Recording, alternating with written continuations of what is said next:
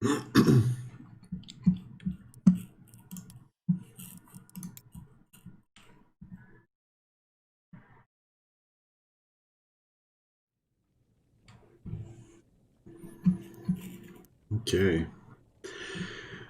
Mr. Matt here, and we're back with our Aspirants campaign. So, just do a little bit of a recap.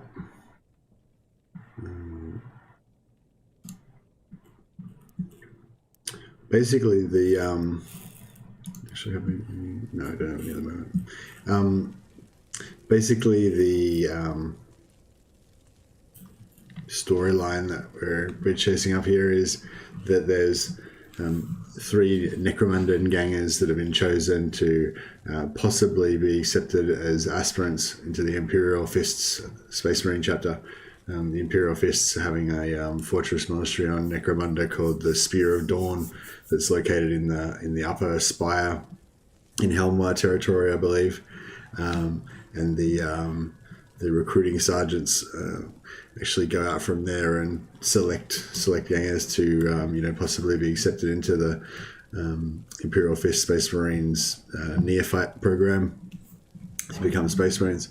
So in the actual Imperial Fist background, they don't have these kind of death games, although some other chapters do.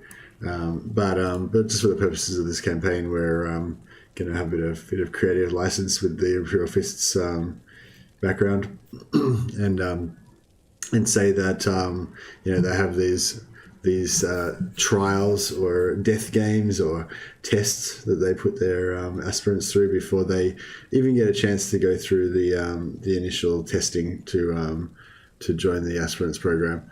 So this is like a kind of like a precursor to even a trial to become a Space Marine. Now, as I said, the Imperial Fists don't necessarily do this stuff, but it is definitely a kind of a Space Marine thing. There's definitely other chapters that do have these type of death games and lethal competitions to choose only the strongest aspirants to join their ranks. So how we're representing that in this game, it's similar to, or it's based loosely on GamekNights D.I.E rules. And the idea is really to make the game more immersive. I'm not sure if it really succeeds at that mission, but yeah, we'll give it another try anyway. This is the second episode. Basically, the rules are that we play deadly operations. We have maximum enemy ferocity and enemy tenacity. So the enemies have plus 100 HP. They do 50% extra damage. In addition to that, we only have 3 aspirants that we deploy every mission instead of the normal 5 gangers that you have fighting a mission. The gangers must fight in every mission, regardless of any injuries that they have. They cannot take any weapons or consumables into the mission. They're expected to use whatever they can find in their environment to survive and conquer. So that's sort of the main way that they prove their worthiness to join the Space Marine chapter. They must attempt to kill every enemy, and they may never flee the battlefield. So we're applying that first one a little bit loosely. They don't have to blindly charge into the enemy every turn. They can use a bit of stealth, a bit of tactics, but they can't just hide in the corner of the map and wait for the battle to be over. They have to be actively trying to win and defeat all of their enemies. And they must succeed in every mission, otherwise all aspirants are executed and replaced with 3 new aspirants. Now, I'm not sure if you actually can fail a mission. I don't think I've actually failed one as far as I know. But yeah, if we do actually fail one, then that would definitely require them all to be killed. Unless the game, is clearly made a mistake and they didn't actually fail it or something, but we'll decide on that as we come to it. But basically, they need to get a success in each mission. They need to try to kill the enemies. Basically, the idea is that the aspirants need to kind of prove themselves with acts of heroism. So, so if our gangers manage to kill an enemy ganger, the recruiting sergeants would look favourably on that, but they also need to try to capture the objectives. So if the enemy sort of takes all of the objectives and leaves the battlefield, and the aspirants don't manage to get any of the objectives, for example, that might be a loss. What else? They must always attempt to raid enemy bases if the base raid's available. So if you raid an enemy base, it's a bit more dangerous than a normal mission, because the enemy tends to be more aggressive the whole time. In a normal mission, the enemy seems to change to chasing the objectives after about the first turn and be much less dangerous to the human player. But in base raids, they tend to be more aggressive the whole time. So whenever there's a base raid available, we have to always go for the base raid. Or we can defend a home base if there's no base raids available. If a ganger receives an unfavorable trait, which would be like a mutation, which is quite common in neophyte development, when they get their organs implanted and stuff, as their bodies develop, sometimes they develop in unfavorable ways and they have to be put down, basically. It's a sort of a sad byproduct of the Space Marine creation process. So yeah, if that happens, then the aspirant just gets executed and replaced with a new level 1 ganger. All gangers must be recruited at level 1, so we can't recruit any high level gangers. All gangers must be male, because Space Marines. And they can do PvP, however, it must be contest rules, and all of the above rules still apply.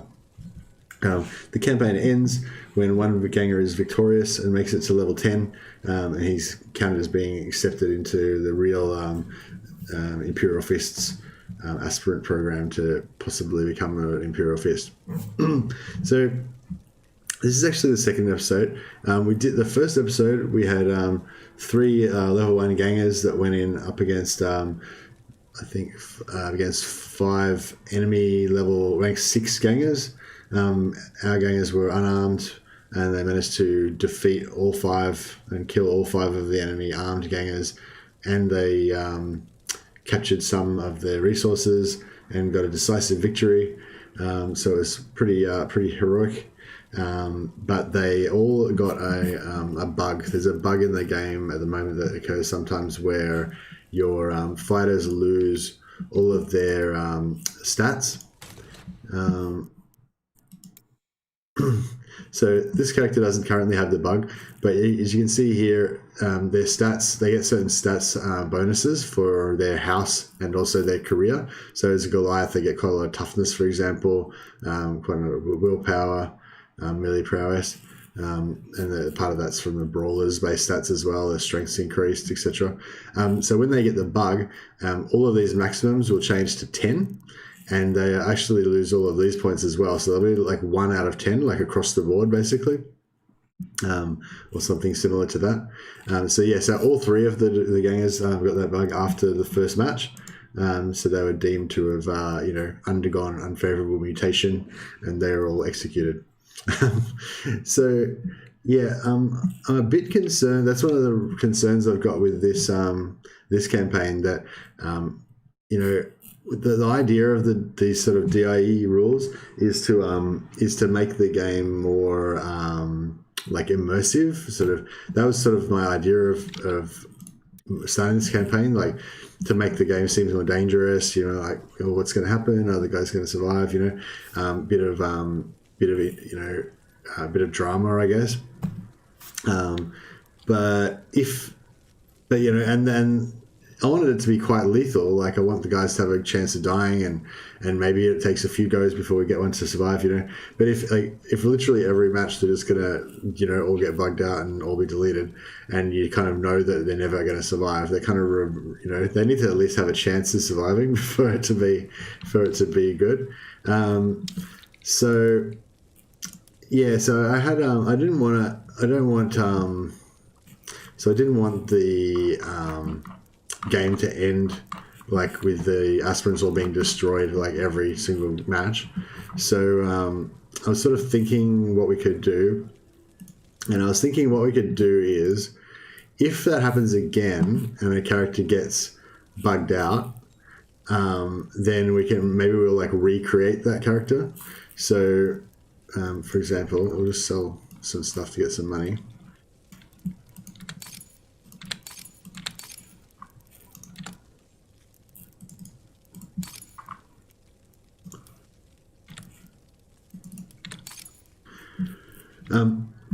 Yeah, so for example, just say we recruited a brawler. So one of the characters in the original mission was a brawler, and we recruited him at rank 0. Just say this was him. But he came back with a bug and all of his stats were gone. But he had he gained like 250 experience points or something like that. Then then I was thinking perhaps what we could do if it happens again, rather than just keeping on deleting them every time, is we'll sort of like replace them. So we'll go in here and hire a competent Juve, say, that's got experience 500. And then they'll come out at rank 3, you know. So yeah, I don't know. Or maybe they have to get to rank 3. Yeah, I don't know. Or maybe like we won't like destroy them. We'll just keep playing with the bug, even with the 1 out of 10 stats, until they get to rank 3, and then potentially we could just kind of replace them with a new rank 3 guy with the same name and the same appearance and stuff. I don't know. See what you guys think about that. Maybe we'll discuss it again at the end of this mission. But yeah, I thought that could be a good way of kind of getting around the bug a little bit. They won't get any traits until they get to rank 5 or 6 anyway. So essentially they'll be identical. You won't be able to tell any difference between the one that they replaced and the new one. Apart from they won't have the exact same amount of XP. So you know, if I hire a competent Juve or whatever, they'll be rank they'll have 500 XP. So you know, if the guy that they're replacing has 550 XP or 480 or something like that, they won't be exactly the same in that regard, but they'll be, you know, pretty similar. So yeah, so I thought that could be something we could try. Let me know what you guys think about it. Anyway, without further ado, let's get into it. So yeah, so I'm not gonna do that now. We're just going to start with 3 fresh new aspirants. And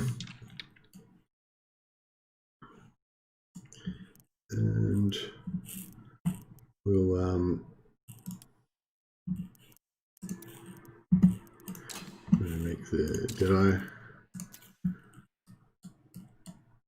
I don't like these cyber eyes on the starting guys, because these guys are meant to be like yeah,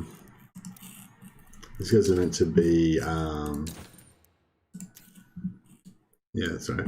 These guys are meant to be you know, fresh aspirants that are about to be made into Space Marines and stuff. So you know, you'd think that you'd assume they wouldn't have any cybernetics or anything. You know, we'll just choose some stats here. So that's the thing, like these choices, you know, when you choose the stats and stuff, then if the AI then just gets the bug and they lose all their stats, kind of makes it a little bit meaningless, you know. Not that it's a big deal anyway, but yeah. Drutsk, that's a pretty good ganger name. Okay. And also I don't like this lay mechanic thing. I think our aspirants need to be like, you know, pretty like whole in body at least, and not be like missing an arm. We get a brawler. Yeah, he's cool. He doesn't have a cyber eye. Resilient, make him athletic.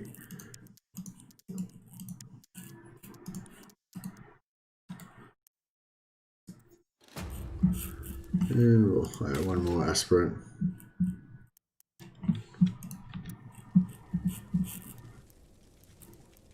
I need to get a little bit of money.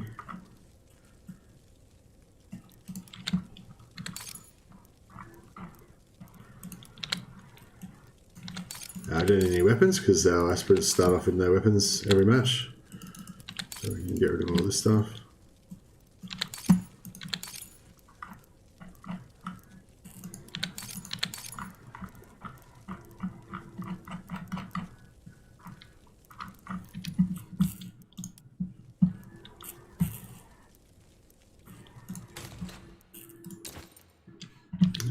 that so far. And we want a Dead-Eye, I think. And it's got to be male. And we'll have one of these guys. Oh, he's got a Cyber Eye again. I'm digging this Cyber Eye-ness. Oh, it's fine. It's fine. I'll just deal with it.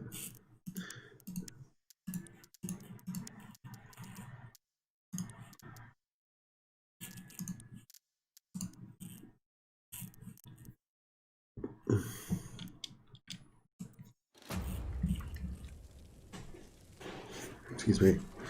All right. So we've got our 3 aspirants. Maybe we'll just do a little bit of a get rid of that hair. Get rid of the. I can leave that.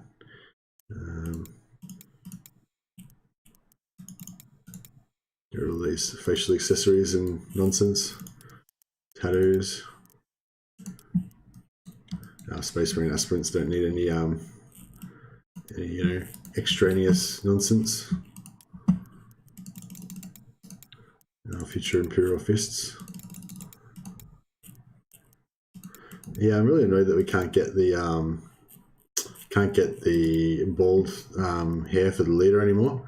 Used to be able to get these guys to be bald, but now, yeah, now I don't have access to that. That's pretty annoying. That's okay.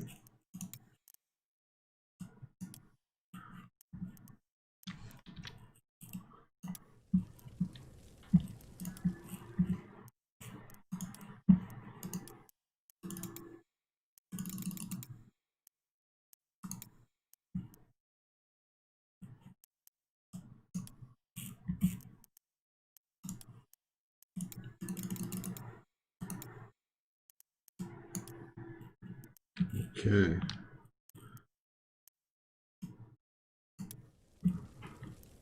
All right, these look like some pretty good Imperial Fist Aspirants. I'm still not quite sure about this. If this is the right Imperial Fist yellow. I think it's pretty close.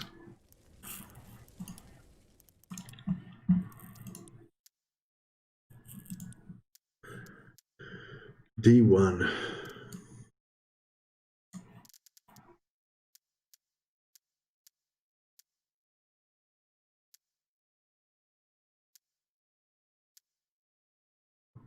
So we could go for that, more of that sort of yellow. Just a bit more of a fluorescent sort of yellow.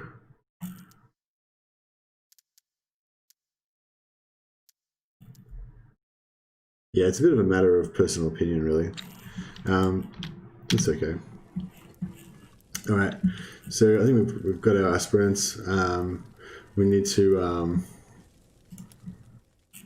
rename this guy Sortek the Red Hand. I think that's what's going on.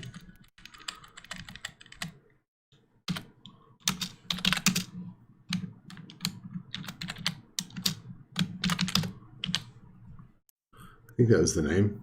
Sortek the Red Hand. That was the name Aaron wanted to have for his character. The original Sortek the Red Hand achieved glorious victory in the previous battle, but then had to be executed because he got some mutations.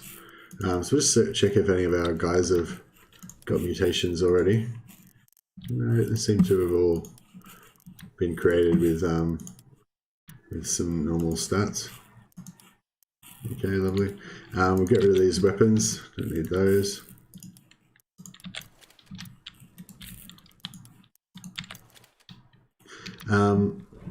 Now they aren't allowed to take any weapons or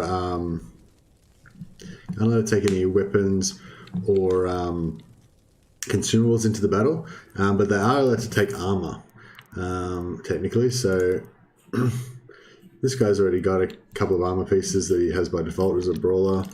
That'll do him for now. What's this guy got? This guy's got a few bits of armor already. This guy doesn't have any armor. Oh, he's got his one arm piece. Maybe we'll give him another arm piece.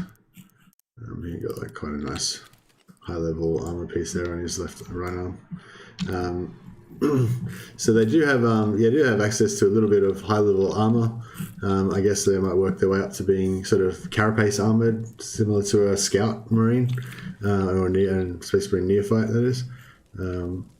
Quite like look at this guy. It kind of looks like a space marine that's just come out of his arming cell or something like that. He's not quite got all of his gear put on yet. And they do have the medical lab, so even though they're going to be executed if they get a mutation and they're quite likely to die, if they do survive the mission, they'll have access to the chapter's fine apothecarion and have a really good chance of recovery. So, okay, Archaeotech mission. So this one could be a particularly deadly mission. So I think there's a good chance that our gangers are going to die after this one. So basically what happens with Archaeotech is that every gang on the map has to go for the Archaeotech. You don't have an option of going for any other missions. And there's just one object of the mission is to get the Archaeotech. It's the one particular objective item. So basically everybody on the map's going to be competing for that one. So our guys aren't going to have the option of just taking, some other random object. They're going to have to win the Archaeotech. So, so unfortunately, if they don't succeed at this, then they're all going to get executed afterwards. I think this one could be a bit I mean, traditionally, even with the no weapons, even with the rank 1 weapons, you can see our rank is 965, whereas the other gangs are all ranked in their 4,600s. Even despite that, because the enemy AI is so bad, quite often it's pretty easy to win and defeat them. But this one might be a little bit harder because there's only one object that every gang is going for, which is the Archaeotech. And we have to go for that as well because we need to try and prove ourselves to the Imperial Fists recruiting sergeants. We can't just hide in shame.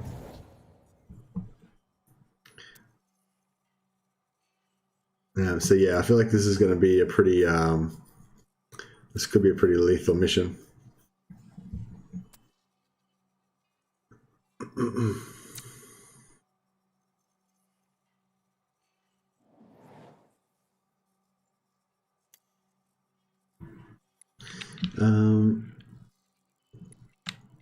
Okay, so we're kind of on high ground, I guess. So if we take this one here,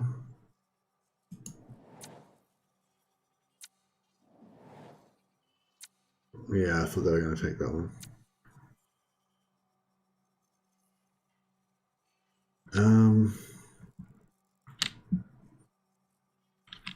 Wow, I just feel like this is going to be so lethal. Wow.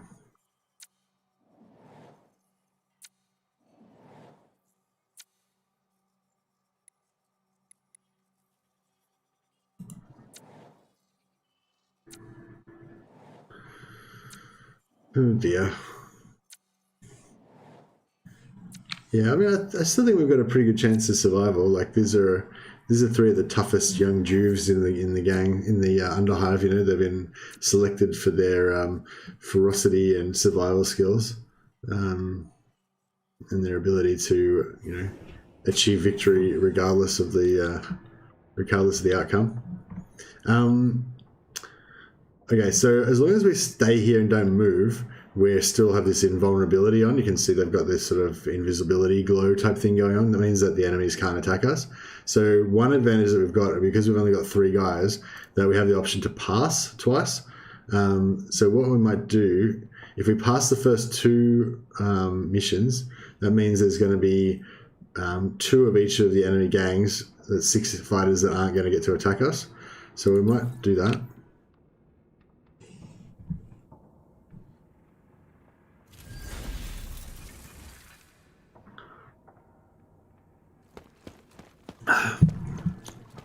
Yeah, so we're just playing. This is playing Aspirant special rules. The rules are in the description. So our guys are level 1. They don't have any weapons. We've only got 3 guys. The enemy gangs all are, of course, are rank 6 or 7. They do have weapons, obviously. Yeah, as I said, we're using our one advantage of just activating late so that the enemy gangs will hopefully attack each other. That'll hopefully give us a chance to scavenge some weapons, because our Imperial Fist Aspirants need to gather whatever they can from the environment in order to defeat their enemies. That's a pretty cool outfit. I like some of these Escher outfits that the AI chooses.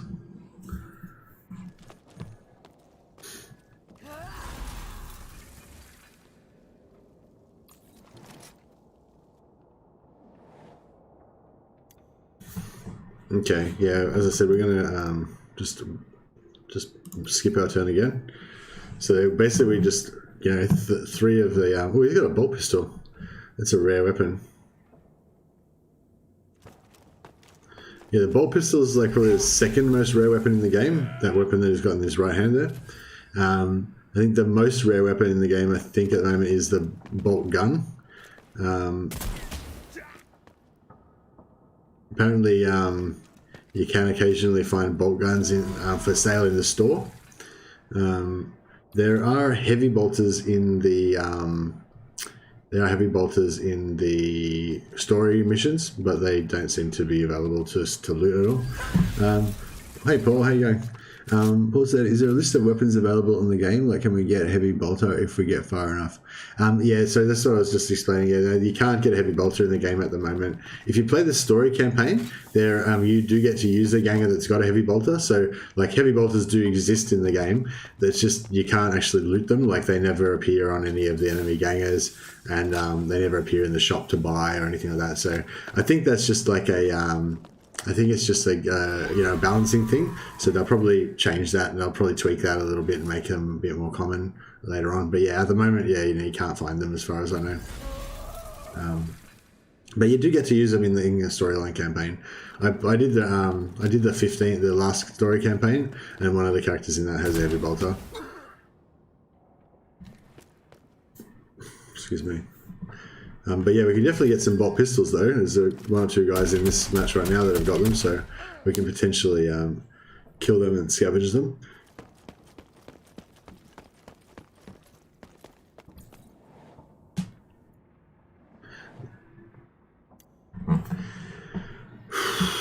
Okay.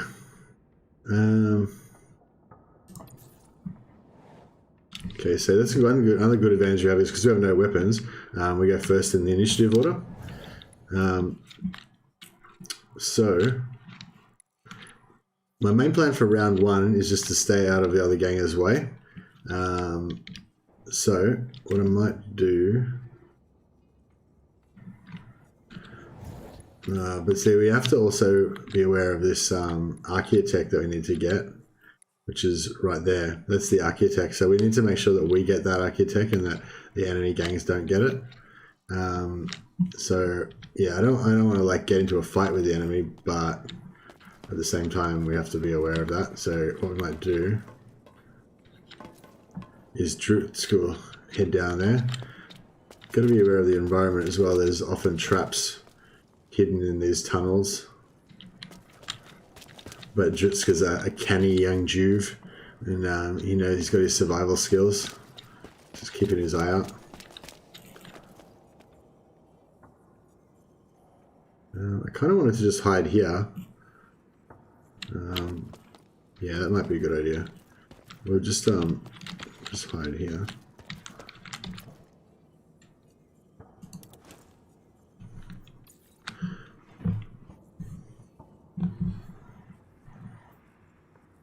Yeah, I like these. I kind of like these Escher outfits.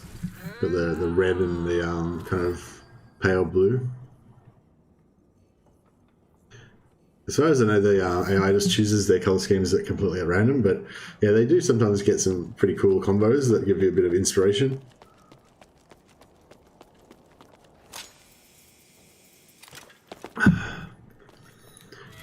Okay, that brawler's in ambush mode. And they've got two-handed axe, which is potentially going to do a crit as well. So, you know, if we go near that brawler, we could potentially get one shot. Our guys only have 200 HP. Yeah, Overwatch and ambushes are going to be like... Oof, there goes one character. Okay, so that guy just died, so that means he's dropped some weapons on the ground. So we need to be aware of that. If we can get some weapons, then our lethality will skyrocket. At the moment, our guys can just punch people, which is not going to be a very effective way of killing enemies.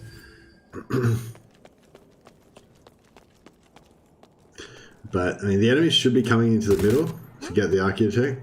So we might be okay to just sort of lay an ambush around the middle and get them as they come in. But yeah, if we can get to one of these bodies quickly.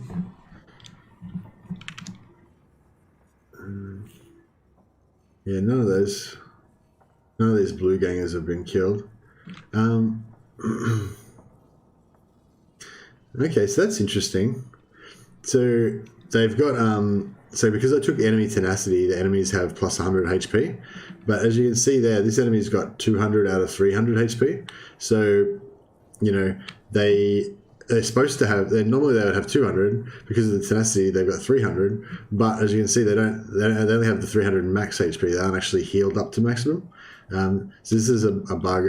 Yeah, as far as I know, it's a bug. But yeah, so that's going to give us a little bit of an advantage. So the enemies aren't actually quite as tough as they're supposed to be. They do, however, still have the plus 50% damage, as far as I know. If we just look at this character, we'll put up their buffs. I can't see their buffs. That's okay. All right. We got our brawler. Sword Tech the Red Hand.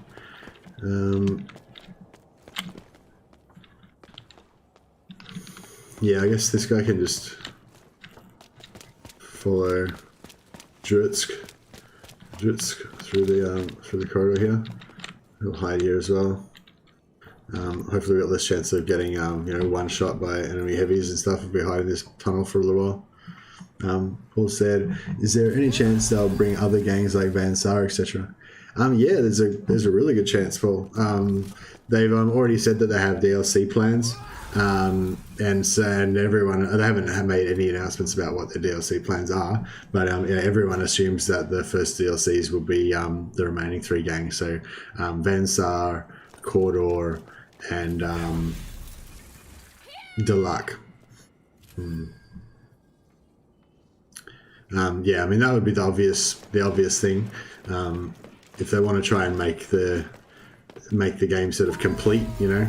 I don't think that anyone would consider it complete until at least it has the 6 primary gangs in it. But yeah, but of course there's of course there's heaps of other DLC options. I've got a video up called I can't remember what it's called exactly. It's like Warhammer DLC versus Necromunda DLC, and I'm just kind of comparing Creative Assembly's DLC strategy, how they go about releasing the DLC, and I talk a little bit about it there. But that's not, you know, in no way is that an exhaustive list of all of the DLC stuff they could do for the game. There's pretty much endless possibilities, you know. Because as well as the 3 main gangs they still have to make, there's also these sort of secondary ones like the Scavies, which is sort of like the mutants and stuff that live down in the lower levels, like now near the sump and stuff. And they have Scalies, which are like these big mutant sort of guys, and various other things. And there's the Redemptionists, which are like this sort of excessive, like religious sect of the court of House Cawdor that are all about flamethrowers and giant chainswords and stuff. They're really cool. And there's also the Helmwar Palatine Enforcers, which is sort of like the ruling house's gang. So Lord Helmwar is the Imperial Commander of Necromunda, and yeah, basically, oh shit. Oof. Okay, Brelel has just taken a massive chunk of damage. Yeah, so what was it? Enemy ferocity, all fighters deal 50% extra damage. Yeah, so luckily I got a few grazes there, but I still took 111 damage from that. Yeah, as I said, it is pretty lethal. Normally, you know, in a normal match, that's probably all the damage I could expect to take. They might attack me once, and then I'm probably going to be fine after that. But in this game, we might the enemies might be a lot more aggressive because they have the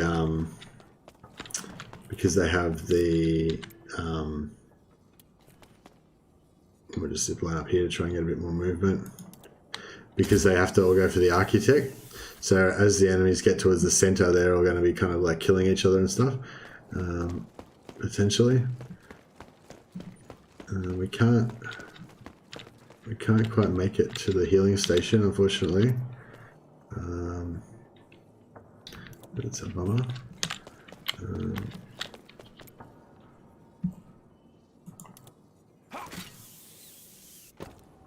I was hoping we could get to the healing station. Oh man, so close.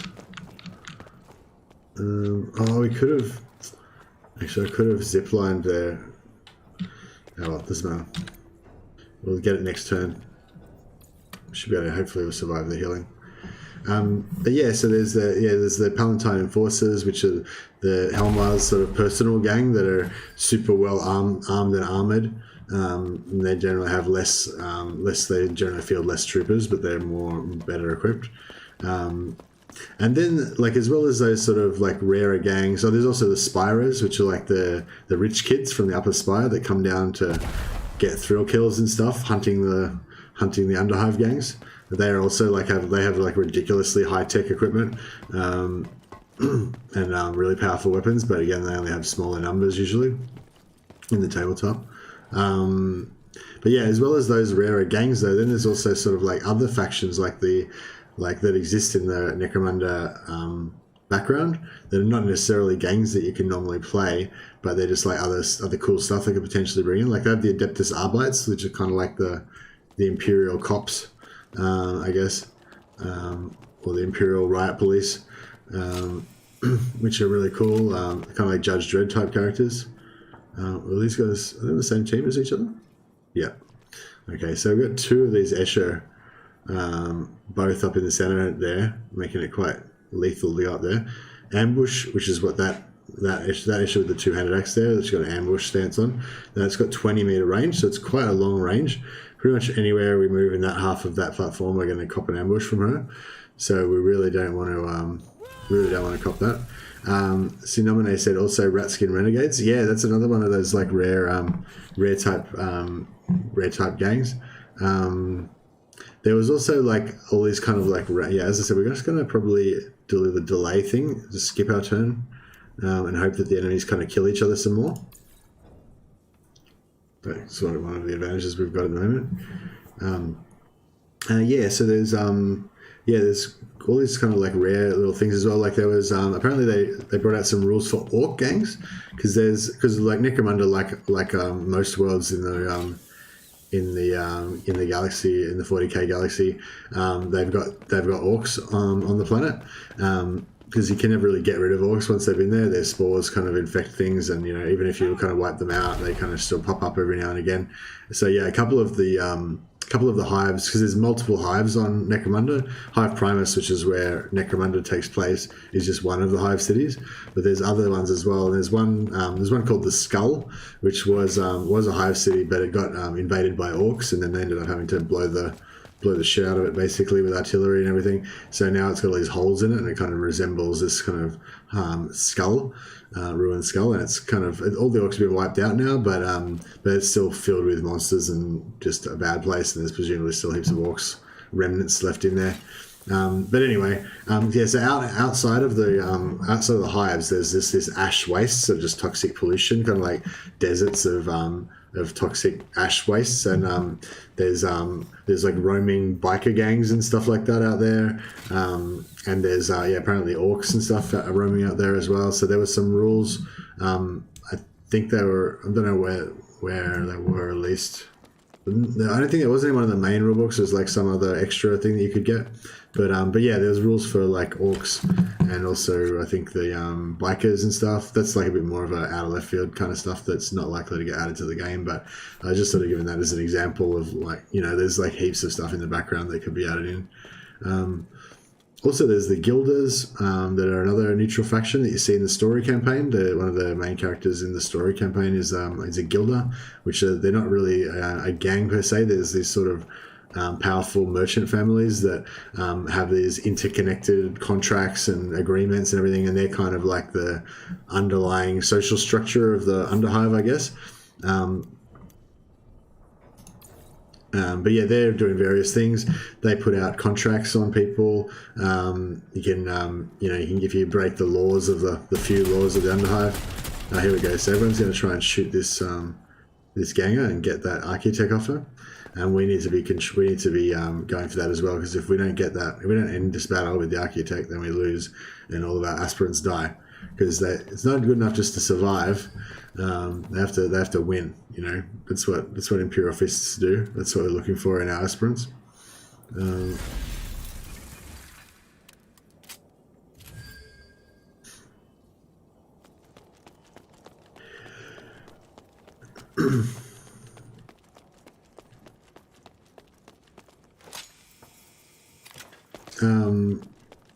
Yes, there's so much DLC stuff that they could add. Oh, here we go.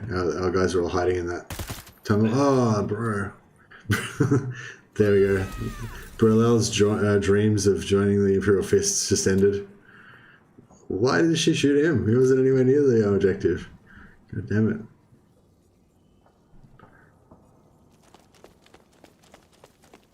it. So I was hoping they were going to all go. I feel like they... Yeah, I don't know. Yeah, I feel like the architect mission, they're definitely more aggressive than they normally would be. If this was just a normal mission, I don't think that they would have shot me, because it's like round 2. Normally in round 2 they just go for the objective and they don't really attack you most of the time.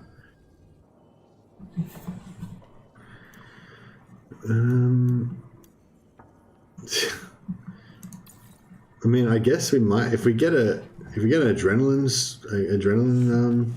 stim, we could potentially bring him back to life, but yeah, I think it's probably a bit unlikely.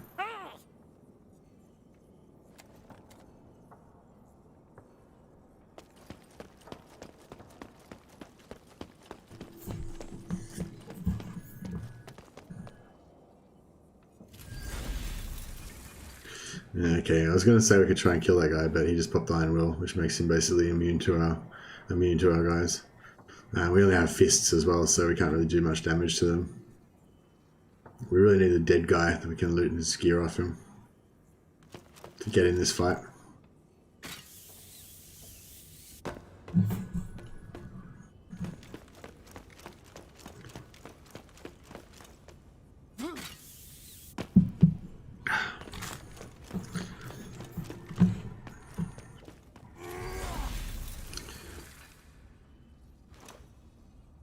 I'm going to play a bit more of a Warhammer campaign after this. I was last night I started a Total War Warhammer campaign, Volkmar campaign, focusing on not chaplains, on warrior priests.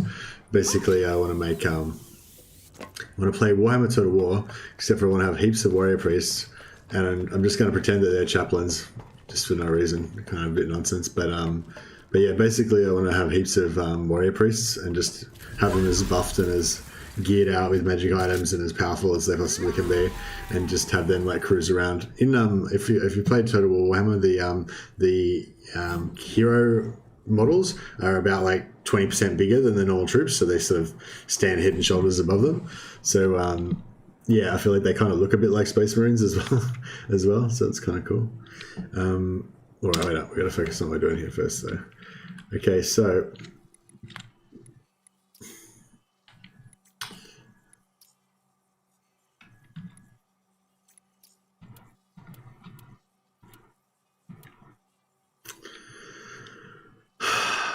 we really needed some weapons.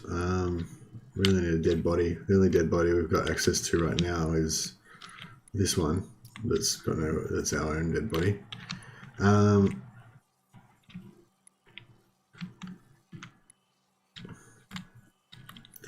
There's this guy, but he's got 90% hit resistance at the moment. Hey, wait a second. What happened there? That guy's got 217 out of 300 HP.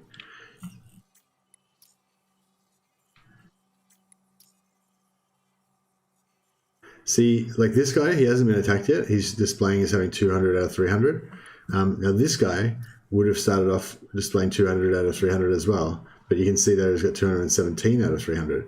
So maybe it's just a visual bug, and they actually do have the 300 HP. It's just that once they take damage, they show the correct amount. I'm not sure, or maybe that one randomly had the actual 300 HP, and they just I don't know. So we really need to get over to some of these corpses and get the gear. Damn it, the Dead-Eye was the most mobile out of the them.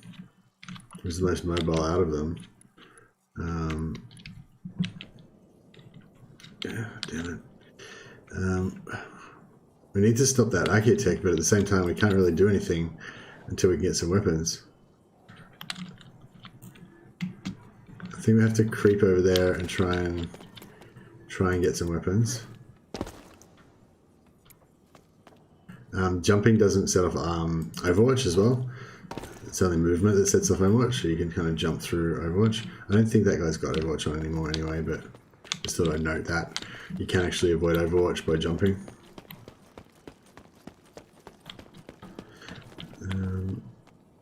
See, I really need that guy's gear over there.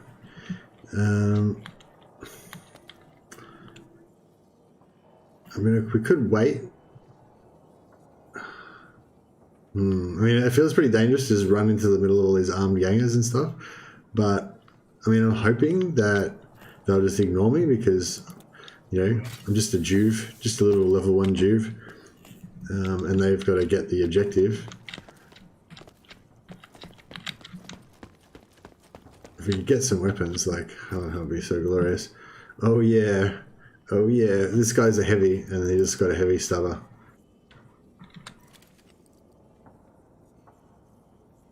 How much AP we got left? 40. So it's only enough to attack once, so we may as well take the weapon as well. And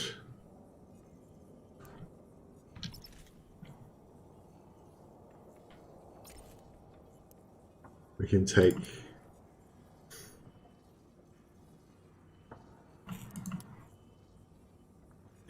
You can take the healing supplements as well, I guess. Okay, and then this one's going to do more damage, obviously.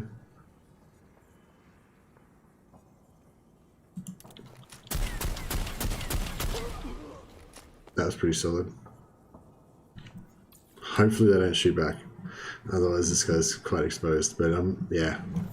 At least he's shown his bravery. He's charged through the enemy gang, unarmed, picked up one of their heavy stubbers and then just started laying into them with it. That's got to impress the recruiting sergeants.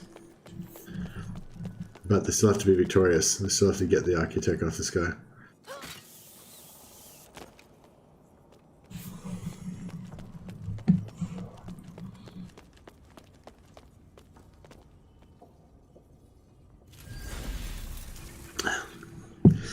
Yeah, if you're watching the VOD of this later on, let me know.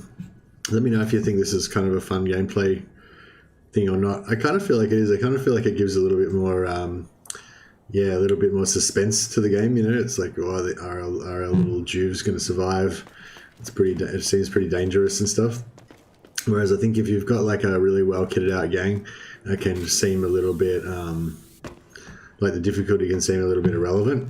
I think even with all of these things making the game more difficult that seem kind of like ridiculous at first, it's, you know, it's actually still pretty competitive. You know, like you know, it's I've done this is the third aspirants mission I've done now, and I've been successful in the first two.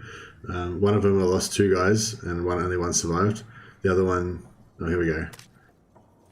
Oh no, we're gonna get dead. Oh no, she's gone. Oh, cool. I was hoping that, yeah, that was our main. That's the main reason why it's not as bad as you would think it is, because the AI quite often just ignores you. If the AI was like maximum lethality, then oh no, they're coming back. Oh, I didn't think he's in range there. Oh, good. Okay, so they've just used the chem thrower. So it's done 46 damage to the enemy, but it's also puts a dot on them. So they're actually going to take damage over time now as well. So that's really good, because we need that brawler that's carrying the architect to die, because we need to get them to win. Oh no, they're going to shoot me. That's weird. How I just ran back to like exactly the same spot that they started at. It's pretty crazy. Okay, so this brawler needs to get a weapon as well. So we'll just try and maximize our movement.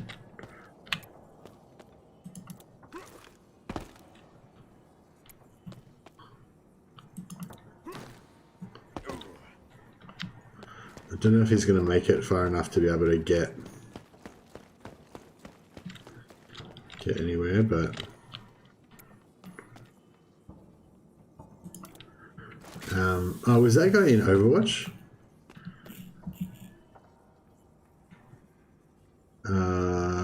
He's not in Overwatch, I believe. Okay, yeah, this could work. This could work. So this guy trades with him. Gets the sword, equips it, and then can't really do anything. Well, he's going to go ambush.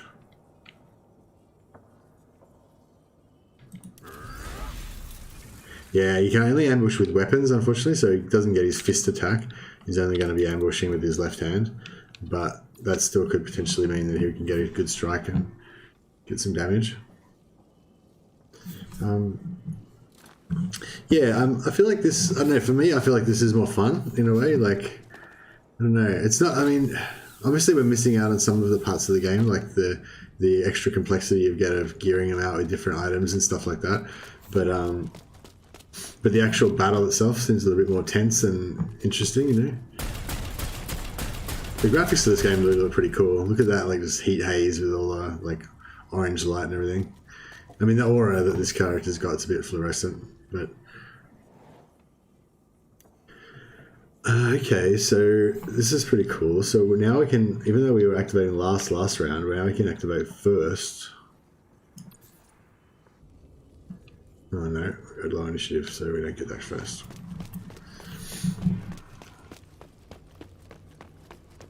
But yeah, potentially this heavy might be able to shoot that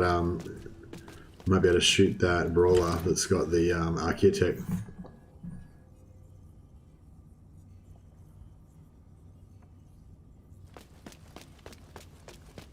So that's so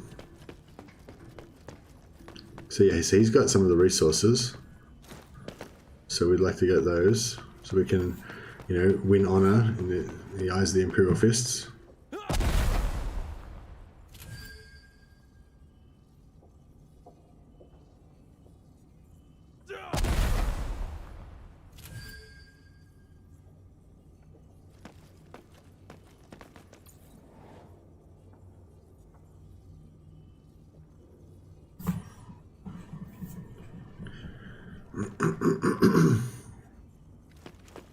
But yeah, I'm thinking I'm going to slow down a little bit on the Necromunda content. I'm going to put out another Necromunda video today about about just some more combat basic stuff for like new players. So yeah, it probably won't be too much interest to you guys, but and it's probably be stuff that you already know. But I figured there's lots of new players that are probably still getting into the game, especially if they're just starting out on PS4 with the new patch. But yeah, so I'm going to put out another Necromunda video today, and I'm still going to do Necromunda streams, but I think I'm going to start playing some Warhammer Total War as well, and maybe check out some other games. Because I kind of realized I've been playing Necromunda non-stop now for about a month, and that's not my normal behavior with games. I tend to, have about 3 games in rotation at a time usually, or with like a main game, and you kind of switch out a little bit when you get a bit burnt out.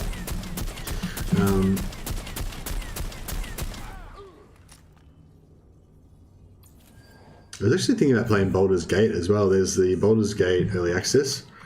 Oh, here we go. Okay, so we can potentially take this guy out, I think, because he's got 28% graze or hit resistance, but it's not too bad. Actually, we need to be killing this guy as well.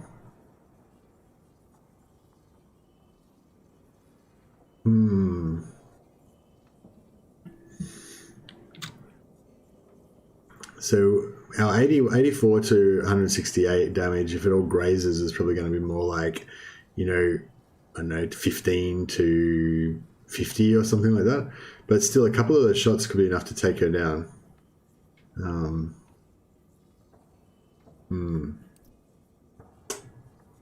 But then again, this guy here is right here, and he's quite a lot more killable.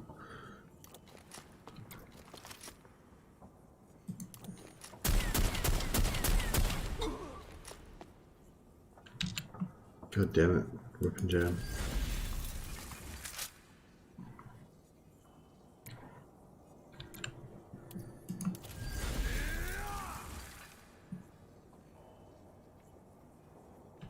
God damn it.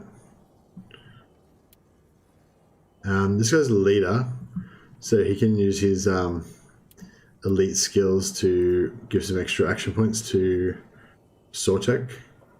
That's about all we can do, so we may as well do that, I guess. And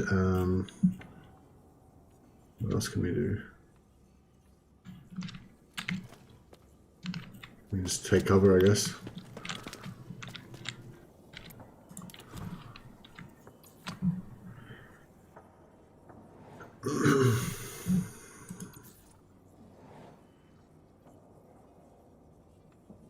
Right. This guy's got 70 AP now, so we should be able to chop this guy up. I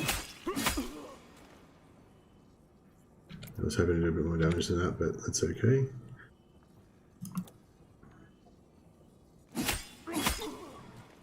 God damn it.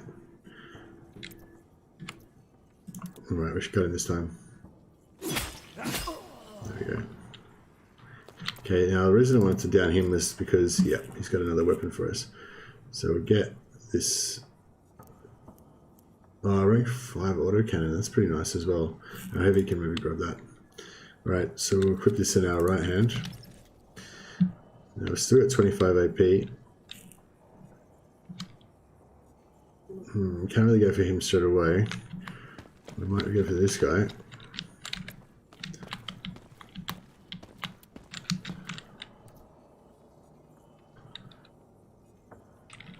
We go right hand because the right hand does slightly more damage.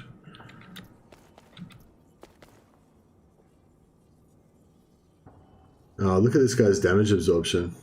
60, 93, 60. So we're not going to be able to do much damage to him.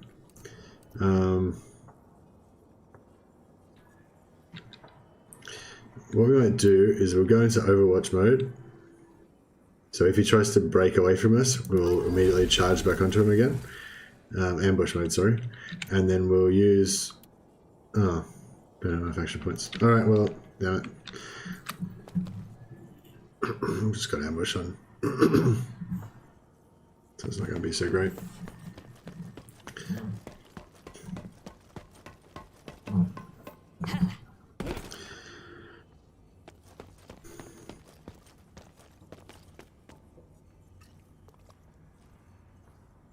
Therapy Extract, I think, gives you extra ranged skill. Yeah, so the Flamer you can see there, it automatically hits, but it can still graze. So it bypasses, Flamers bypass their evasion completely, but it doesn't bypass their hit resistance, so they can still get hit resistance.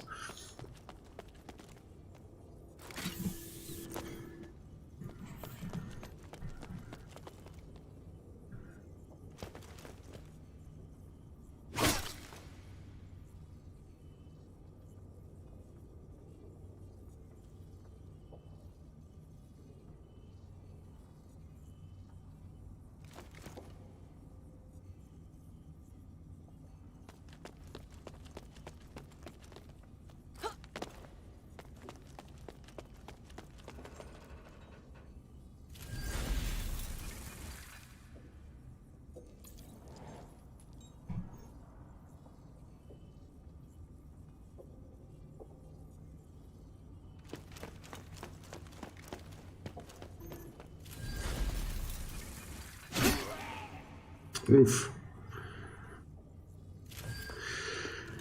Alright, well we've got our guys armed up now. So we really need to be thinking about trying to get that archaeotech. Yeah, it's a bit of a problem because we really just don't have enough guys to secure it, you know. Like obviously there's still like, I don't know, 11 or so enemy gangers on the field. So we need to rely on them kind of killing each other to a certain degree. Okay, this guy's going to cop an ambush. But it's not going to do much damage because he's got really high damage absorb. Yeah, see, that could have been a lot more devastating if this enemy ganger didn't have so much damage absorb. And now he's got self-preservation on, so he's going to have a high hit resistance as well.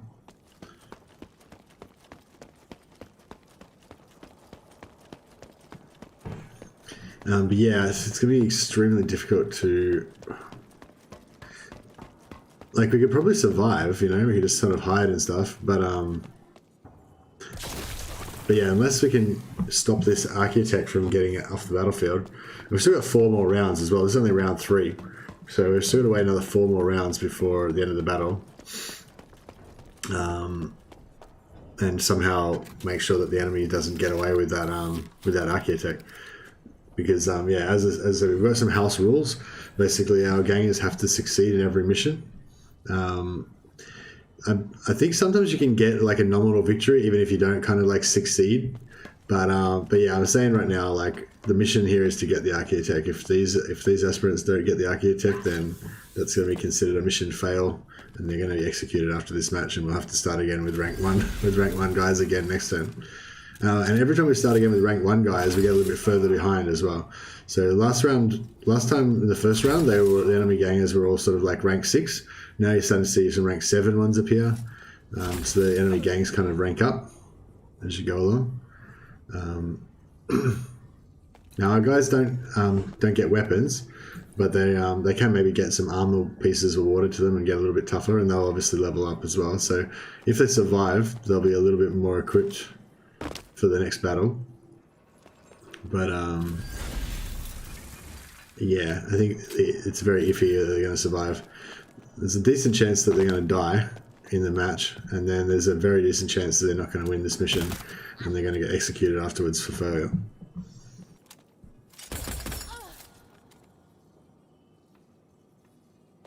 That brawler with the archaeotech's tanking like a boss. They've taken about 5 attacks now.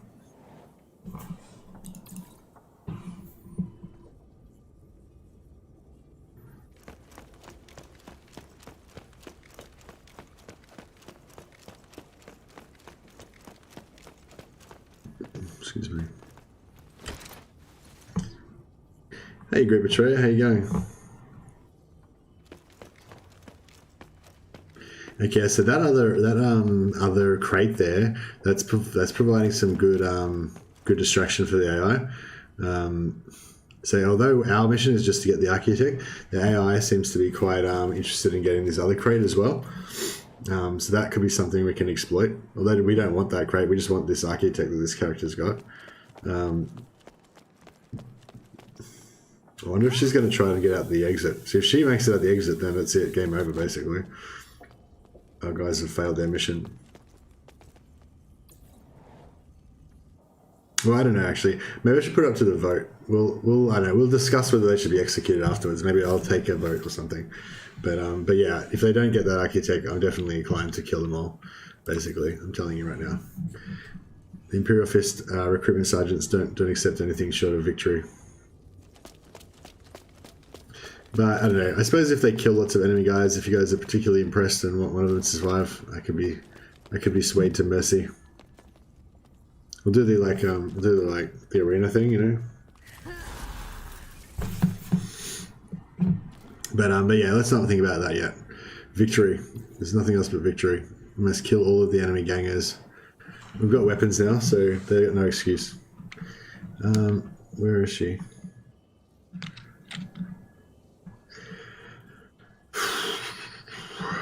So it's really hard choice. It's really hard to know what to do, like, strategically, because, like, so there's the enemy brawler there's got like a little bit of HP, so I could kill her. But then if I kill her, then somebody else who's got more HP is going to pick up the box, you know. So it might be better to let the enemy kill her, and then, you know, then we can start on the enemy. I feel like there's a pretty good chance she's going to get... Oh, crap. Where's the exit, actually? Maybe we should try and find the exit. Oh, there is no exit. Oh, no, there is an exit. There it is down there. Okay, yeah, okay. So new plan. We're going to camp the exit until near the end of the game. And then if... yeah, we're going to camp the exit till near the end of the game. And then if they... you know, try to run for the exit, we'll just kill them. And if they aren't near the exit by the last few turns, then we'll, oof. Yeah, see, it would have been a waste of me killing that guy if I had have... Oh no, that's not the guy, actually. Like, check how much lethality is going on in this mission. For those of you who have played a lot of this game, like, the AI is quite often quite passive and they don't actually attack each other that much. But architect missions are good because the enemy's like hyper aggressive. Great Betrayer said, not great, cheers. I've been having issues with loading my main gang.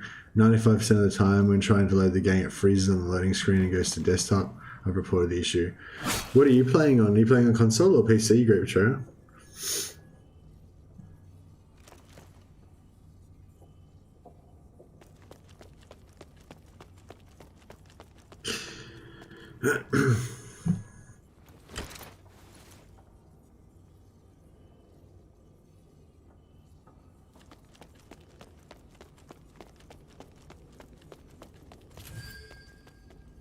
Yeah, I was just gonna say, like, when the patch first released, I was like, are you on PC as well? God, yeah. See, I thought I was safe on PC. I hadn't really had any problems. I had a few crashes in multiplayer, but nothing much in single player. And I had what do you call it? And I had yeah, I hadn't had too many problems in single player. And why can't I equip that? What? Cannot be equipped by a fighter because of his career. What do you mean? I'm heavy. I can carry... Oh, there's a bug that comes sometimes where it, like, displays...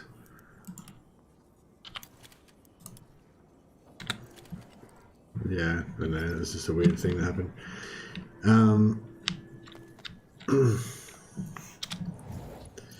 Yeah, I thought I was doing fine because I was on PC and I wasn't having many problems. I'd had like... who's the architect? Is it this guy? Yeah, I think it's that guy. Yeah, I hadn't had too many crashes and stuff, but then... So we'll try and run down this way. But then after the patch... yeah, and after the patch, it seemed like the multiplayer issues were fixed because I did some multiplayer, didn't get any crashes. I thought it was all good, but then over time, like, people started reporting crashes on multiplayer more. Still, maybe not as much as they had before, but still crashes. And then I started getting all these other crashes that I hadn't been getting before, and yeah. So I mean, it's I mean, yeah, it's a very subjective. I've only played a few matches really overall, since the patch overall. It's maybe like 10 or 15 or something, maybe 20 at most. So it's only sort of a handful of experiences, and out of that I've had, a few crashes and a few problems. But yeah, for me, just subjectively, like the problems I've had since the patch have been worse, is I've had like bugs that have lost my progression on gangs. Other people have been having stuff like you've been having with locking up and freezing. So yeah, I don't know. They're definitely they're really struggling. Yeah, it's not great. Can we get a barrage on someone? Barrage is just a fun skill to use, I'd love to put a barrage somewhere. Oh, I can't quite reach it. Where there? Is that getting someone?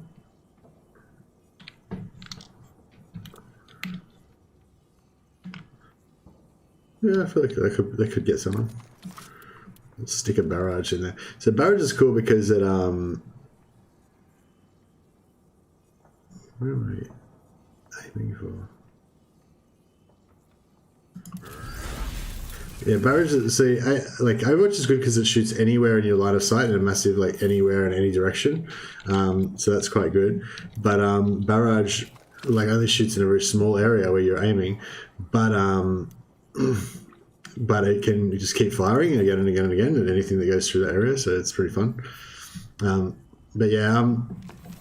But yeah, so I don't know. I'm like I don't know what's going on with this game at the moment, Betrayer. I think there's still the same sort of answer as we had before, which is that it's not finished. There's a lot of bugs. They need to do some more patches. Unfortunately, we're all like super eager to play the game. Like right now, we're not like we don't want to play it in 3. Well, we probably do still want to play it in 3 months, but hopefully, but I kind of want to just bought the game and kind of play it. So yeah, it's a bit frustrating. Yeah, it's making it really hard. Rope says that it's making it really hard to keep playing with the risk of losing all progress. Yeah, that's what I felt last night. So the day before yesterday, I started this aspirant campaign, and I was really excited about it. I thought it was going to be pretty cool, like maybe because the game's not really that. Some of the problems that I have with the immersion of this game with the single player is because the AI is so weak. So I came up with this idea of this aspirant campaign to make it like a lot more challenging and a lot more kind of immersive and interesting and stuff. But yeah, if you lose all your progress, like it sort of just negates the kind of fun of the game, I guess,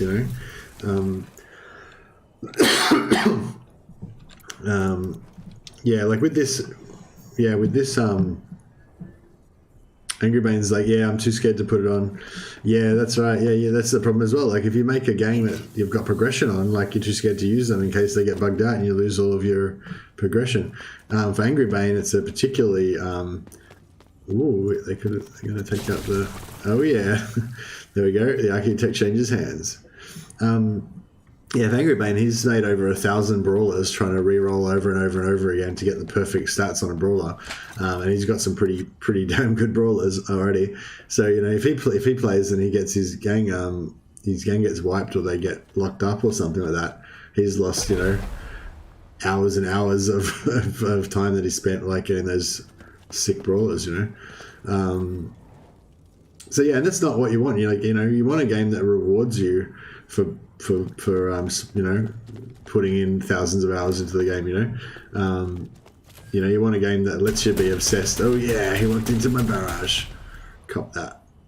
You want to get obsessed by the game. You want to like pump hundreds of hours into it, learn everything you can about it, like level up all you guys and all that kind of stuff.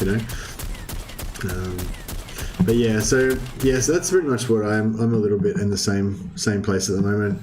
I wanted to do another. I wanted to do some more Necromunda gameplay tonight, just because I know like a lot of people like watch the channel to get news and discussion about Necromunda. But yeah, I'm definitely wanting to play my Warhammer Total War campaign as well. I played a little bit of that last night, and I was digging it. I've had enough of a break now to be freshened up for some more Warhammer. And yeah, I think what I'm really going to do is, over the next few weeks, I'm just going to just ease off Necromunda a little bit. I'm still going to put out regular Necromunda content. I'm going to make another Necromunda video today, as well as this stream. But yeah, I think I'm going to kind of ease off the Necromunda a bit. Instead of being like 100% Necromunda all day, every day, I'll do every second day or something like that. I'll start mixing in some other stuff. I still want to play, but I can't lose what I've done. Yeah, Angry Ben, why don't you just play around with some fresh gangs? Just create some fresh gangs. We use the free money exploit to get some rank 8 guys, and then just play around with some stuff. I'm liking all of these enemy gangers getting dropped everywhere. I'm loving the enemy aggression in this mission. So many kills. This is probably the most kills I've ever seen in one match. Oh, actually, when I did the unarmed mission with the Cobra Kai, I don't know if any of you guys saw that, with the Cobra Kai gang, that was an unarmed gang. Kind of similar to this, I guess, except for it was solo, so just had one guy cruising around. But he was rank 8, and he had heaps of cool abilities and 80% crit chance and stuff like that. But what was I forgot what I was talking about now. Oh yeah, one match he killed 8 guys by himself. That was pretty cool. But this match might be getting up there. They might be nearly dead. 8 guys dead now.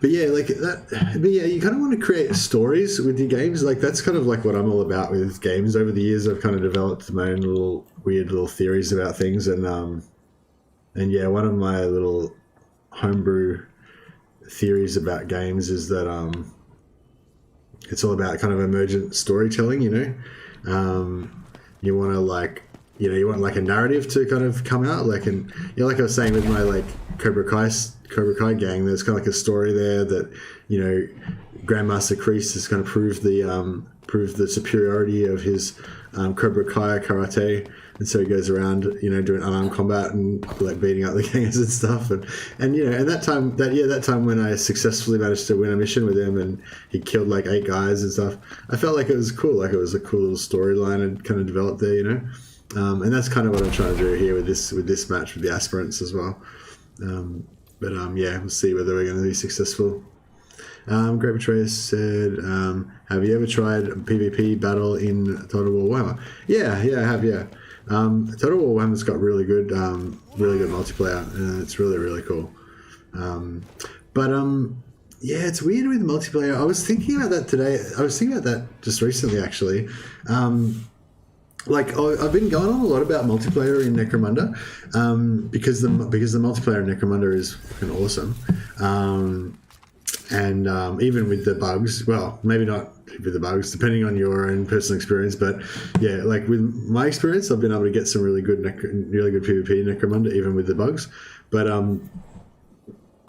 yeah, obviously it'd be better when they fix the bugs, but just the basic structure of the PvP, the way it works and everything, I think it's really pretty well designed.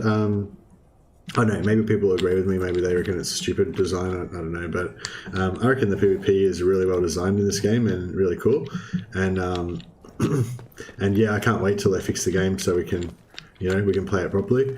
Alright, so I don't know whether should I go Barrage or should I go Overwatch? But I sort of realized that I've been going on a lot about the PvP, I guess partly because a lot of people were shoot canning the game for various reasons, and I wanted to point out something that's really cool about the game. Where's the architect? And I think that the PvP is one of the aspects about the game that's really, really cool. So maybe I focused on that a lot, and I was really enjoying the PvP as well. Am I going to be able to? God damn it! No, I can't do my barrage. That's all right. Whatever. We're just going to Overwatch. But I'm not really that into PvP in general. Like I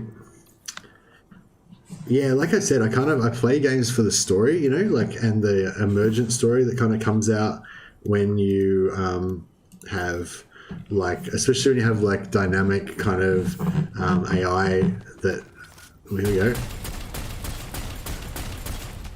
Oh yeah, that was a solid hit. Solid hit. Angry Man said, I like how it plays, has real potential, but losing what you earn just isn't good in a game where you put hundreds of hours into it. Yeah, that's right. Yeah, that's exactly the problem, you know? Like, you need that persistence to give it the meaning.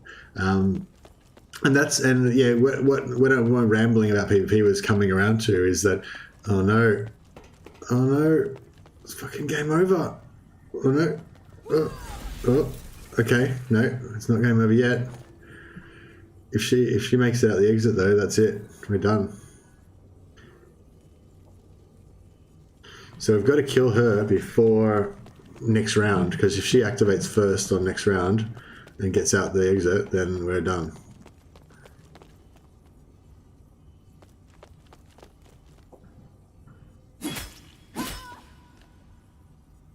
I feel like that guy was running for the exit. He wasn't even trying to get the enemy. Yeah, disengage, yep. Yeah, so I'm not really even much of a PvP guy, really, generally. Like, I just, like, yeah, it's hard to explain. Like, I love PvP. Like, when I play a PvP match or a multiplayer match against an opponent, like, that's the real deal. That's, like, so engaging, you know, because, you know, there's another human on the other end, and you're, you know, kind of battle of wits, like, trying to, like, outwit them. And, you know, if you get that kill or you get that win screen or whatever, you know, you've beaten somebody else, you know, and you're kind of, I don't know, it's really, yeah, PvP obviously is really engaging. It's kind of got that next level of kind of adrenaline, I guess, compared to playing against the AI in some way. Yeah, I get that thrill of it, but it doesn't, like, I don't know, it's hard to explain. I don't think about it in between the games. Like, I don't, oh shit. Dude, why is everyone attacking me? I haven't got the stuff. Go for the architect, for God's sake. Yeah, like, you know, with like a strategy game or something like that, I'll play for like 10 hours and then I'll find myself thinking about strats and stuff while I'm at work, you know. Whereas with PvP, like, when I play it, like, I'll enjoy it, but then I don't think about it when I'm not playing it, you know. Oh shit. Can we?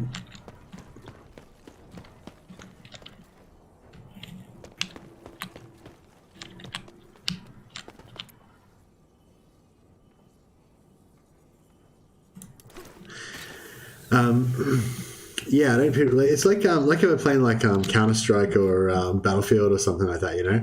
Like, it's really fun and exciting, and, like, you know, you're really in there and you really want to win and you don't want to die and stuff when you're playing it. But then I don't think about that after the battle. Like, once the battle's over, I don't, like, think about strats for the next match or anything, you know. Or at least nowhere near as much as I do with strategy games, you know. Yeah.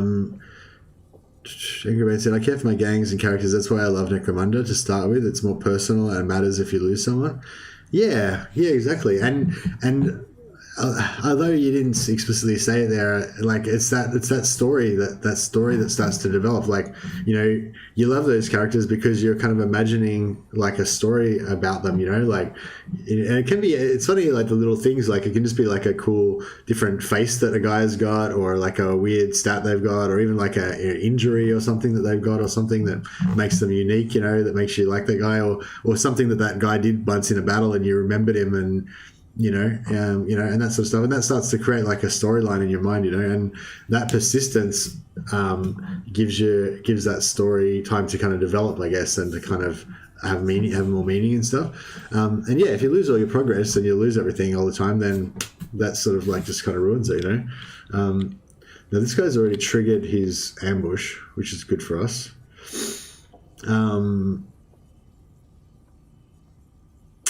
But what I might do is I might do another ambush with my right hand. Only cost me 10 AP. And that means that if I don't kill him, then he's going to have to get another... he's going to have to disengage. Then I'm going to ambush him again. And then he's going to have to disengage again. So hopefully that'll give us a maximum chance of stopping this guy.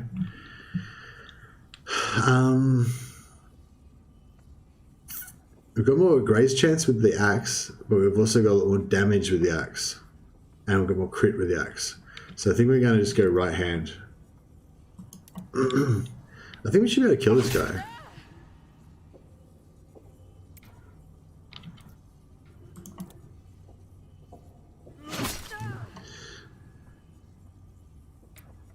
No. Okay, well we do still have the ambush, like I said, so hopefully...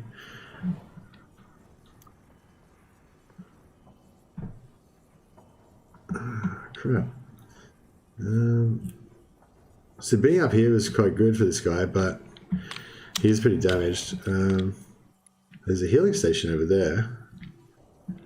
That might be the go. Maybe we can jump over there and then shoot this. Is that? I think that blue brawl is the one. Oh dear, could be all over. Yeah, definitely. It's like Crusher started as a Jew, became hardened by my fights, and became a scary ganger, even if he lost an eye. Yeah, that's it. One Christy Road said, I just really hope both devs and players don't abandon this game. With love and time, they can make something really special. It's got so much potential for building a rich story and world. Yeah, I totally... Oh, shit. Come on. Come on. Kill him. Kill him. Fucking your ass. I love the way that she just crumpled and gave that little whimper, like, oh, victory. Tastes sweet. Yeah, exactly. Yeah, it's got a really, it's just so much potential. Like, it's such a good game. There's like, I can't like think of everything right now to like list them off, but there's so many like unique things about this game that they've done that are just really cool. Like, you know, obviously everyone complains about the bugs and how it's really crap and everything. And, you know, that's totally not taking anything away from that. But people don't really talk much about like all of like the unique stuff in the game. Like the verticality of the maps, like, you know, like when they first started talking about this verticality, like it sounded a bit wanky and a bit like, you know, one of those things that marketing people try to like, you know, make a big deal out of, you know. Oh crap! I don't have enough. I don't have enough AP. What about if we stand back here? Oh yeah, here we go.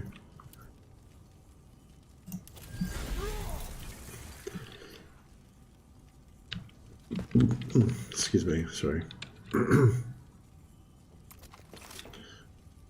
Alright, I'll just do an Overwatch. We might be able to connect someone. And we'll squat down. Yeah, like,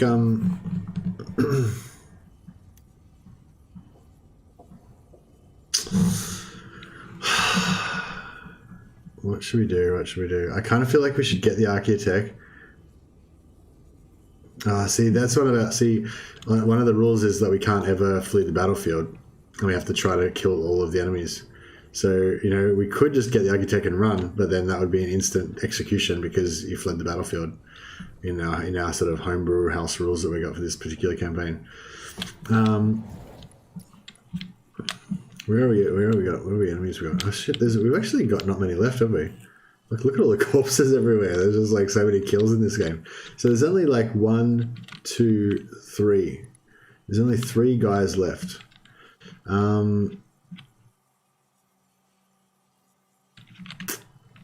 What are their health? What's their health like? He's pretty healthy. He's really healthy, 234 HP. And this guy's...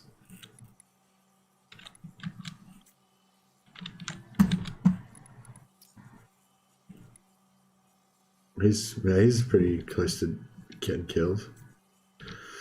Round 6. How far away are they? Like, are any of these guys going to be able to like boot over here and get their thing and then just run out the exit? Like, this guy potentially could, couldn't he?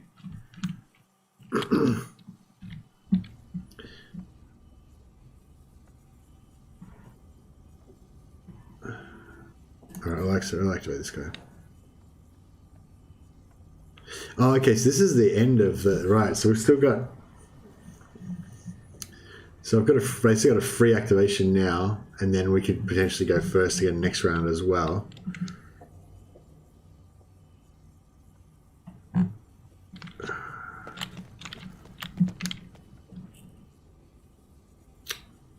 we can't really... So what I'm thinking is, even though we do want to try and kill all the enemies, I'm thinking, like, this guy's probably already killed a couple of people. He's killed this guy. So he's kind of already got some blood on his sword. That should suit well with the recruitment sergeants. But now he's really got to put the mission ahead of everything else and try and get this architects to safety. So we'll take the architect in our left hand. And then, I don't know, see, we did promise to try and kill the enemies. I mean, he should, oh, damn, so torn. Like, I want to win, I want to save the architect, but then also he needs to, like, prove himself to the recruitment sergeants by killing as many enemies as possible.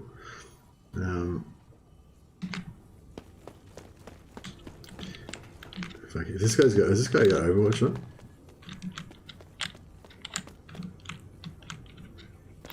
Can we walk across here? Man, that sucks.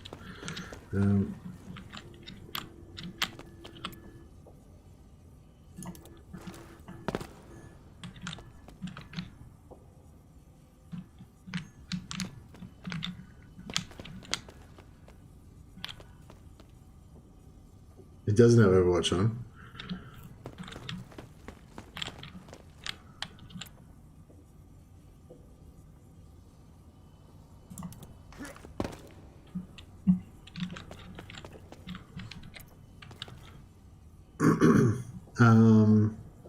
Okay, so we can get an ambush, which could be handy. Let's just have that saved. And then we'll get a strike in here. And we can get another strike.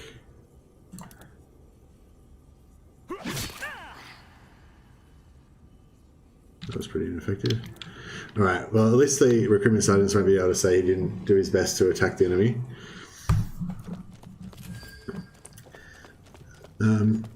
But yeah, I think nice.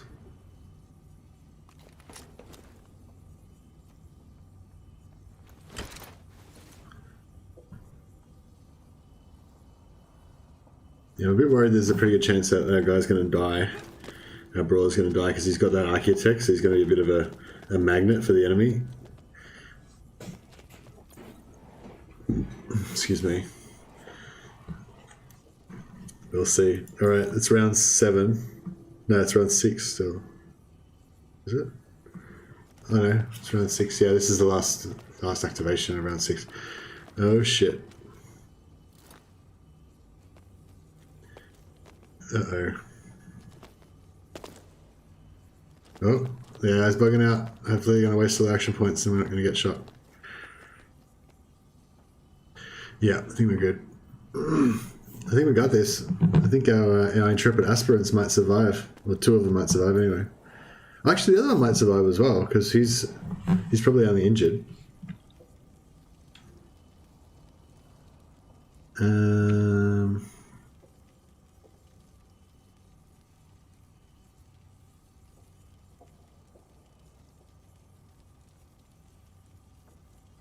So the brawler's still got an ambush on him. So if I leave him there... Oh, okay. Disengage, then he's going to cop an ambush, but it won't kill him. Oh, yeah. I was going to say, I thought he was going to get away without the ambush. So that's cool. So now he's going to lose another 15 AP to disengage again, and he's probably not going to have enough AP to shoot me, hopefully. Not that I think he was going to shoot me anyway, but... No, cool. He's making a break for it.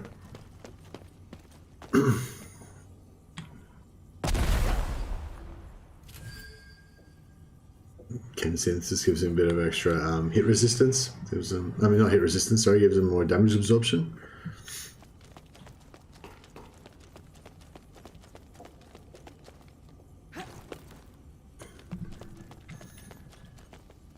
What's this guy going to do? Oh shit, I thought he was going to he's going to melee me.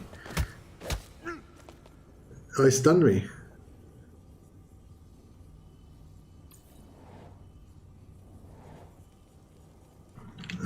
Okay.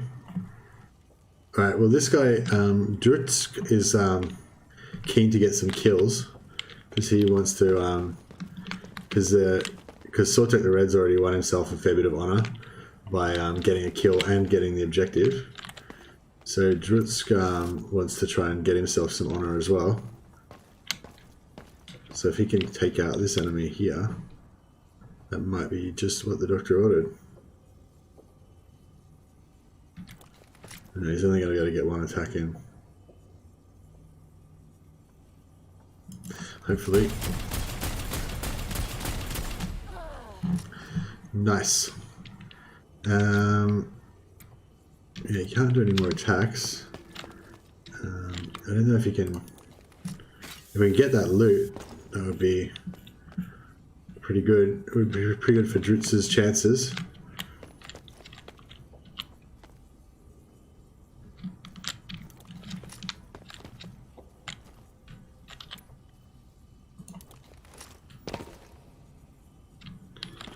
It's looking pretty good.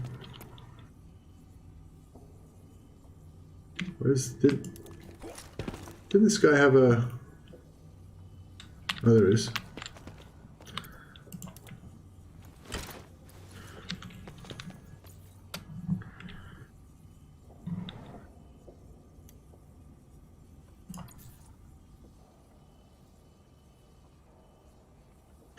Uh-oh.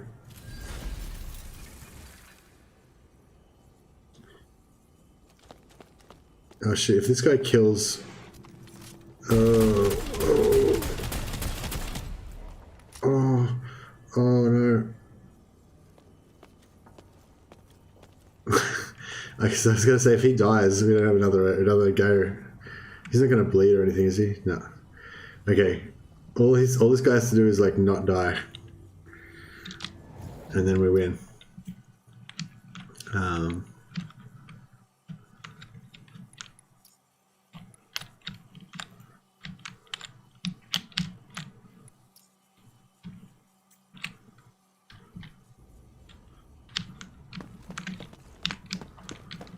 Of course, if he can not die and he can kill this guy, that'd be even better.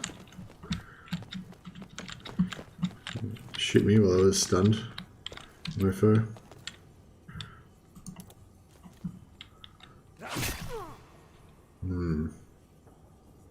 No.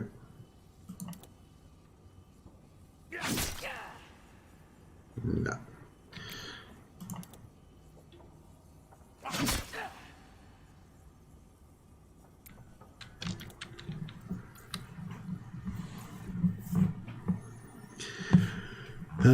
Yeah, it's got a lot of potential, I think. All right, decisive victory. Decisive. So our 3 level 1 aspirants went in there with no weapons. We defeated 15 enemy gangers. Well, we didn't defeat all 15 of them, obviously. We defeated about 3 of them. And we stole all the loot. We got every single objective that was available. And, yeah, basically crushed it. So that was pretty cool. One of our guys got killed. Well, he got downed, but potentially he can come back for the next mission with the, the Imperial Fists. Excellent healing abilities. They can then get the guys back into action. Then go to a trip to the apothecarion. So Drutsk, yep, he got quite a bit of XP. He killed 1 enemy, so that's good. The recruitment sergeants like to see that. And he achieved the mission, which is the primary thing. Because Space Marines are, above all, tools that are used to achieve missions. Brelel, unfortunately, got one of his eyes taken out. He's got minus 35% chance of aim shot and all range stances. But he looks pretty cool though. How cool is that, like, lost eye? And we could potentially get a potentially get a bionic eye now. That would be pretty cool. So he didn't get hardly any experience though because he was just got executed basically right at the start. How cool does he look? Looks like he's got some steel sunglasses. I think Brulel's kind of my favorite already, even though he's like done nothing apart from just get killed. And Sortek, the Red Hand. This is Aaron's character. He killed 2 enemies, so he killed a total of 3. That's pretty good, and he got some experience as well. And there's our shift report. None of that stuff's really very relevant. Yeah. So what happened with this guy? So bionic upgrade. Oh yeah, this is my first bionic upgrade in the game, by the way, guys. So Brulel's lost an eye, and apparently we might be going to get offsuited bionic. So how do we do? Install 1000. Underhive harbors many renegade surgeons cast out from their former lives for malpractice or madness. They now offer their services to warring gangs for the right price. The following injury will be healed, one-eyed, and he'll get plus 15 range precision, plus 10 bypass ranged evasion. Cool. So currently we're getting plus 30% AP cost of all skills. That's pretty excessive. And we've got plus 35% of all aimed, shot, and ranged stances. Cool. So we don't have enough money right now, but we've got the entire resources of the Imperial Fist Space Marine chapter behind us. So, of course, we're not going to keep any of these weapons because the aspirant trials require our guys to start each battle with no weapons. So now I've got plenty of money, plenty. So he's one-eyed. He's got this one-eyed disability, 35% extra aim, shot, and range stances, and he's currently got this injury as well that gives him plus 30% AP penalty, which makes him severely gimped. But now we're going to do this. Oh yeah, he's got a bionic eye. That looks so cool. How sick is that? That is cool. That's so cool. I thought they would just look the same as these other bionic, like these other vision enhancing dealios. But yeah, look at that. It looks cool as. This guy's my favorite guy for sure now. Yeah, if we check out his stats here, plus 15 range precision, plus 10% bypass ranged evasion. So that's kind of like he's got an extra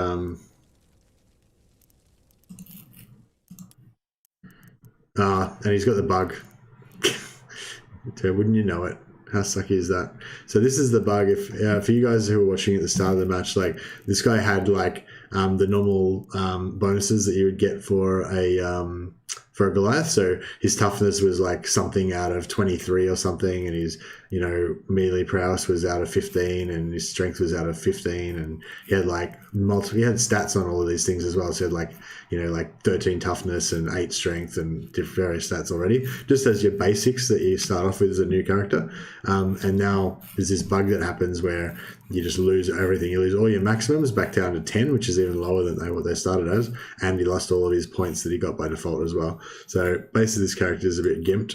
And yeah, this is what we were talking about before, which is why it just kills your, when that kind of thing happens, it just kind of kills your will to want to keep playing, But yeah, I was talking about some possible house rules I was going to introduce before, which is like, I'll keep playing until this character gets up to like level 3, and then potentially I'll just replace him with a new level 3 ganger. But maybe what we should do is just make it that because these guys are Juves, they only have one HP. They only have 1 in all of their stats, and they're really shit. That could just be like how they are, but they can still level up and get some skills and stuff. I don't know. Yeah, it's pretty bad. Yeah, so like, what's his range? This is ranged. So normally he'd have 1%. And he does have 1%. Yeah, so that's so because of his stats, like his base range precision and range bypass range evasion is 1%. He gets plus 10% and plus 15% to those stats, but because it's so low, it's sort of negligible. So yeah, that's a bit of a bummer. But anyway, yeah. So basically what I was saying is, yeah, maybe I can level them up to like level 3 and then like replace them with level 3 gangers, even though the rules kind of say that we're only going to hire rank 1 gangers.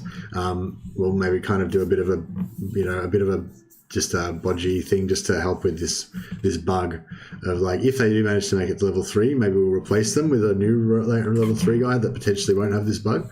But so far, every single time I've played a match, this bug has happened to every single character. So maybe you can't bypass it. But anyway, so we got enough points to buy 1 skill. I'm really not sure. But we can't get any skills because you have to have. So you have to have at least 4 in a skill in order to choose. You have to have at least 4 in one of these stats in order to choose a skill, and so we can't actually get a skill because we can't get enough stats. Yeah, it's pretty bad. Because if we see it costs 4 XP to get a stat, so if we put, we could just afford to get 1 ranged stat. We can just do like boom, and then we might be able to get something that's based off ranged. We can get trick shot, or we could get calculated shot. Yeah, we can't get any of these. Yeah, I guess we'll go trick shot. Not that we're ever going to use it, but yeah. But yeah, so as you can see, this bug makes it basically, it's not unplayable technically, but you wouldn't want to play it basically. But yeah, like I said, maybe we can play it like, see, these guys are, see, if I go back into another match, these guys are actually going to be worse than they would be if they were just new level 1 guys with no experience. So yeah, check this guy out. Okay, so this guy's also got the bug, but because he's a leader, leaders get like +2 to their max stats. So he's so yeah, this is kind of just how the bug displays on leaders. It's just a bit weird. But yeah, so he's gotten the bug as well, but he's got slightly more stats because he's a leader. And this guy hasn't got the bug. Okay, so this guy's didn't get the bug. He's fine. That's what they should all look like, something like that. Whereas these 2 guys have gotten the bug. So yeah, that's what I was saying. Maybe I'll kind of carry on with them for now, but if they make it to rank 3, then we'll potentially just switch them out for a new rank 3 guy. But yeah, I feel like, if I'm going to continue the campaign, like I can't just keep executing all the guys. That's what I did last time. Like this happened, all 3 got the bug, so I just executed all 3 of them. So this time I think I won't execute all 3 of them. I'll keep them, but we'll sort of figure out how we're going to proceed as we go along. Maybe the bug just gives it an extra level of challenge. But anyway, but yeah, I think I'll just do the 1 match of the aspirants for tonight. But I might play a little bit more of our Total War Warhammer Chaplains campaign, if any of you guys want to stick around for that.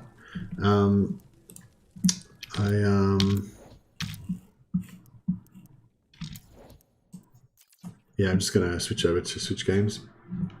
But yeah, feel free to still talk about Necromunda if you want. Happy to chat about Necromunda more. But yeah, I'm just going to switch over to some Warhammer, because yeah, I was really enjoying the Warhammer yesterday. It's been like long enough now that I haven't played it for, that it's like kind of a bit fresh again. Warhammer was well, I played Battle Brothers for a couple of weeks immediately before I started playing Necromunda, but before that, Warhammer was the game I was playing, for however many weeks or months before that. So I was a little bit burnt out on it maybe. But I'll just switch over the game capture to the right game.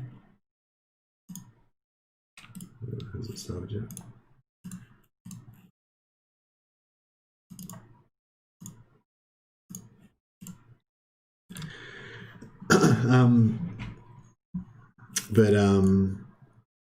But yeah, so basically the idea of this Warhammer campaign is it's all about warrior priests. So it's going to be a hero-centric campaign. We're going to have crap loads of warrior priests, and we're going to and warrior priests basically are Space Marine chaplains. That's the premise of this story, and I'm going to organize them into probably 5-man squads of warrior priest Space Marine chaplain squads, and they're going to be laying about with their Crozius Arcanums, i.e. Hammers of Sigmar, and if any of you guys have played Warhammer before, warrior priests have got some pretty cool properties that you can stack up to exploit. I need some reshades for Warhammer. I don't know if anyone knows if anyone's got any good reshade presets. I tried to look up some, and they were a lot of them, the comments seem to say that they lost, that you lose frame rate and stuff, which I feel like could be bad because the battles can be quite, quite intensive, hardware intensive. So I'm looking for, what was that? I thought there was a quest or something then. Fishing. Something about something? Oh, here we go. Mission aborted. Oh, okay. What did we miss out on? Whoa. Plus 25 magic power reserve. That's really cool. This is new, I'm pretty sure. I don't think that mission was in the game before. I don't remember ever seeing this reward for any Empire campaign. That's really cool. I'm really bummed out that I missed out on that now. I didn't have any characters, so I literally I couldn't have done that. Oh no, I did. I had a magician. I could have done it. Oh well, whatever. I'll have to move on. No sense crying over spilt milk. But yeah, so we're just about to where we're up to in the campaign. We just started. We're up to episode 12. Turn 12. We've had about 3 or 4 battles so far. We're just about to hit rank 3 in Altdorf, which means we can build our temple, and then as soon as we get our temple, we can pop out our first 3 warrior priests and get it going. We do need to work on our economy a little bit, but we'll get into that later. So I was hoping that these guys were going to have. Oh, look how much fucking artillery! Look how much. Oh, no, that's us. Okay. I was hoping they were going to have some artillery that we could steal off them, but they don't. But that's okay.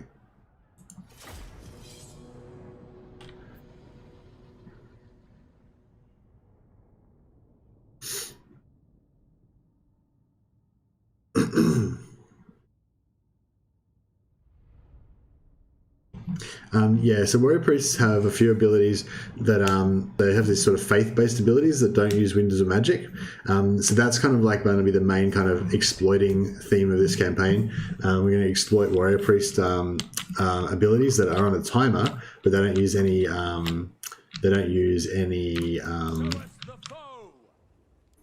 So these guys, they've got grenade launchers, I'm pretty sure, which is going to suck a little bit. Grenade launcher, normal outriders. Yes, these outriders with grenade launchers, they're going to be causing a fair bit of damage to us, unfortunately. All their ranged units are going to cause a fair bit of damage to us. But yeah, them in particular. Our shielded spears and swords can be okay against the... actually, these Tattersalls might be the ones to put against the grenade launchers. So shields are good against ranged. So the outriders with their, even though they're armor piercing missiles, the shields will have a block chance on them, but the grenade launchers, they don't get blocked by shields as far as I understand.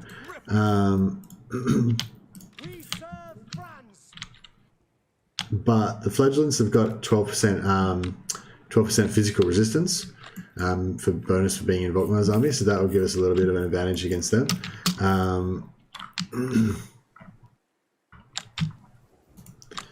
Yeah, we can sort of check out this. The models and stuff are pretty cool in Warhammer. I don't know if you guys have seen all this stuff before, but there's some halberdiers. Anyway, don't focus too much. Yeah, and we do have the healing wizard here. And this is Volkmar. He's got these spell abilities that the warrior priests get that we're going to start stacking up. So this one gives you 22% damage resistance. But if you have like 5 warrior priests, you can cast it all at once and they stack together, so you can get like 100% damage resistance. And this one gives you plus 24 melee attack, which increases the chances that you guys are going to hit successfully in melee. But yeah, again, we can pop like 2 or 3 of them at once we've got more warrior priests and make our guys like just real berserkers in combat, just within this radius that's showing on the screen here. And this is a magic item that he's got that gives him plus 24 melee attack in an area as well. So again, he can stack those 2 things together and buff all of these guys melee. That's not really going to help us too much in this particular mission, but it's okay. Excuse me.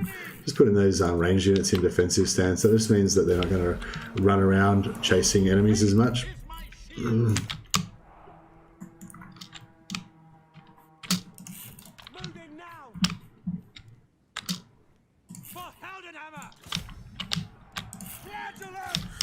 Flagellant's pretty good for chasing enemy ranged units.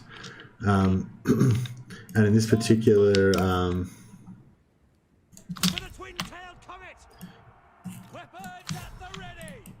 so yeah, we really need to take out these grenadiers ASAP.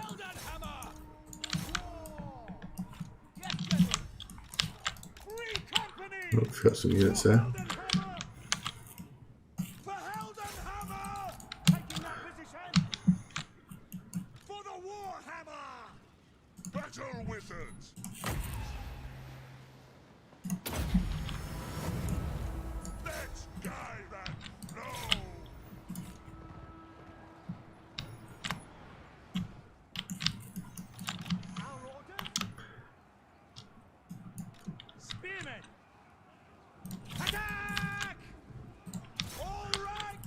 Okay, so because our archers were in defensive stance, they didn't follow up on the enemy's units.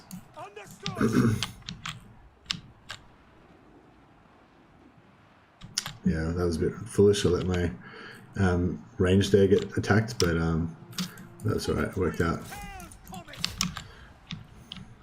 Okay, so we still need to take out those grenade launchers.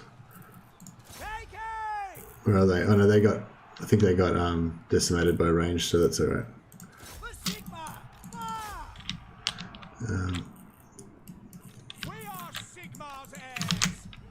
We'll take our guys off defensive stance so they won't stop chasing anymore.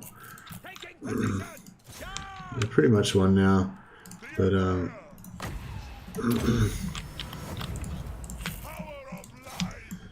we just need to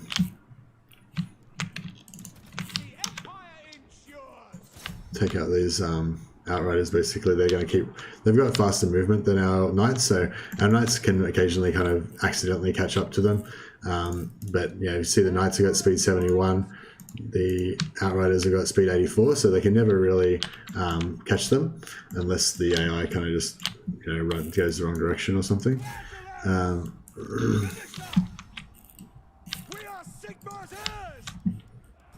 Now we've got this hero roaming around still. That's a bit of a problem, but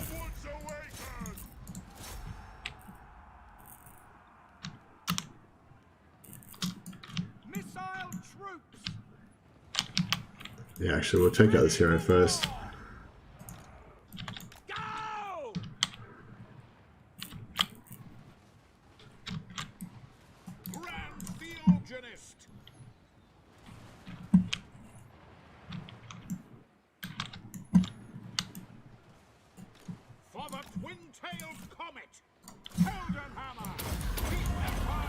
Yeah, Volkmar's going to buff up and go into melee combat. Makes him quite powerful.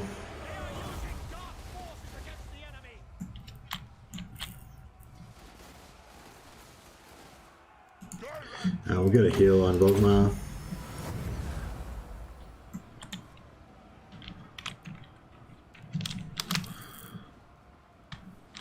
There we go. So the enemy leader's dead. That's all I really wanted to do. So we'll leave them alive so we can attack them again next turn.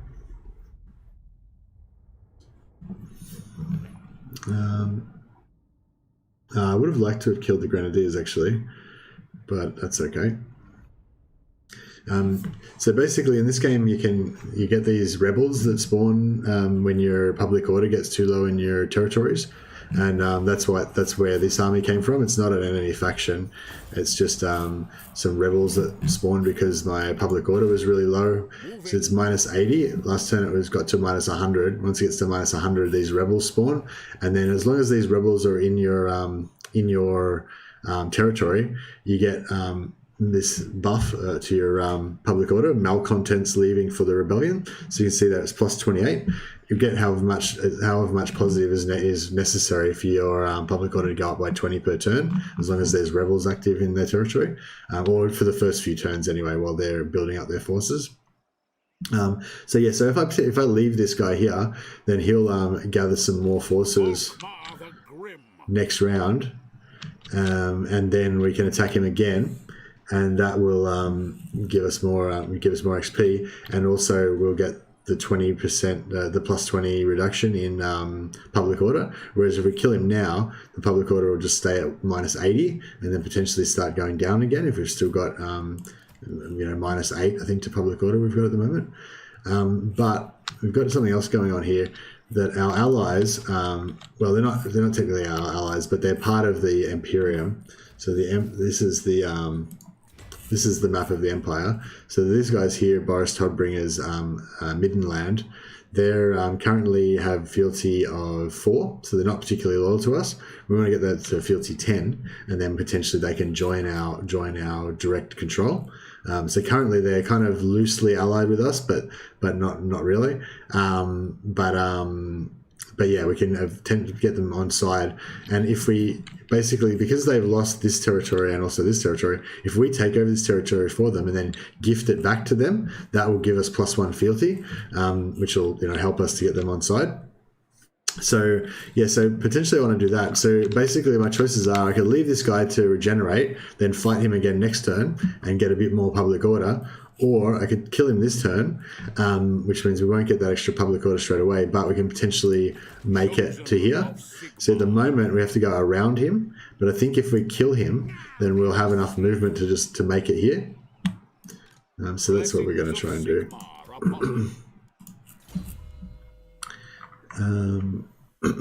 Excuse me. I want to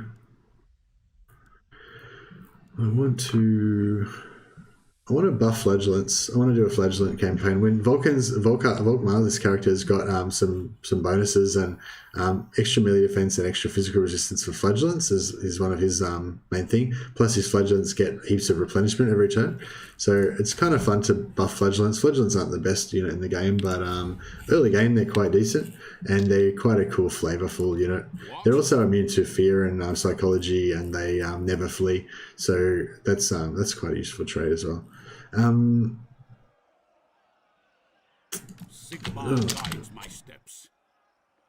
Crap. That's not a problem. See, because the flag was kind of flickering, it triggered, I clicked through and clicked on the map here. So we might have wasted our movement now and kind of destroyed the whole purpose of this, but that's fine. I'll just auto-resolve this one.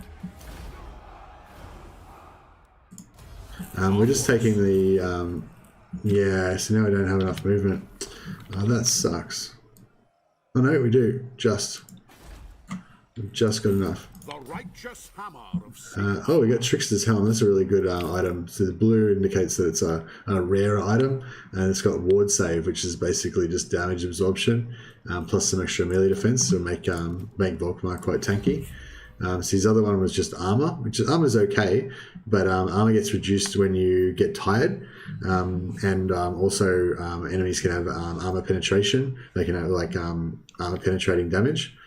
So when your armor's base, see, there's my base weapon damage of 253, and then there's armor piercing damage of 165. So the 165 goes straight through regardless of my armor, and then the 253 is reduced by a percentage based on your armor. So this it doesn't really tell you anything there, but this armor 70 basically reduces my damage by a percentage, but the piercing damage goes straight through. Anyway, so this armor is basically better. That's what I'm getting at. Just do a little upgrade there. And we've got some more points to level up on our wizard. The other aspect of playing a Volkmar campaign is that Volkmar gets a buff of plus 20% chance to gain magic items just all the time. So yeah, we also want to kind of maximize that. So this having a wizard in your squad gives you an extra chance of getting magic items. So we've got that up to 15% now. So that's in addition to Volkmar's base 25%, 20% chance. Sorry. So this guy's buffing that by 25. Plus Volkmar's got an innate. Volkmar's got an innate 20% increase as well. Grand Theogonist.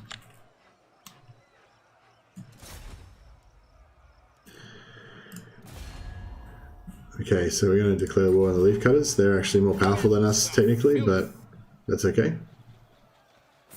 Right, we've got sort of local superiority here. So there's a couple of goblins here. Yeah, I'm not going to bother fighting them because obviously they would die pretty easily. Yeah, there's no point fighting them.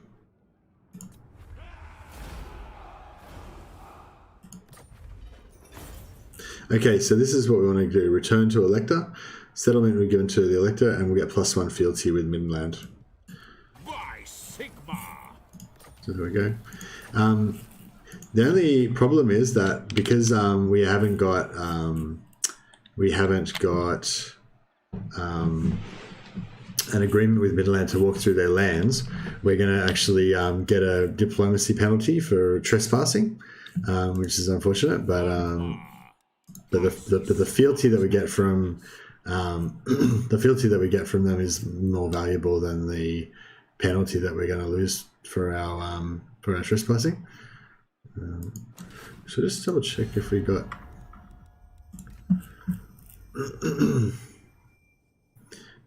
Yeah, so War with Leafcutters has given us some popularity with Midland.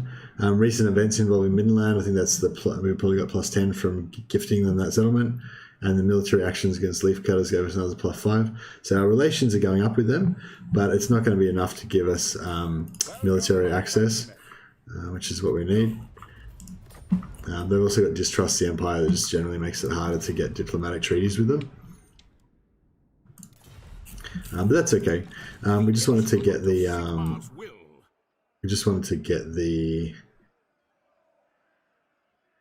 The wicked flee before me. Get the plus from giving back the territory. Now we can start boosting income, or we can take regrowth or dwellers below. Dweller below gives us more damage. Regrowth's another really powerful heal. Gives you back 100% vigor as well, which is really cool.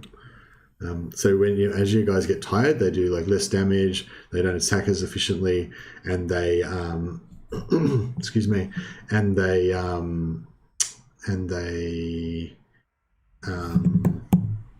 the armor is reduced in efficiency and stuff like that. And their speed is reduced as well, which is another big one. So it's quite good to get your vigor rejuvenated. I might go for the damage because life beasts are not in the top tier of damage. They're not up there with like fire and what's other good ones? One of the ones are good damage ones for I think maybe the Heavens has the wind spell that's okay. But yeah, fire is basically your top tier damage wizard for the Empire. They're not so much up there, but diplomatic immunity for what? For traveling through their territory.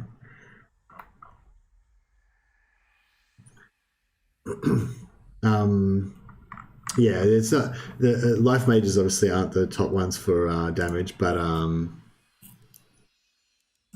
they can do a bit of damage, which is pretty good, and it's free. It's free damage that you got to spend those magic points on something. So yeah, you may as well get some extra damage out of it. Now I think next time we're gonna want to build a lot of stuff, so we might get rid of this altogether. We don't need the growth so much anymore. Potentially it could be good to upgrade Grunberg, but But yeah, I'm tempted to just go for rank 4 on Altdorf first because I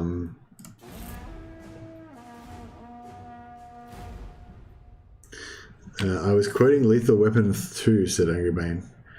I don't get the reference, Angry Bane. It was a long time since I saw Lethal Weapon 2.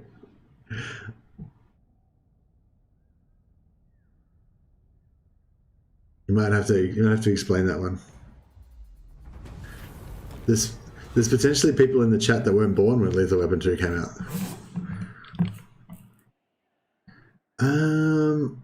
Yeah, so this is why you need to always have 1,000 prestige to prevent secessions. Because if they succeed, then we lose like 2. If we defeat them or whatever, we lose like 2. I wonder if maybe we should let them secede. Maybe we should take over Null.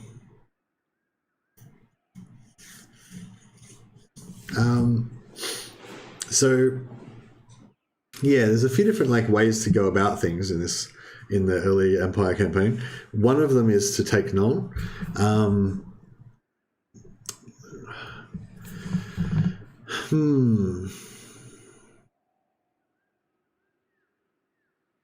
didn't really want to do that.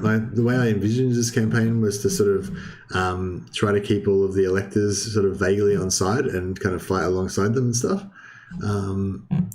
But I mean, that is an option. Excuse me. Yeah, no, I think we want to stop. We'll just spend our prestige. That's what we wanted the prestige for, to stop this kind of stuff. So yeah, so we've just stopped Nolan from seceding. I wonder if that gives us any diplomatic bonuses or anything.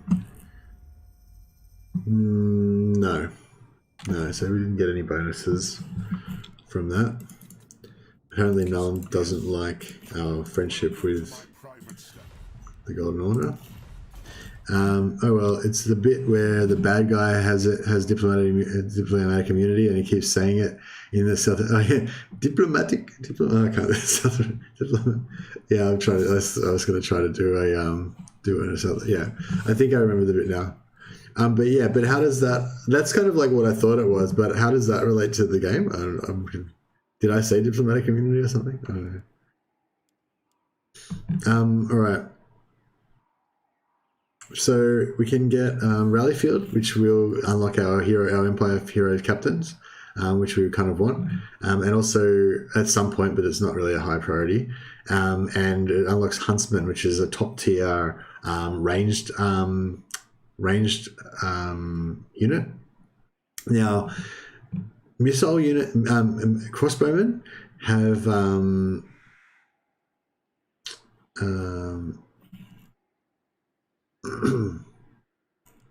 what am I trying to say?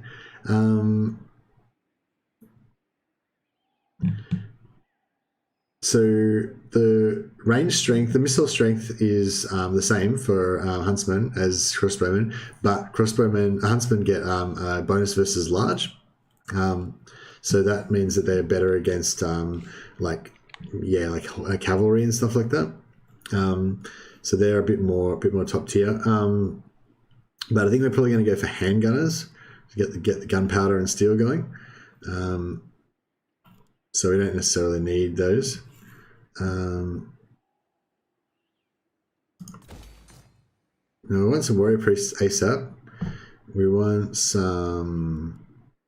a witch hunter, and we want some artillery.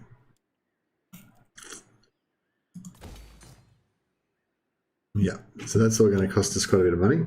And then as soon as we've got the witch hunter and and a couple of mortars, we'll get rid of these 2 buildings, and then we'll get another wizard and some more money. I think would be the way to go. This is, yeah, it's a bit dubious that this is. I mean, it'd probably be better to upgrade this as early as possible, so we start getting that extra 200 per turn, and also get the extra growth. But yeah, I kind of want to get these heroes in play as soon as possible so we can start leveling them up. Knowledge is power. Now I need to start getting rid of some of these units as well, probably.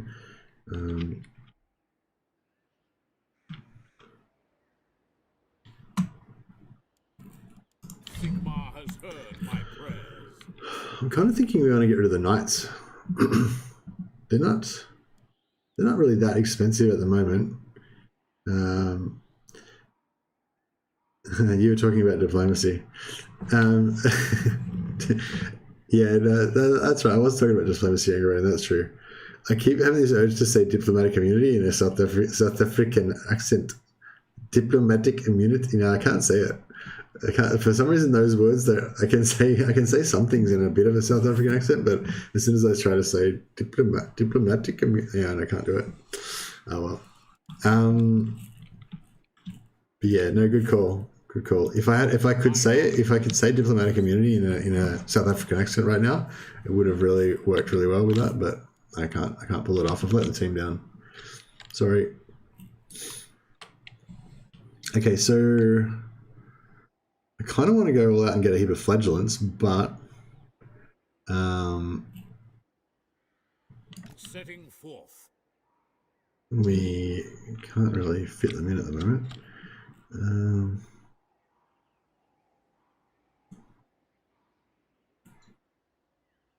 Moving out. Oh wow. Okay. This could be a bit rough. I will not obey. No. 18, and they're recruiting, so they can have 21 units next round. Can't. By Sigmar. Yeah, cool. I probably wouldn't have stood quite so close if I had have known that was what was going on.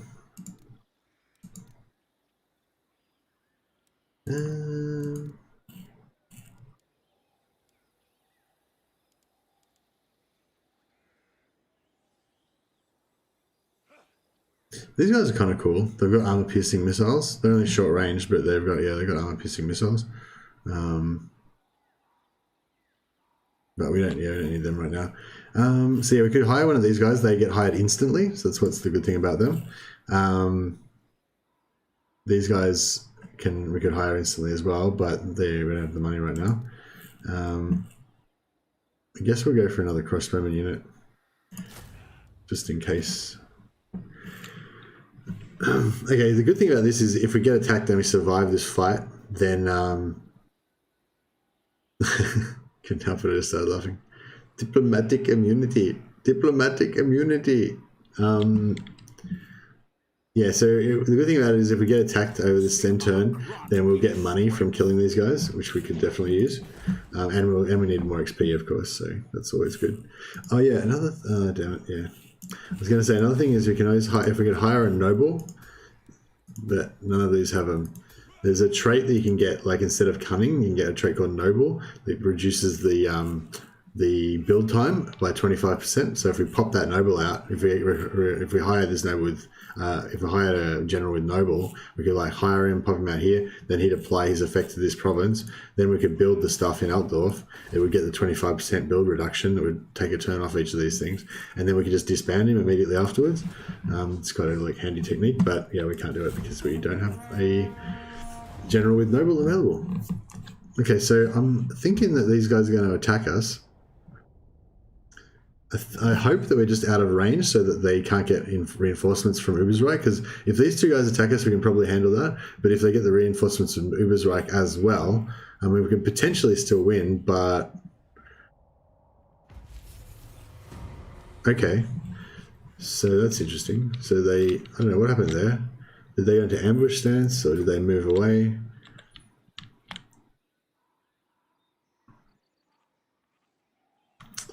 So there was two generals here, and then one just disappeared.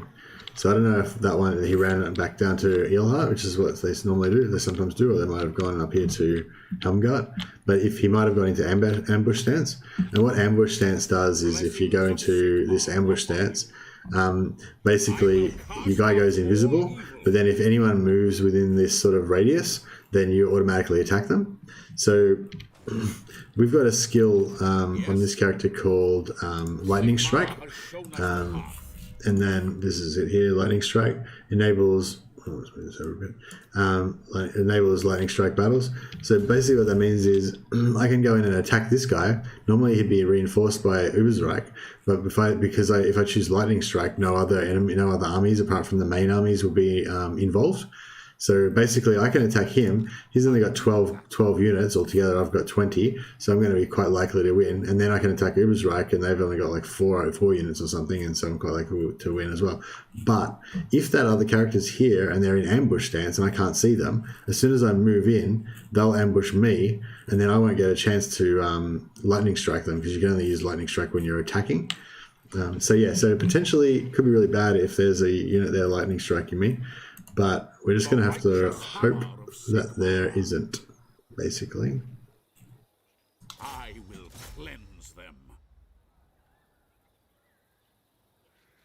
Impossible. Okay, so now he's retreated, and now we can't move because we're stuck inside of. So he's got this red area around here, and if you can't move through that, that's his zone of control. He blocks that area, and same with the town. Like each town's got a zone of control, this red area around. And if you're inside that area of an enemy town, then you can't move unless you attack the town, or or maybe you can possibly attack other enemies if they're within there. I'm not too sure. But yeah, basically you can't move out of there unless you attack the town. So yeah, so that's fine. We'll attack the town. That's an easy battle. I won't even bother fighting it. We'll probably lose have some damage, but it's okay. And we'll just sack it because we want to keep them alive, so we can just keep sacking them and get more XP. We've got some more traits on Volkmar. These traits you get as well, like they just randomly accrue over time in Warhammer. Just every time you do a certain action, you have a certain chance to get certain things. So this one achieved victory from multiple offensive battles. So because he's attacked a lot of times and won the battles, he's just kind of got more and more points and built this up. So now he's got these stats.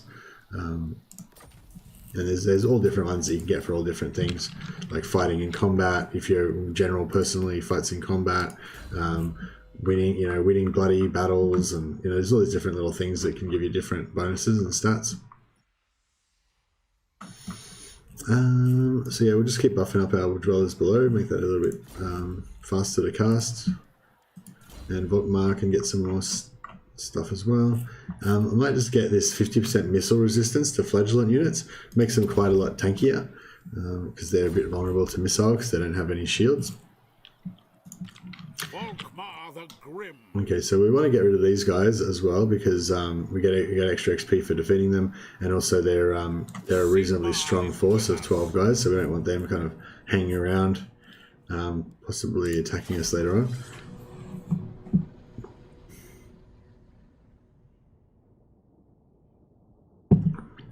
I was interested as well to see what it's like streaming Warhammer, because it's a bit of a different game to Necromunda, like the pacing of it, it's kind of cool because when you're on the strategy map, you can just kind of talk, and there's no it's turn-based, so there's no sort of time-based issue or anything. But once the battles kind of start, like now I can chat because I'm just setting up and stuff. So we only had 5 magic wins of magic to start with, but if we gamble, then we still only have 5. Oh well. Sometimes you can re-roll and you'll get a higher amount. But yeah, once the battle starts, I'll be quite kind of busy and trying to concentrate on what I'm doing in the battle. So I probably won't be able to read the chat very well or anything. So yeah, it's a little bit different. Whereas in Necromunda, I can just stop any time to read the chat. So yeah, so that's one aspect of it that's different. Yeah, I was just wondering sort of how else it would play out differently, like compared to Necromunda for streaming.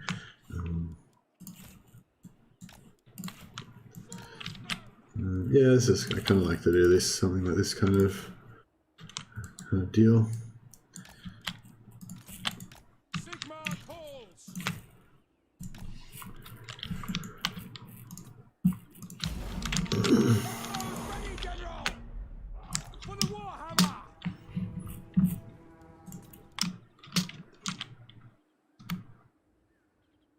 Okay, the enemy's because I'm attacking, and the enemy's got a bit of ranged. They're going to just sort of take up a bit of a defensive stance. They'll just sort of orientate themselves towards me, but they probably won't actually attack. It's because I moved. I think maybe they are going to attack. Sometimes they'll attack if they think that they've got ranged inferiority. So we'll put our shields. These two units have shields, so we'll put them up front, and we'll get some heals going on these units, so they don't take too much damage from the ranged fire.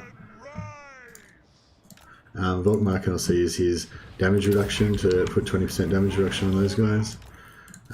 These units as well, these are like low tier infantry. They don't have any armor piercing capability, or not very much. So Volkmar can just kind of go in there. He's got a bit of armor, and you can kind of wreck them pretty well.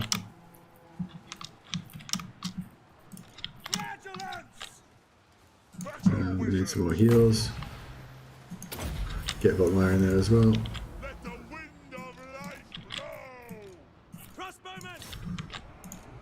Volkmar's not very good in combat yet still, so he's probably going to get a bit wrecked by this enemy general, but we've got a lot of ranged units. We've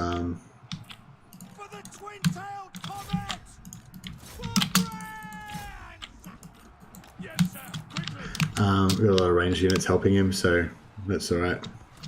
The enemy general is getting pretty wrecked by our ranged, and Volkmar probably threw a few hits into him as well. These flagellants are quite fast moving for infantry, so they're good for running down fleeing troops and for going after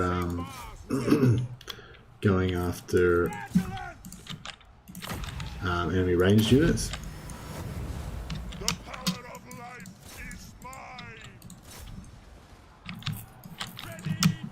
Cavalry, of course, are your standard things that you use to chase ranged units.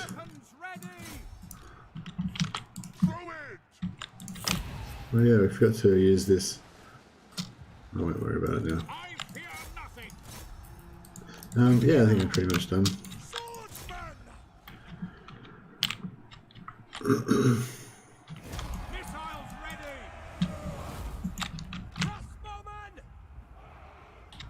So there, this army is already retreated once. You can only retreat twice in. You can only retreat once in a turn. The second time you retreat, your army gets wiped out. So because they already opted to retreat in the first battle, they're going to get wiped out after this battle, regardless of whether I chase down their troops or not. So yeah, so normally if I fight a battle and they lose and some of their units flee off the battlefield, their army will reform, having retreated away, and then if you attack again, that'll wipe them out. But if they voluntarily retreat, that still counts as a retreat, and if you attack them again, they get wiped out. So this army is going to be gone after this, so it doesn't really matter if we kill them or not. But we can let the knights get a bit more XP and whatever. But the main thing we want to do is just use this time to cast as many heals as we can on Volkmar, just to top off his health, just in case you don't get a chance to fully regenerate over the end turn. If you can make sure your heroes are always at full health, that's one of the advantages of having a life wizard.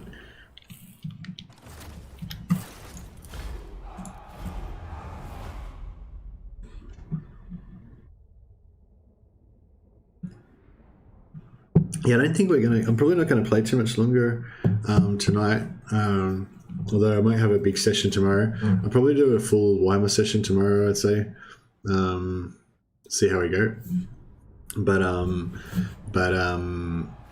yeah, probably not going to play too much longer tonight, so we might still not get our warrior priest thing happening fully. But next session it'll definitely be all on.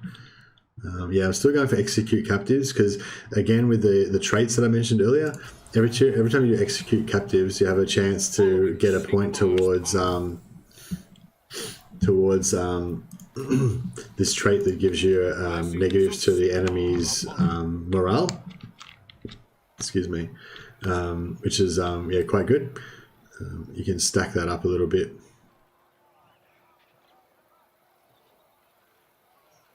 Okay, so we could either go here. Sigmar watches. Yeah, that might be worth it. I see Sigmar's hand. Not possible. You got 13 units there. Great. Volkmar the Grim. I want to get rid of these free company militia probably at some point, so I might just merge them now. Get rid of that extra unit, just save a little bit of money. And I actually probably want to get rid of these infantry as well, even though I just hired them.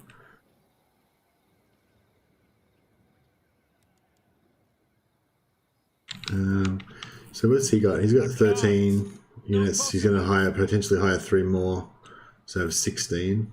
But they're probably going to be pretty weak units. So yeah, I think we can defeat them, no problem. Actually, I'll get rid of these guys as well. So yeah, just trying to save a bit of money. Probably should get rid of these knights as well, but I mean they are really useful. Once we get our warrior priests leveled up, we'll maybe use our warrior priests as cavalry, so we don't need these guys so much. But yeah, for now they're kind of good. Chosen of Sigma. And we want to get this ranked up as well. Get a bit more money coming in.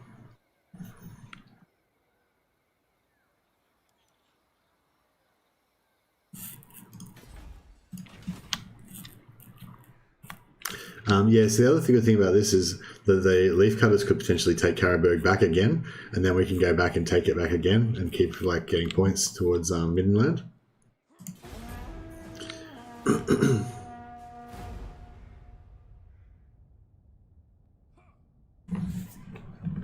Okay, this is interesting. So we've got this means that there's a Skaven secret Skaven base under Altdorf. So if you play as a Skaven, which is another faction, they can build like secret bases underneath your cities, which get sort of extra money and other advantages, and you can pay to get them removed if you want. Okay, so this is another interesting thing. So with every now and again you get these dilemmas and you can choose to side with one faction or another. So what I used to do was whichever one was sort of the lowest, I would try and top them up a little bit to keep everybody sort of happy and stuff. But then I figured out that that yeah, you don't need to keep them too high. Like if they get down to like 3, I think, or lower around that sort of area, they start to have a chance that they'll go to war with you. But you know, if they're around like 5 or 6, like they're still probably okay. But the good thing is once you get above, once you get up to 10, you can get them to confederate with you, which is going to give you access to their special units and stuff. So that's what I'm going to do with Tabakland, to try and get them a bit closer to 10. And also, if you don't let them confederate, you get extra purpose. You can actually get bonuses to your fealty, to your imperial authority, which is pretty cool. Now we've just gotten Gotrek and Felix spawn on the map because I built a tavern. So whenever you build a tavern, or this one's a tap room, sorry, or the equivalent for dwarf or elf, you get these guys come up as an option. So basically, if I move a character onto here, then we can potentially hire these famous characters. So Gotrek and Felix are probably like the 2 of the most famous characters in the Warhammer lore. There's a huge series of books. I think there's about, I don't know how many books there are in the series, maybe like 9 or something. The Gotrek Slayer, Gotrek the Slayer books about their adventures. They're pretty awesome. Yeah, really, really cool books, actually, really fun. I reread the first one, Troll Slayer, I think it's Troll Slayer, recently. And yeah, it's pretty, it's just this cool kind of, I don't know what it is. Like, it's kind of like gothic horror, but like with comedy and kind of, you know, like very, and sort of a real, like, an adventure-y romp as well, kind of. Yeah, I don't know, it's hard to describe, but it's, yeah, they're good. They're a swashbuckling good time. Anyway, these heroes are quite powerful as well. They count as Gotrek's a separate general, so you get like a new army, and Felix is a hero. Neither of them cost any upkeep though, so that's quite powerful as well. But yeah, we might just leave them there, and if we need, if we need to make a big push, and we need a heap of extra troops to get into, you know, deal with a war or something like that, we can hire Gotrek, and that means we'll have a second army for quite cheap. But then we only keep Gotrek for up to 20 turns, I think it is. So after the 20 turns, we won't be able to probably sustain that army anymore because it'll be much more expensive if we have a normal general in charge of it. But yeah, still, it's a useful tool that we can just keep for the right time. This is wise.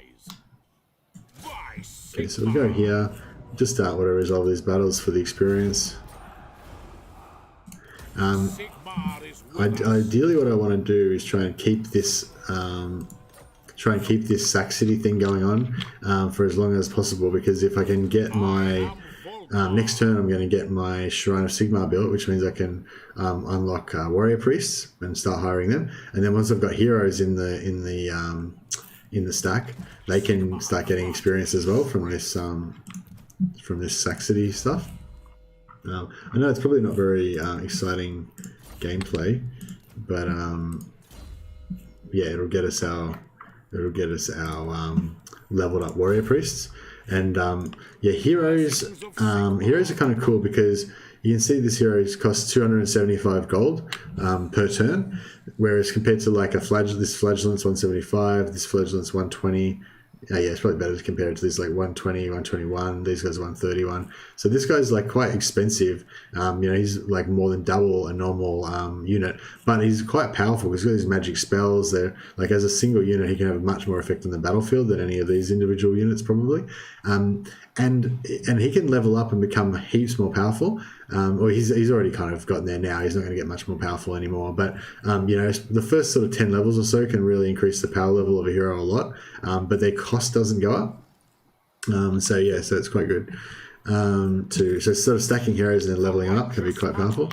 And we're in range to get to this one as well. So we'll get another level up this turn, hopefully.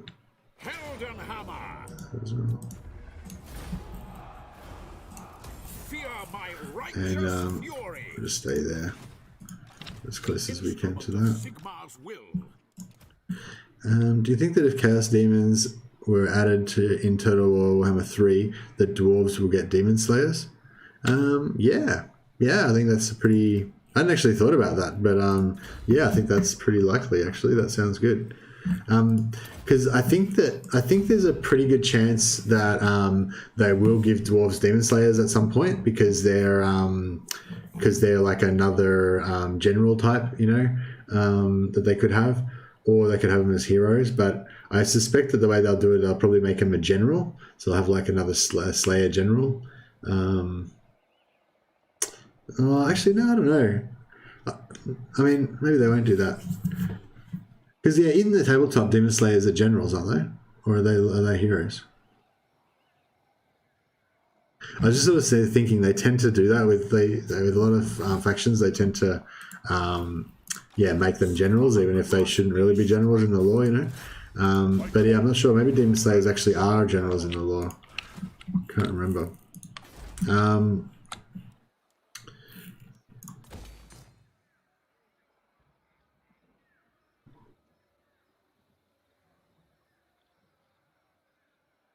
No, we're not going to be able to afford everything at once. So we'll wait on him a turn. We'll hire some mortars next turn. I don't know how many mortars we need to take out. So we basically need enough mortars to take out one siege tower, and that should be enough for us to be able to pretty much take out most things. Demon Slayers are lords. Yeah, I thought they might. But I don't think they can lead armies. Wait up, but if they're a lord, doesn't that mean they lead an army? I'm confused. Or is it lord like level? Okay. Yeah. Oh, yeah. I don't know. I don't know how they'll do it, but like I kind of suspect that with that kind of stuff, they often make him a lord. But yeah, I feel like if they made him a hero, that would be cooler. Yeah, Demon Slayer hero choice, because they've only got 3 heroes at the moment, haven't they? They've got the Thanes, the Rune Priests, and the Engineers. So a lot of the other races have got 4 heroes, like High Elves, Dark Elves, Vampires, Empire. So potentially they could have 4th hero, and I think Demon Slayer would be like the one that you would want, and that'd be really cool. I kind of think they could have had him be like, I don't know. They didn't necessarily have to be Demon Slayer the hero. They could have just been a Slayer hero. Like, do you know what I mean? It seems a bit weird that you got like potentially you'll have like 10 demon slayers roaming around. Like, you know, how many demon slayers are there in the Warhammer world? There wouldn't be that many, would there?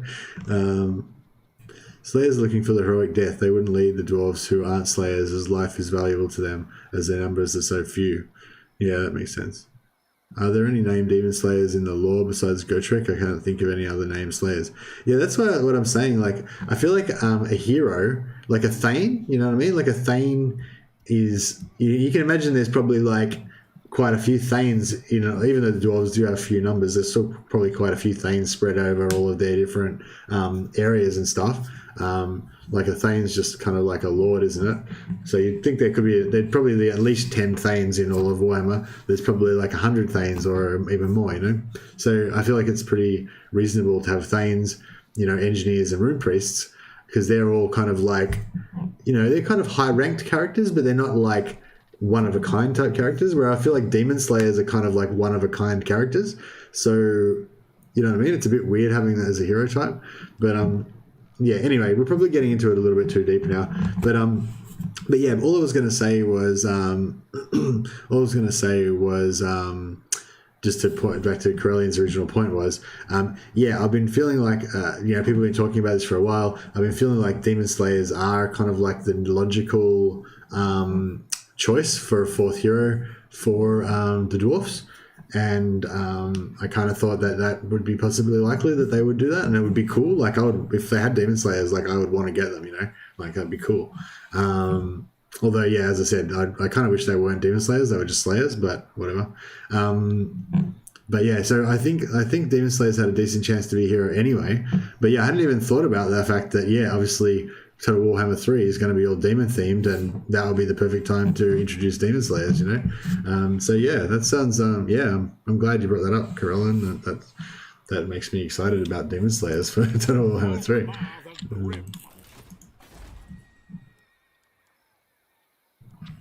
All right, we're about to get some warrior priests, guys. What's happening?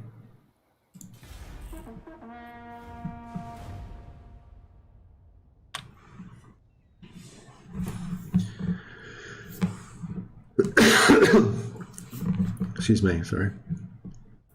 Yeah, sorry, and Corellian, yeah, as I said, I'm not aware of any other Demon Slayers. I think there definitely would be some other Demon Slayers in the lore. I feel like, you know, Loremaster Sotek or someone, I've heard him talk about some other ones. But I don't remember the names of them or anything. I love Slayer lore. It was actually what got me into Warhammer Fantasy.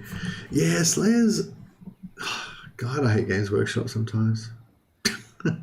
Like, it just, like, why? Why did they kill Warhammer? Why would they do that? Sigma be praised.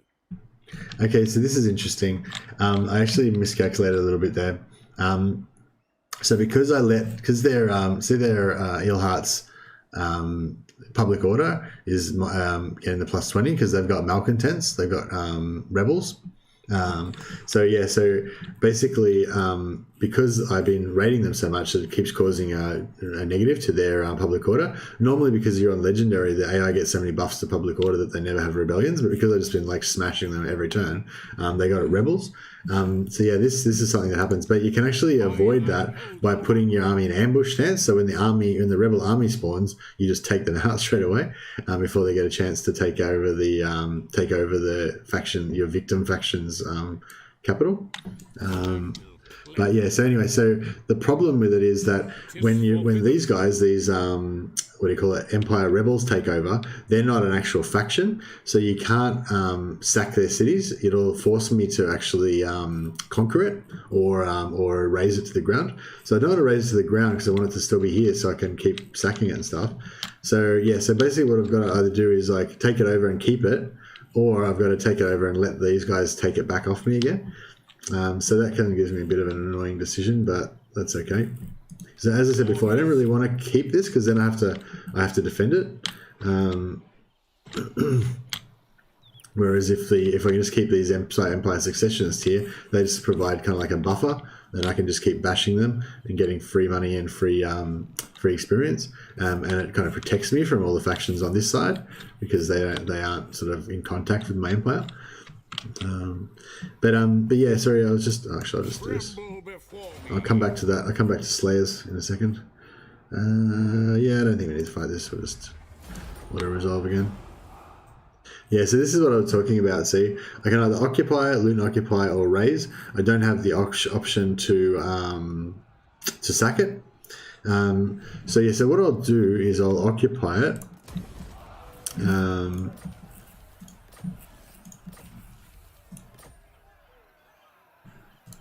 Never And then the righteous hammer of Sigma.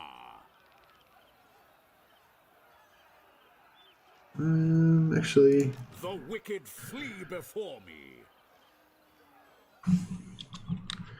yeah, we might be able to stay here for a second. So now I can hire flagellants, which is cool. I want to get some flagellants. We can also hire gunners, which I want also. And we can hire some mortars, which I also want. So the problem is we've got too many things that we want to hire, basically. And we can get rid of that. I don't need that. The other thing we can do now is we can hire warrior priests. Oh yeah, disciplined. That's the bad boy that we want.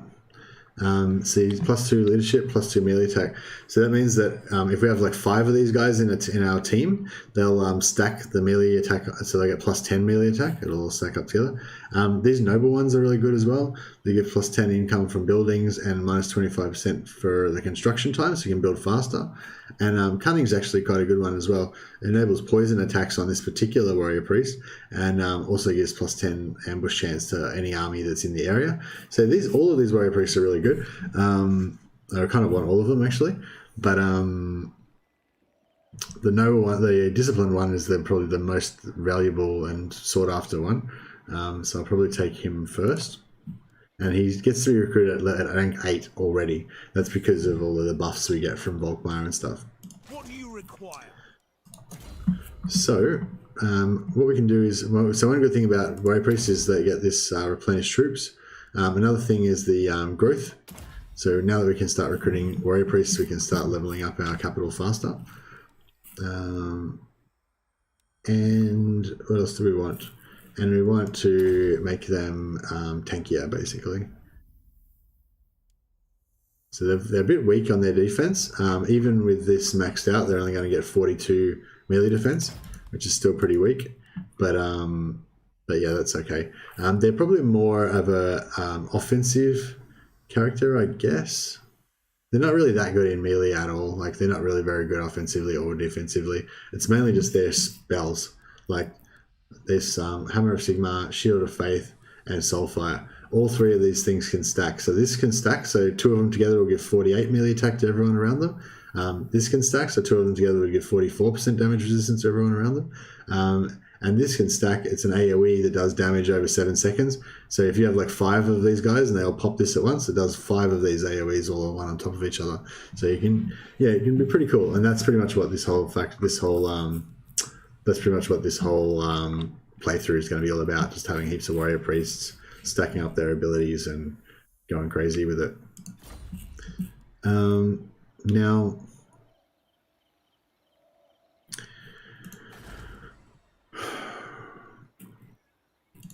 Defender of the faith.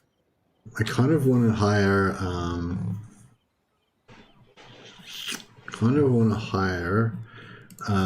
a bunch of mortars, because they're quite good for sieges.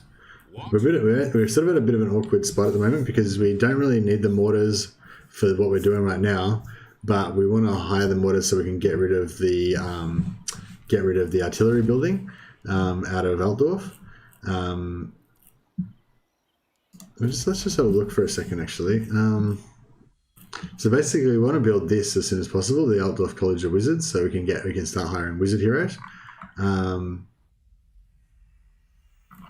Sorry, not that one. We need this one, the Wizards Conclave, so we can start hiring wizard heroes. But we could potentially. So we're not going to be able to hire another witch hunter until we get to rank 4 of our capital. So my plan is just to get to rank 3, get to the rank 3 tavern, and then just hire one witch hunter, and then just delete that, and just never level up higher than that. So we can potentially do that.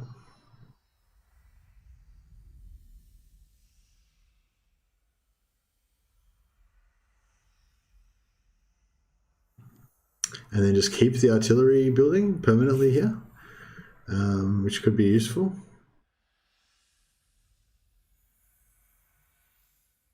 And then once we get rid of this tap room, then we replace it with the Wizards Conclave. But what I was originally planning was to get rid of both the Witch Hunter and get rid of the artillery building, and then build the Wizards Conclave and build the clay pottery kilns, because that gives us 200 extra income per turn, which is quite good at this early stage. So yeah. How much money have we got? We've got a fair bit of money. So yeah, I think we need three mortars. So I'm just gonna hire 3 mortars now, and then I can just get rid of that. Next turn, I can just get rid of the artillery building. It'd be kind of nice to keep it so I could start getting some handgunners as well. But the handgunners aren't going to be that useful for sieges. We're going to be needing to use our crossbowmen at the moment. So that's cool. After Total Warhammer 3, what do you hope to do with the game after all races are released? Historic campaigns like War of the Beard, naval combat, or something different like Lord of the Rings? What do I hope that Creative Assembly does as their next major game after Total Warhammer 3? I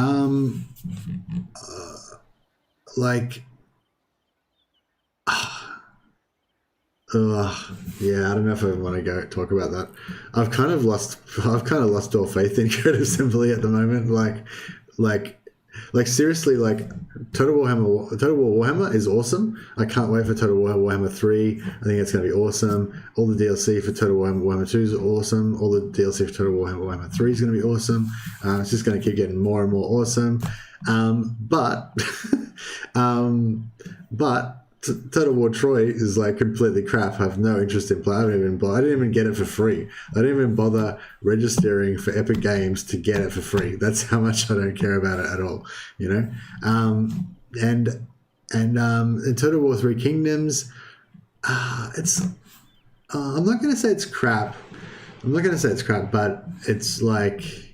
And I'm not going to say I shouldn't say Total War Troy is crap either. Like, I don't know if it's as good or not. I literally haven't watched any of the content about it or anything. I think I watched about half of one of Legends' videos on it that he just did about some exploit he figured out, but that's it. But yeah, I'm not going to say it's crap, but it's not what I'm interested in really. You know, it doesn't look good to me. It doesn't interest me. And Total War 3 Kingdoms, like. Although they did some really cool stuff with the diplomacy that I thought was really exciting, and some other things were cool about it as well, but I don't know, maybe it's just because I played so much Total War Warhammer that I'm just used to the way this sort of plays, and 3 Kingdoms just different things felt weird about it, and yeah, I don't know. Like, I sort of feel like Total War 3 Kingdoms was a bit like, what was that game, that other game that Legend of Total War shit canned. The British Isles one. Can't remember now anyway. But yeah, it's another one of these like eras type ones. I kind of feel like Total War 3 Kingdoms is just like a big eras campaign, you know, like it's like they tried a bunch of new stuff and it's all interesting stuff and it all is pretty cool, but just the overall package just isn't engaging for me. It just doesn't, you know, it just doesn't grab me for some reason. I don't know why. Like, I think if they did like Total War Warhammer 2, but like with everything exactly the same as Total War Warhammer 2, except for it was set in China on a map of China and all the characters were like Chinese warriors and stuff, but it had the same type of magic, the same type of everything. Like, I think I would really enjoy that. But I think even though they did push the envelope and they brought in a lot of cool new stuff, the final package just didn't work for me with Total War Warhammer 3. And and they're going to keep pushing the envelope, you know. So whatever the next thing they do is, it's going to have more of those elements of Three Kingdoms and stuff, and it's going to have more other new stuff that we haven't even seen yet that they're going to try and win us over with, you know. And I feel like it's just going to get more and more away from what we want. you know what I mean? Like, yeah. So I basically just hope that Warhammer 3 never ends, basically. Do you think they can do Total War 40k? Yeah, I think they can do Total War Warhammer 3. I mean, Total War 40k. And I think that they likely will. Not likely. I think it's a possibility that they will. Like, you can only imagine how much money they would make. Like Total War Necromunda. Yeah, no, I don't know if that would work too well.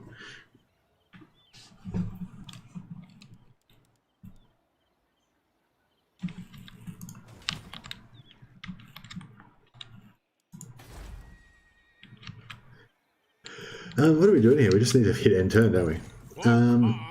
Also, do we want to hire some more? Do we want to hire another?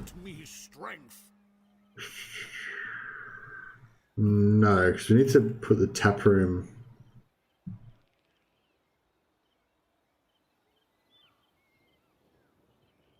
Yeah, we'll just wait one more turn. Volkmar the Grim. Volkmar the Grim. Okay, we'll get his Grand Soulfire happening. Or should we get his Pimp Wagon? We've got his Pimp Wagon as well. So he gets this Altar of Sigmar, which is a pretty cool mount. I'm probably going to unequip it as soon as possible, but we'll pop it on just for a second so you can... we'll look at it then. We'll look at it next time.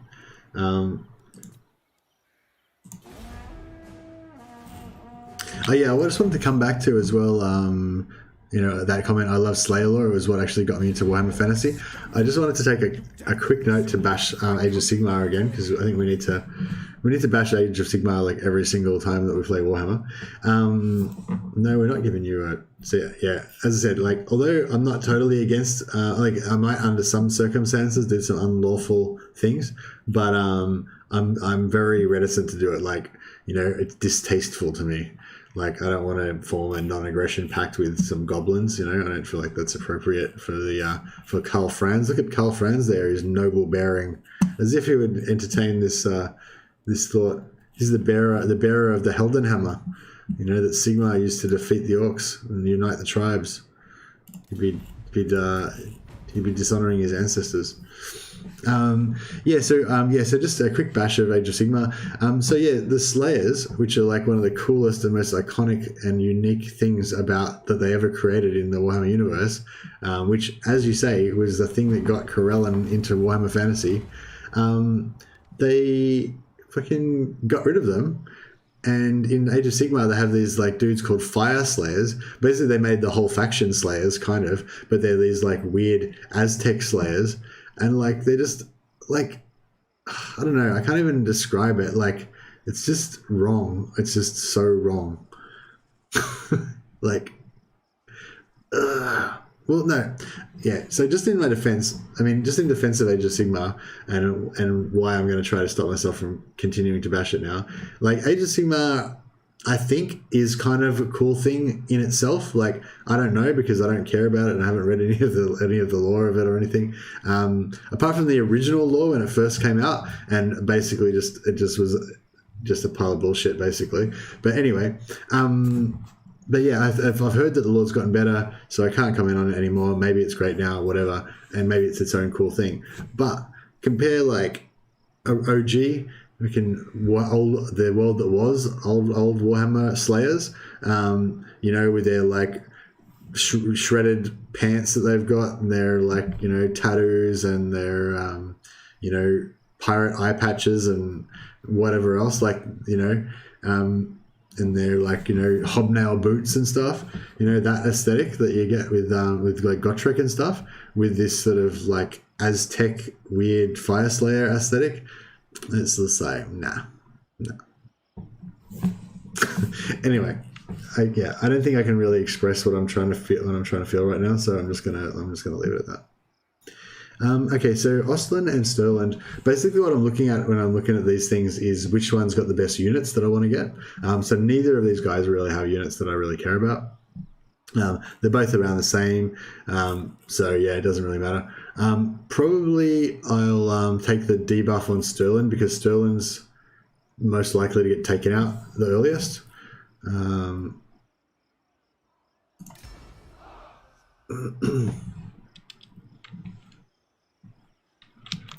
Okay, so we've got 3,000 now, and we've got 3... so now we can get rid of this building, and we can... Noble, Cunning, Perceptive. Okay, so Perceptive is plus 15% magic item drop chance. Now, normally you can get that on a mage, on a wizard, but we don't currently have it on the wizard that we've got right now. So if we get this on this guy, then we won't need to get a Perceptive wizard. So that could be good. But I also did want to get rid of... I did want to also level this up.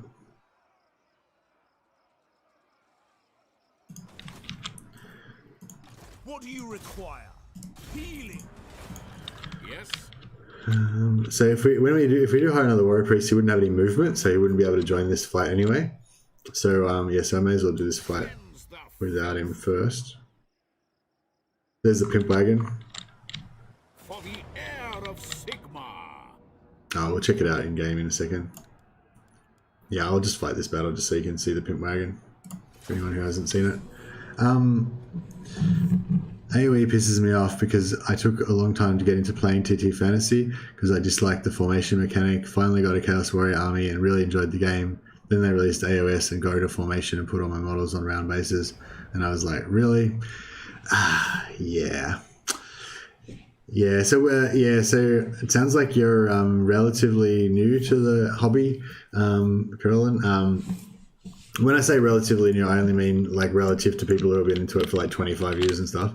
But yeah, if you had been around for longer, you would realize that Games Workshop just does that all the time. Like, not quite as bad as the AOS was the master stroke, but you know, every few years they bring out new rules that change everything and make it that you have to get rid of half your models and buy all new models and, you know, all this kind of stuff. Well, I mean, like, even basically the models get better, so they bring out like a new Chaos Warrior set or whatever that's heaps more detailed and heaps cooler than the old one, so you would want to buy all the new ones, because as soon as you've got like a few characters of the new type that are heaps better looking, they just make those really old basic ones look really crap, you know. So that would happen normally anyway. But then as well as that, they'll bring out new rules that promote all the new units and stuff, which means all your old units are crap, and you know, so you have to buy new stuff and blah blah. Yeah, so they do all this sort of stuff. But yeah, then AOS was like the master stroke of just making it like you have to rebuy everything, or rebase all your stuff, as you say. Yeah. Anyway, but yeah, that whole thing of getting screwed over and having to remake your army and everything, that's like not even a new thing. That's not even the worst part of it for me. The worst part of it is that they just decided to destroy all the lore. Like, I kind of explained it more in my Warhammer versus Necromunda DLC video. I don't know if you watched that one.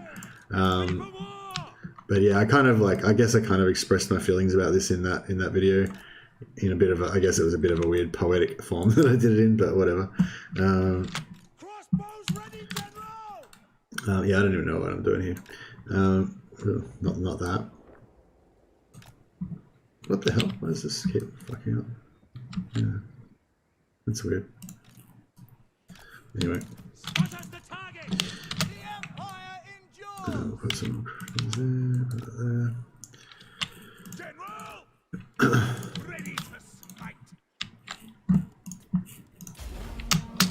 Yeah, this battle probably can just pretty much play out by itself. Stacey said GW at its best. Yes, it was the GW's master stroke. Fuck yeah, God, they fucked us so bad. They fucked us so bad. Oh, I just realized. Yeah, I remembered I had to move this. Had to move my. Oh, not that. No, not that. Yeah, that. If I put myself in here, is that going to work better? So yeah, there we go. Yeah. Yeah, I think that's a better spot. I don't know, let me know what you think about that.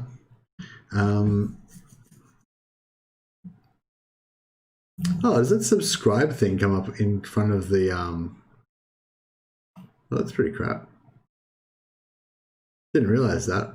The watermark comes up in front of like the information on the screen. I don't know, maybe I should get rid of that watermark. I don't know.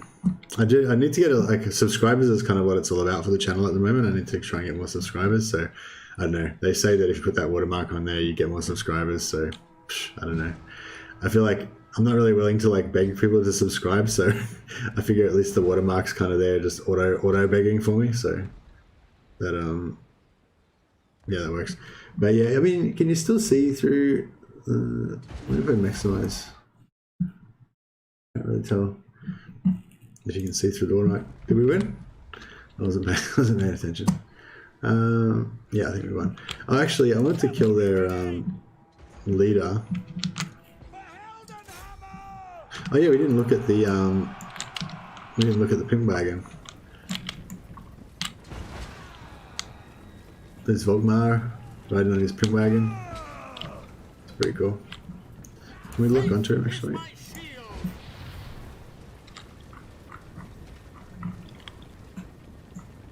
Look at that. Volkmar leading his glorious troops. Roar! Yeah, this game looks cool. How do you get rid of the... No, can't remember how you get rid of the... Does anyone remember what key you have to press to get rid of the thing? The HD HUD?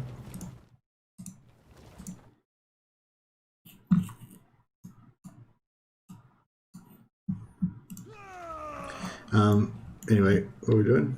Oh yeah, we're killing this guy. We'll stop the artillery because they're just going to shoot our own guys. Actually, we can probably stop the archers as well. Just let the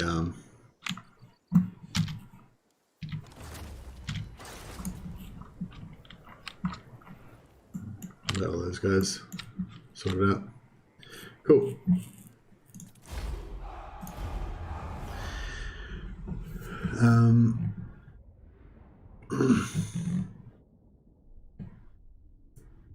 Oh, okay, sorry, yeah, so you've been playing 40k, you only just got into fantasy recently, right, I get it.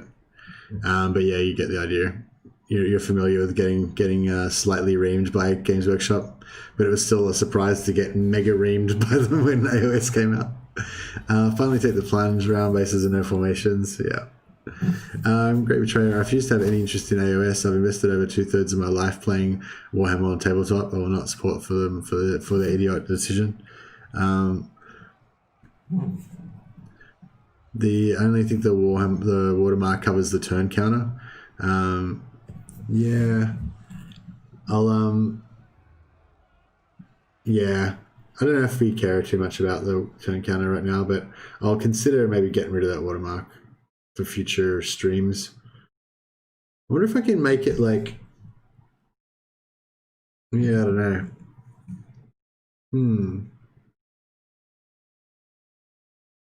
Yeah, I don't know. I'll think about it. But yeah, just put up with it for the rest of the stream if you don't mind, guys. I'll think about it. I'm a Dark Angels player, reamed by 40k his life. Dark Angels was the first chapter that I was attracted to, actually, with Space Marines. I ended up kind of making my own homebrew chapter, but they were kind of like based on the Dark Angels aesthetic, but they were more like Angels of Redemption, like the black, red, and white, sort of Angels of Redemption colors, I think it is. But they weren't Angels of Redemption, or they weren't Dark Angels either. They were just like a homebrew standard type Marine chapter. I love the Games Workshop. I love that Games Workshop's decision was so idiotic that they reversed the entire end times and are bringing fantasy back.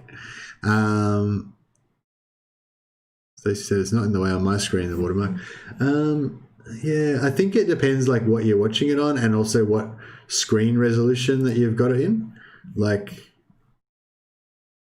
yeah, like if I have my screen maximized, then the watermark's just like a tiny little dot in the corner, like it doesn't get in the way of anything. But if you have the watermark, like if you have the screen like small, then the watermark, like the smaller you have your screen, the bigger the watermark is. The watermark's always the same 150 pixels or whatever, I think.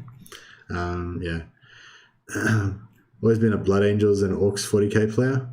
Nice. Yeah, I love Blood Angels as well. I love Space Marines basically. I love I don't know. I love most of the first founding chapters. All of the old chapters I pretty much like. But yeah, my favorite chapters are. Well, yeah, the Blood Angels, the Dark Angels was the first chapter I really liked. But then I kind of shifted around a bit. I'd say yeah, Imperial Fists are probably my favorite. But I also really like. Like the Crimson Fists and the Iron Hands. I love how the Red Scorpions have come back as well. Like they were just always kind of like just a quote, just a footnote in the rule books, and then they've kind of really come to the fore and they've got their own like rules and stuff and their own models and everything. But yeah, I love all those OG Space Marine chapters. But yeah, I really love the Blood Angels as well. Like how they're so like got their own such a unique kind of thing about how there's this sort of really lordly and sort of yeah, I don't know. I can't really give it to them justice, but yeah, they've all got their own things. Yeah, the Dark Angels lore I felt was a little bit too, I don't know, it's a bit convoluted and yeah. And I didn't enjoy the Horus Heresy Dark Angels books that much either. Tremble before me.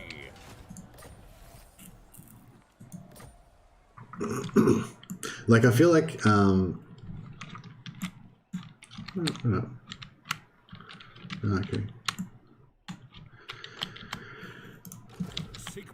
We'll just actually we'll move back a bit closer here, and we'll get rid of his pimp wagon because it's a bit expensive.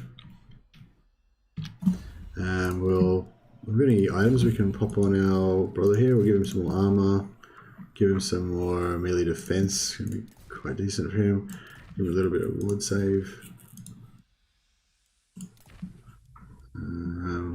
Wound recovery could be good.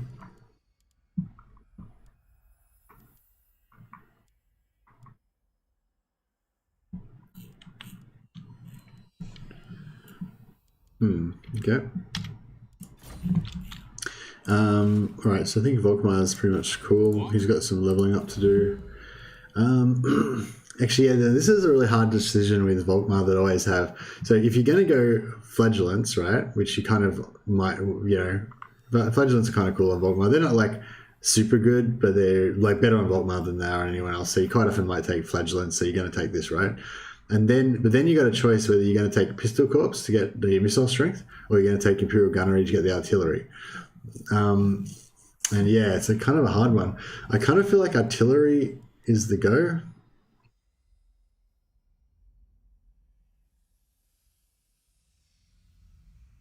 And go for some Hellblaster volley guns.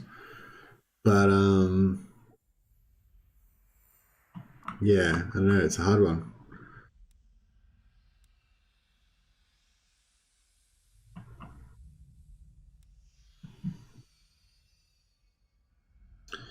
Yeah, I think we'll go for artillery.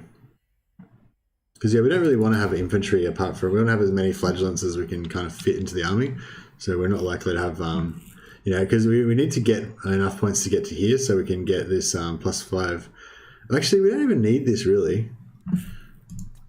So another option you can do is to just not go into this second rank and just go all out Flagellants, because your Flagellants die a lot, so they're not likely to get to this level that often, and it only gives them 15% extra magic resistance and 5% extra melee defense.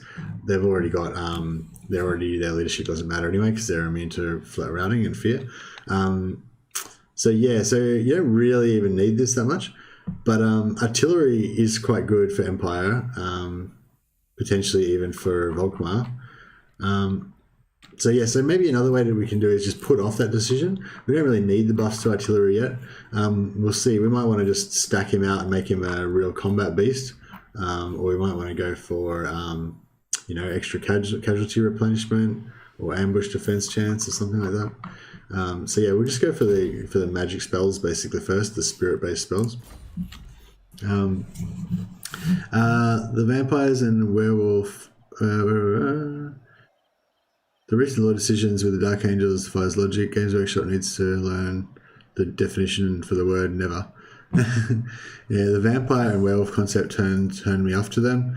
I assume that's talking about Blood Angels.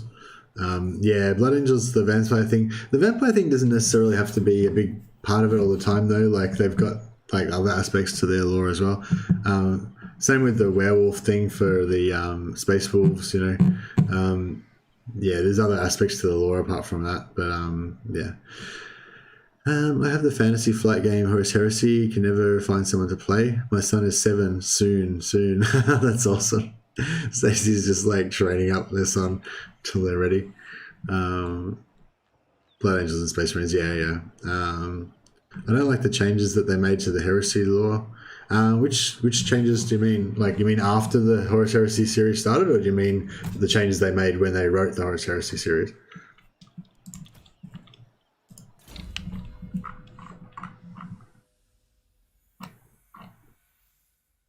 Imperial Pegasus, so that's really good for, as soon as you got the Pegasus, that makes the mages a lot more powerful because they can kind of get around the battlefield to wherever they need to be.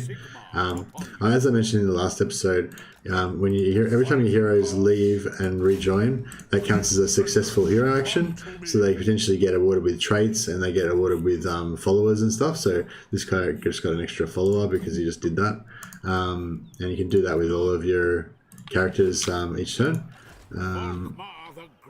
So that's pretty cool. The Warrior Priest has already joined, so we won't waste his movement. Oh yeah, so we screwed up.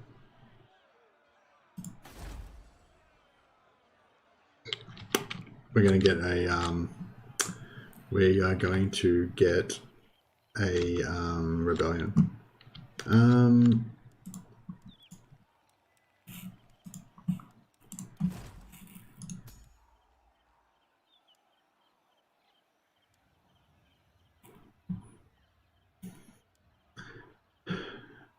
Oh yeah, see, no, tactician, that's the wrong one. Cunning, perceptive, imperious. None of that helps us. Regal. Yeah, so what we could do is hire this guy. Going to cost us a lot of money, but it's potentially going to make it a lot easier for us to win the Huntsman General. a lot easier for us to win the the rebel battle that'll happen the following turn. So yeah, so we're going to lose some money there, but that's okay. And we'll hire another warrior priest here. Go for the perceptive one. Oh no, we don't. We want to wait until he gets back into the area so we can get the bonuses to their levels. Rebellion, let them eat cake. Indeed. Now I just want to put it off for one turn so that I can be around here when the rebellion happens, or around here, and then I can just attack them immediately. Whereas if the rebellion happens now, they'll get an extra turn to kind of level up before I'll be able to take them out, which just cause more damage to my army and stuff, make us a bit more vulnerable. So I ideally don't want to do that. I kind of want them to take this back off me so that I can start sacking it again. Actually, if we could get a little bit of money from someone, if we just get another 500 or so. Defensive alliance. I don't know if we kind of want to take a defensive alliance with Bretonia or not. The Empire. No, I don't know, because we kind of want to. Oh, we're at war with Marienburg. I didn't even realize that. Okay, that's interesting. So Marienburg, that's another option you can do with Empire. So we could attack Marienburg. It's quite a good city. It's a capital, so it's quite defensible. But it opens us up for attacks from Norska, and we have to defend over here. So it just opens up another theatre of operation. Basically, we can kind of we can take Marienburg, and then we've got to deal with Norska, or we can take like Wissenberg or Sturland, or just go straight down here into Averland. But yeah, so basically we can either kind of go that way and have to deal with Norska, or we can take this and start taking out these minor factions of Britannia, which is probably the easiest way to conquer, or we can kind of go this way and start taking on the vampire counts, which is kind of what I want to do, just thematically. I think it's fun to fight the vampire counts, and it's like, it fits in with our warrior priest thing and all that, but it can get sticky. It can get pretty sticky. But the other thing is that if we don't take them out, then they can potentially just swallow up everything. I'm not really up on the latest patch, like how the AI normally reacts and stuff, but I know when I was playing before, the vampire counts can get pretty out of control if you don't kind of deal with them. And also with the changes as well, we've now got, what do you call it, that orc guy up here. What's his name? What is his name? It's probably not really important at this point, but I haven't even discovered him yet. Yeah, anyway, we also got this orc faction roaming around up here as well. But yeah, anyway, so I think I'm not going to attack. I think I'm going to leave Marienburg there and not worry about them. Let Britannia deal with that, and I'm probably going to go back the other way. Probably going to like get one of the Empire factions confederated, and then I'm going to have to deal with whatever that brings. But yeah, anyway, we wanted to get some free money. So, yeah, I'm not going to get an offensive alliance with Britannia. I'm just going to ask for them to give us free money for nothing. We'll see if that plays. Nope.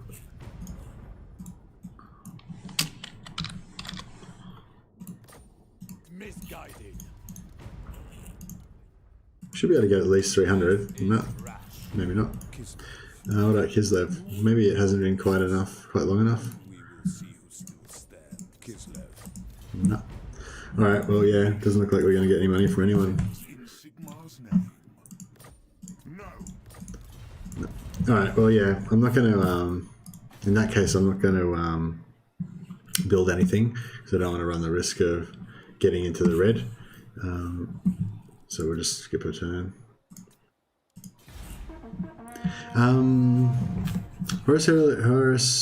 Horus was originally the OG betrayer, but the books changed it so that Lorgar was, which diminishes his betrayal to me because he was tricked instead of making the choice willingly.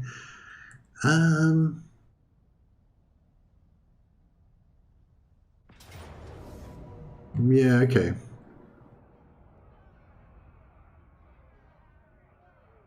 What are we doing right now?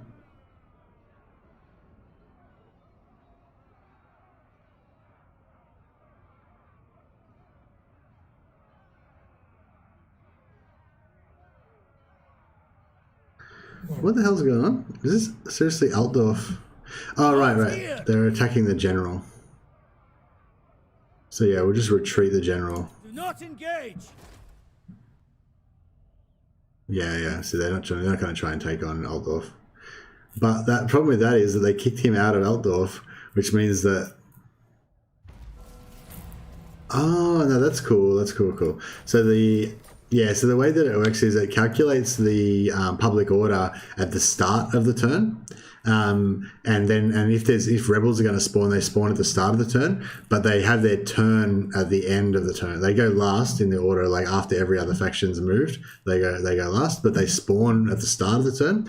So because he at the start of the turn before any factions had their move, he was still here. So we only lost three. Public order, and then they made him flee, but that was after the thing happened, so it was all good basically. So yeah, we'll get rid of him. We have Krillin said, do you have an undercity in Altdorf? Yeah, we do. We have an undercity in Altdorf. They've got, what have they got here? They've got tunnels providing visibility, they've got warp token providing money, They've got income. They get 50% of my income, and they've got a warpstone refinery that is giving them some other bonuses as well. So basically it's going to cost us 3,000 to get rid of it, so we just can't afford it basically. So we're just going to have to put up with the city being infested by rats, which is a bit annoying, but what can you do? So yeah, I think we can still get another free XP here. We'll leave that alive. The instrument of Sigmar's will. And then we will... Following Sigmar's path. We got Skull Smashers again. Okay. Orders.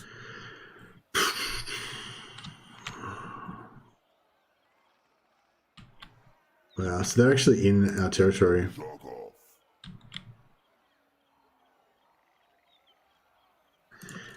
Volkmar. That's okay. I think what we're going to do... If we...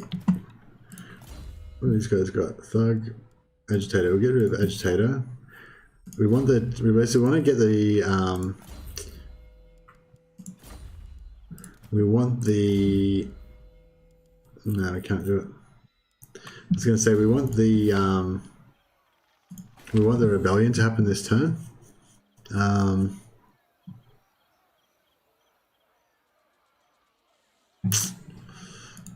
Ready. I will next turn, I mean. all evil. So yeah, hopefully we're far enough away that they can't get us in one turn. Because we're going to be tired because we've fled, and we've like force marched. And we don't have immortality on our heroes yet and stuff, so we, ideally don't want to get caught and killed. How much is this if we reduce that 1 AP? It makes it a bit cheaper.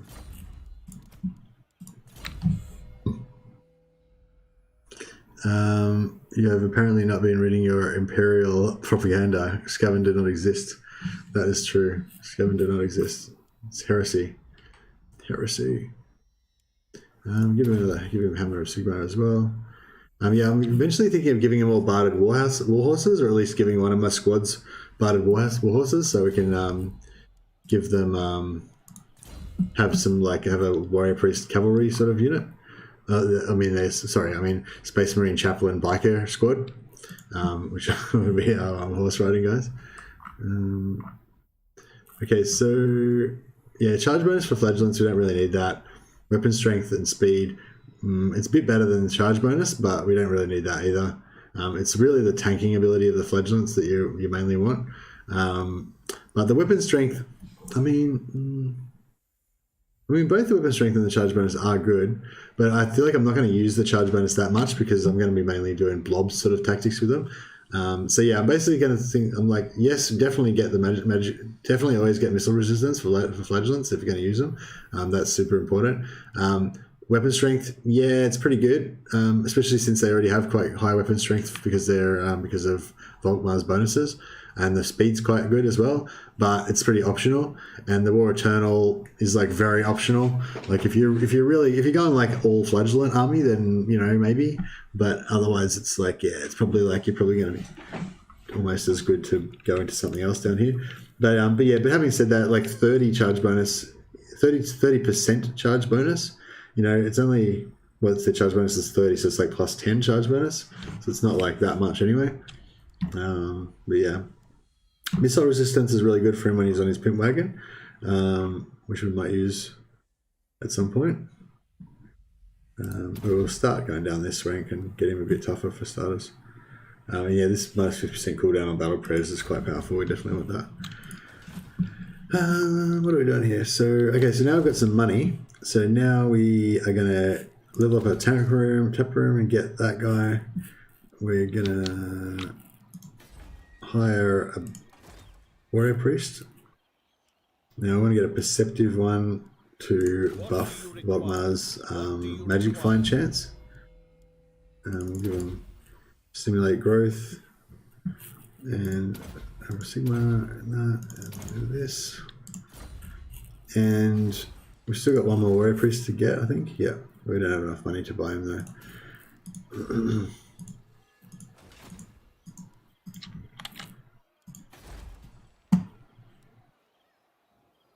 So yeah, we probably should build our money making thing first up, because we're getting a bit low on cash, and then we'll build our wizards conclave or whatever it is there.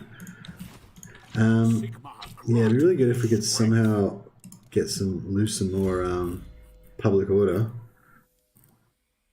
but nothing here is going to help us with that.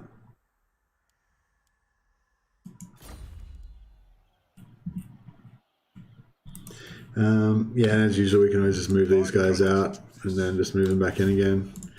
Get a little bit extra extra successes on them to possibly get traits and followers and stuff. Yeah, we might have gotten ourselves into a bit of a hole with our economy, but I just really wanted to get those warrior priests going. Yeah, I'll hire the noble warrior priest next, I think, because that'll be cheaper. It'll give us a bit of a discount on him. Oh dear. So those leaf cutters are getting pretty aggressive over there. Do they have any artillery? No, they don't have any artillery, so we don't have to worry about them taking out Altdorf in one turn or anything. So that's pretty good. There is power within prayer. Now, these orcs. This is a pretty powerful orc army for this stage of the game, but we've got artillery, which is going to pretty much make short work of them. So yeah, I'm not too worried. We'll just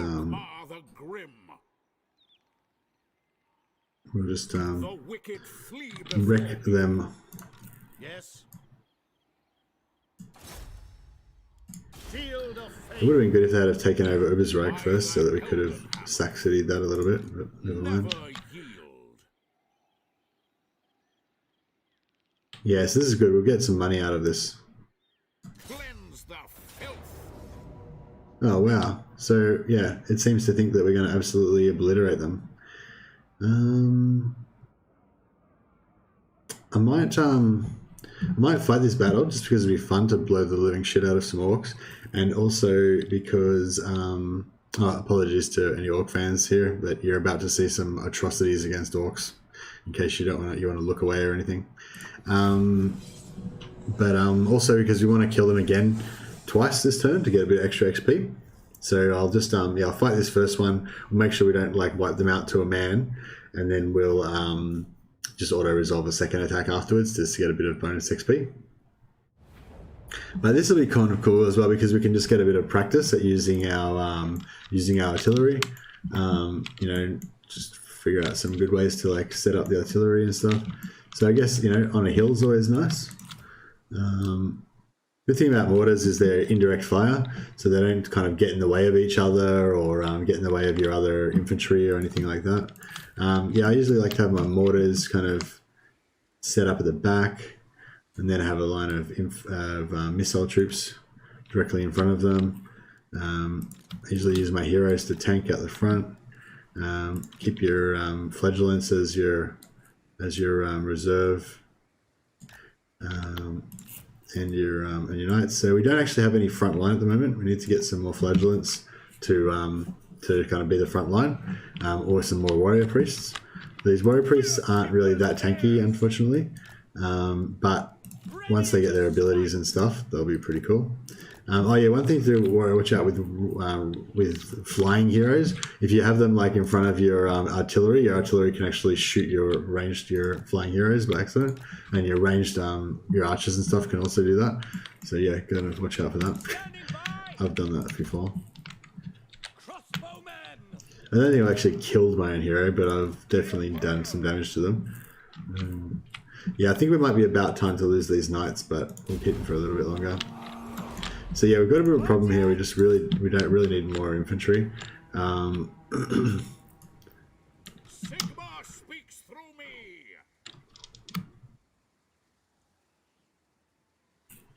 Yeah, we'll probably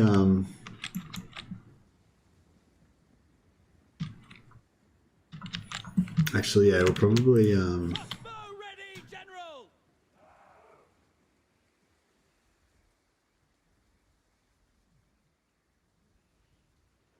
Quick march. let me just condense our archery action a little bit more.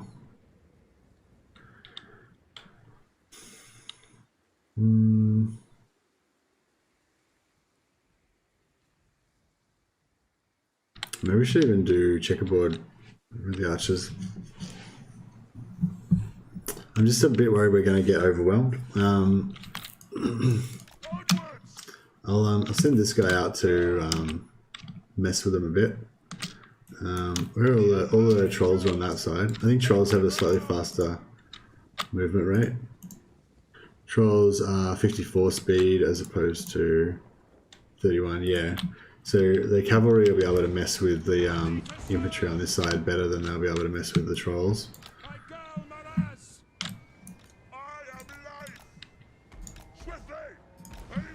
So yeah, hopefully this flying unit can kind of just confuse the trolls and slow down their movement a bit. Basically, we just want to have as much time as possible for the artillery to fire.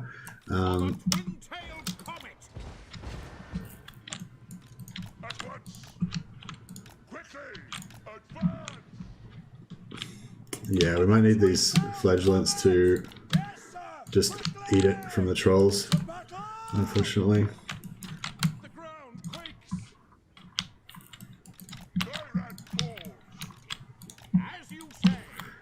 We don't really want the trolls to get in combat with these heroes, but we really don't want the trolls to get in combat with our archers. Okay, so we're going to pop our defensive stuff, our magic, our melee attack, everything. Pop his melee attack as well. Pop his melee attack as well. Put some heals on these guys too. We'll get some heals on the flagellants as well. Okay, so yeah, we got problems. The trolls are coming in.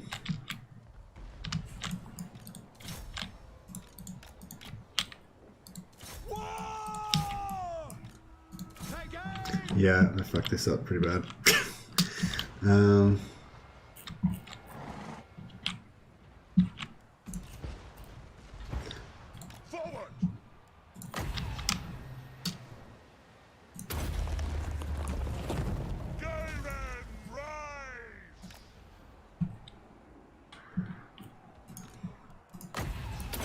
I don't know if the healing is actually going to help too much in there, but we'll see how we go. Crossbowmen, the Empire endures. Find your targets. Well, the knights are getting messed up. Luckily, we're going to disband them anyway. That was actually probably pretty good that they kind of took it on the chin a little bit there.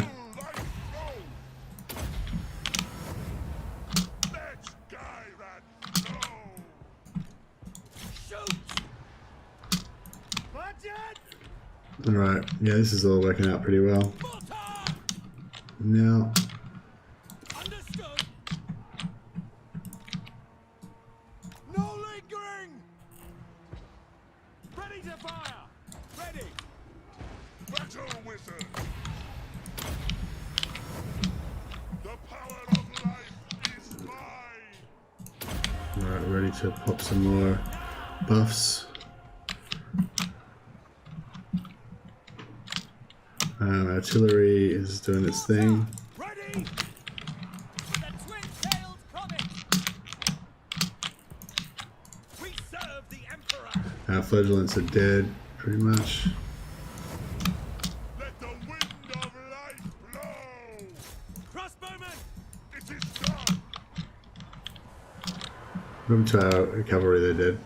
Oh no, they're still going.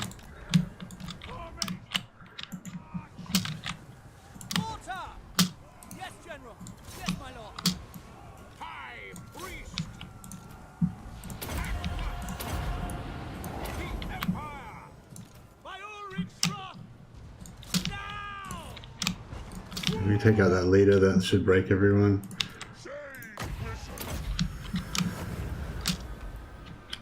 Yeah, that was pretty messy, pretty bad, but I think we did alright, kind of. Now they've lost their general, it should be pretty much done.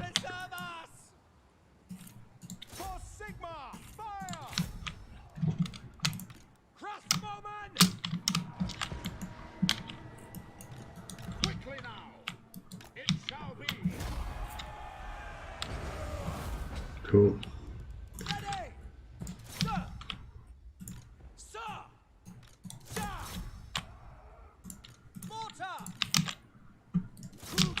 I'm just trying to do a bit more damage to some of these units. I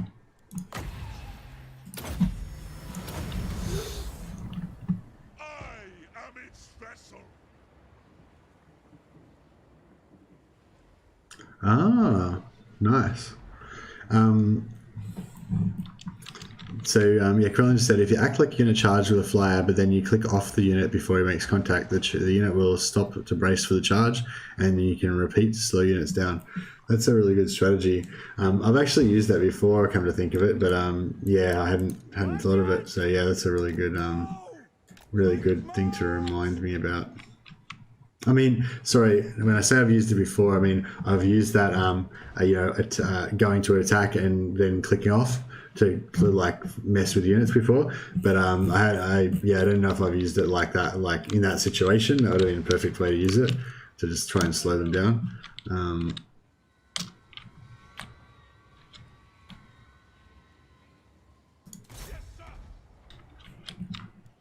Oh yeah, we want to kill some of these guys, don't we? Is there any other heroes left? I think that's the only one.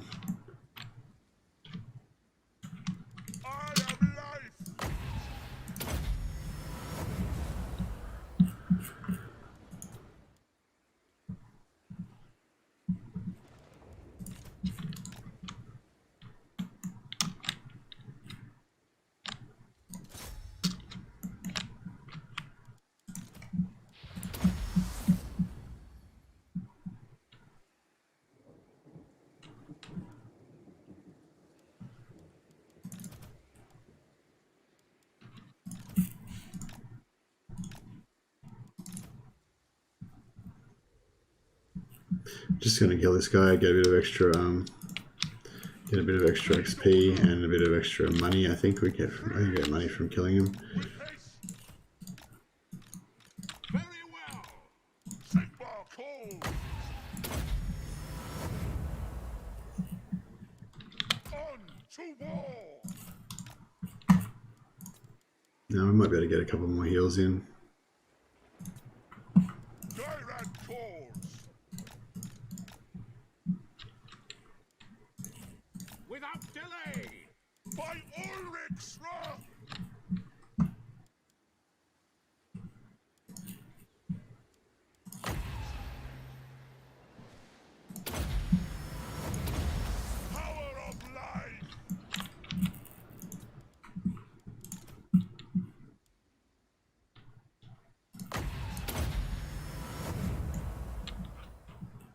Cool. Best laid plans don't survive engagement with the enemy. That is right. Yeah, I got a bit wrecked there, but yeah, it didn't work out too badly. As I said, I want to get rid of the knights anyway, yeah, didn't lose any units, so you know, at the end of the day, it wasn't too bad. But yeah, you can see those flagellants, how they got decimated, and that's pretty much how flagellants are going to go, like every battle, pretty much. So you know, even with all the buffs and everything that you can get on them, they still are quite. They could still die quite easily. So yeah, it's a bit sucky, but it's just the way it goes. Yeah, he say that's good. So we didn't just completely destroy them. So that means that we can. We only killed one unit. I only killed one hero. Sorry, oh, no, we killed a couple. The only thing is, if we auto resolve this battle, we're probably going to lose those flagellants, which I kind of wanted to keep them because they're like ranked up now. But I mean, they're going to die anyway. Like, but at some point. But yeah. We'll go for a bit more growth. on him. By Sigma. Do we fight the battle or do we just? We'll fight the battle. It'll be pretty quick. I'll just fast forward through most of it.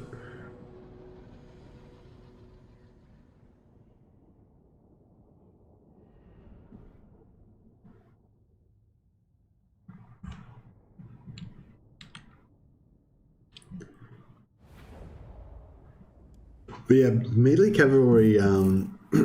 Yeah, I find melee cavalry aren't really the best in this game because, well, they're not sort of as powerful as they are in other games, but also just in terms of efficiency from turn to turn, like with archers, because the archers their ammunition gets depleted, but the ammunition gets fully replenished 100% back to full after each battle. So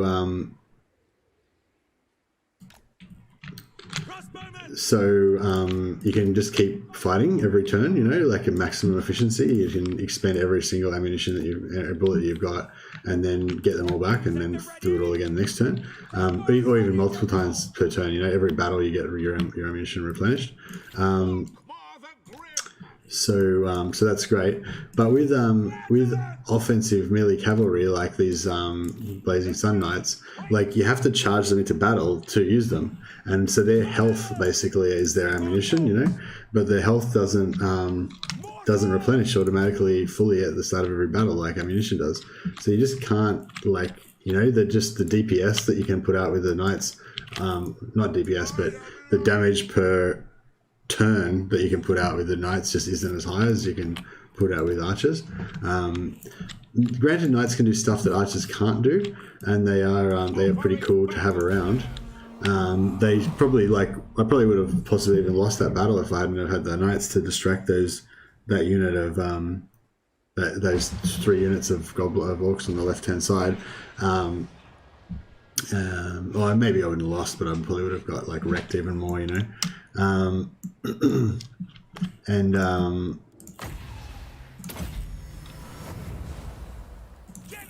Yeah, it's good having some fast units, but I think once you get the heroes going, the heroes can be healed back up fully with a life mage like we've got here, or if you've got healing pots or something like that, you can kind of use heroes more effectively, at least at the tying up part of the job. Heroes probably aren't as effective at killing as cavalry are, but you know, heroes can come back and do it all again, you know, next battle if they've got a healing pot or if you've got a healing mage.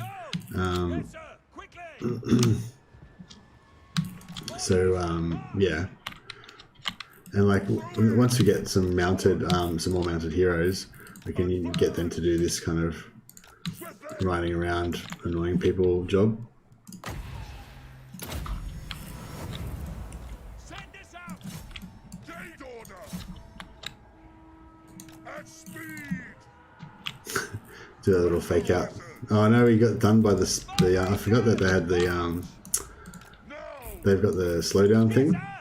They're actually going to beat the Knights now. Oh shit. That's right, I wanted to get rid of these Knights anyway. So this gives them an excuse to have a little. Did I get him? Oh yeah, that wrecked him. Check how much damage that did. Probably did a little bit of damage to the Knights as well, but.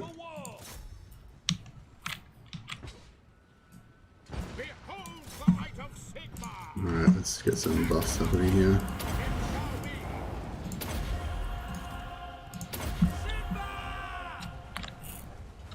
Knights are done.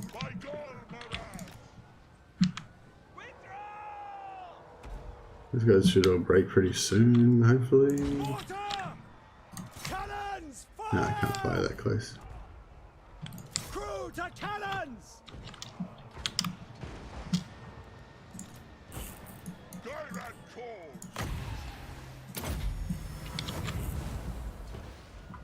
Where's that hero? Did we kill him?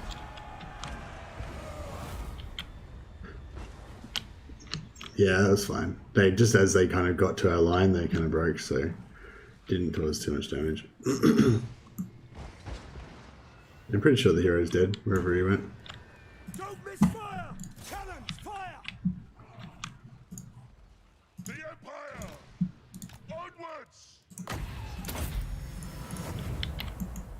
Yeah, so we got Knights are dead, but that's cool. They went down in battle. That's the way they would have liked to go, I'm sure.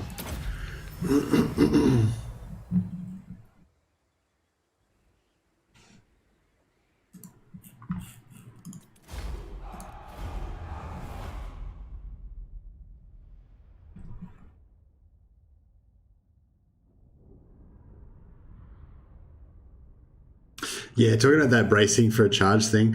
I don't know if you've played Kirill and if you've played oh, what's the Grim? Who's the other Grim guy? The Grim Elf guy.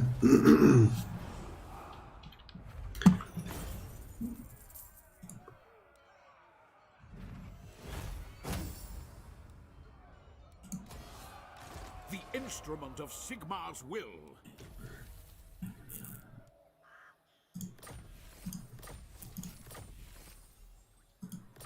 There we go.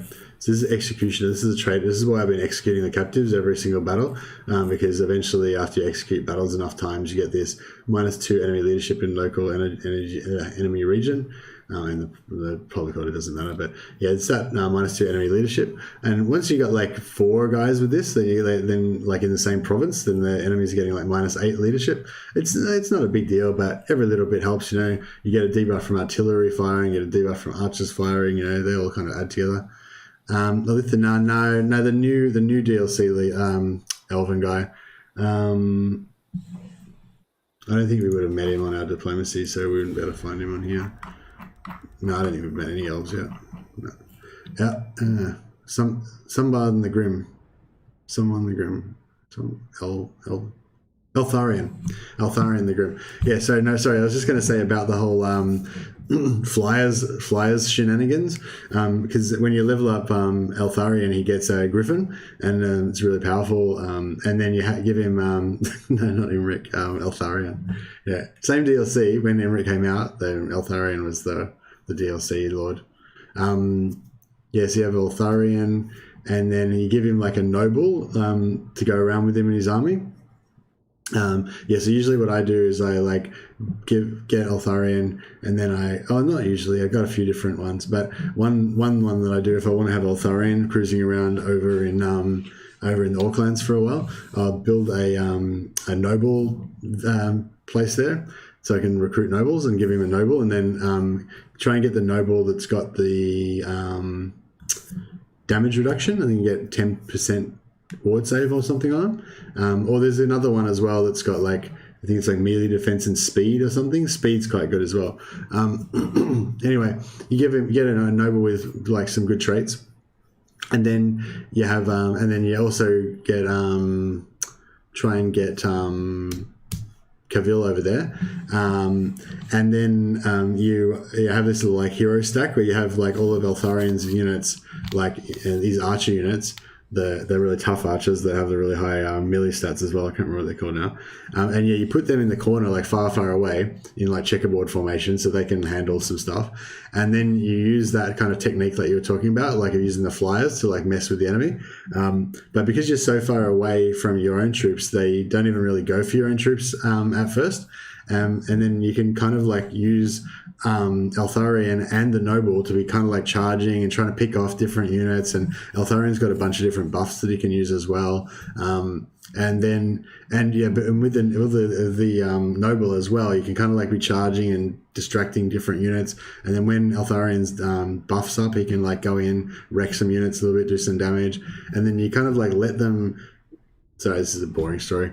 I'll just show it to you when I play Eltharion one day. But yeah, basically you do all those kind of shenanigans with the flyers, but also like doing cycle charging and stuff like that. Plus, you know, you do cycle charging, but you cycle charge when you've got all the buffs up, and then just fly away, let your buffs recharge, come back in, wreck them, and then you slowly let them get closer and closer to your troops, and then some of them will start peeling off and starting to move towards your troops, but you kind of like, so you sort of stagger it, you use your flyers to stagger it so they go piecemeal into your troops, and then they get the crap shot out of them by your archers. Yeah, it's pretty cool. You can just you can just take on like crazy opposition and wreck them with Eltharion's flyer shenanigans plus archers.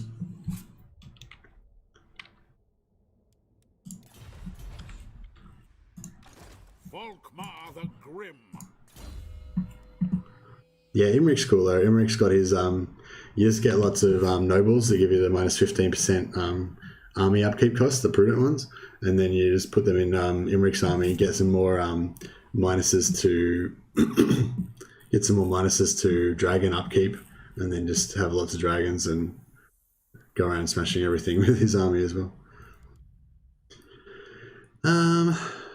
Leadership's actually sometimes pretty good on heroes, I find, especially vampire heroes, obviously, but I find other heroes as well can be good. Melee attack's quite good as well because you want them to actually kill some stuff. I love high elf archers. The sisters the most. Well, yeah. Try have you got the latest DLC, the one with Eltharion the Grim and Grom the Paunch? Or you've only got the free LC, just the Imric one. Because yeah, if you love high elf archers, then yeah, you might want to get that DLC because Eltharion's got his own like special elite archers called the Mistwalkers, or there's a whole bunch of different units. They're called Mistwalker units, and they're the archers are like they don't do magic armor piercing. Oh, you've got it. Oh, so you know all about it then. Yeah, Eltharion's archers are pretty sweet. They're maybe not as good as handmaidens, but in his army they're pretty good. Yes, of course you have them all. We all have them all. Yeah, I've got to admit, Creative Assembly did it right. They made a great game, and they are continuing to make a great game, and they're making it better all the time. And I'm happy to give them all of my money forever, as long as they just keep making more Warhammer stuff.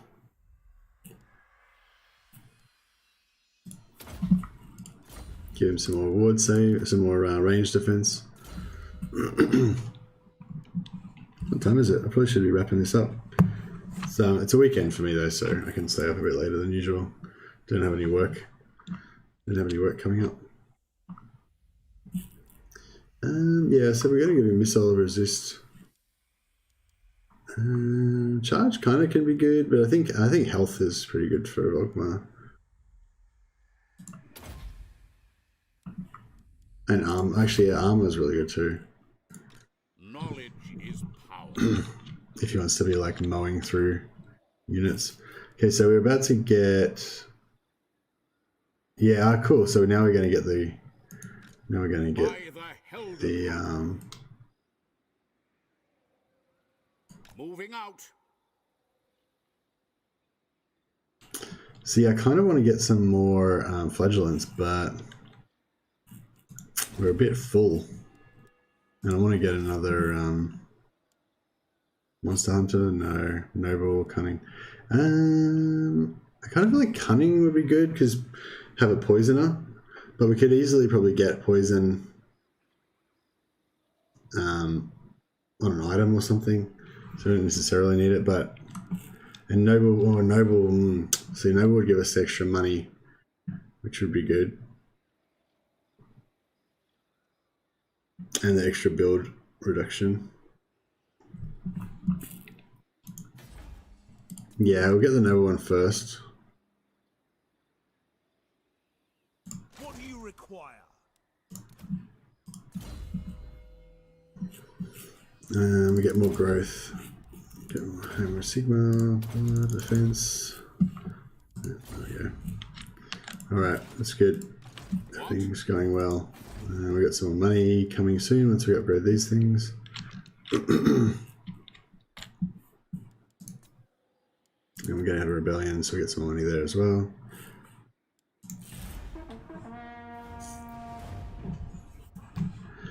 Hopefully they will announce Total Warhammer 3 soon. Yeah, well, hopefully they'll announce the Wood Elves DLC soon. That's the next thing. Is there anything more after that? Is there like 2 DLCs to go or only 1? Or we don't know.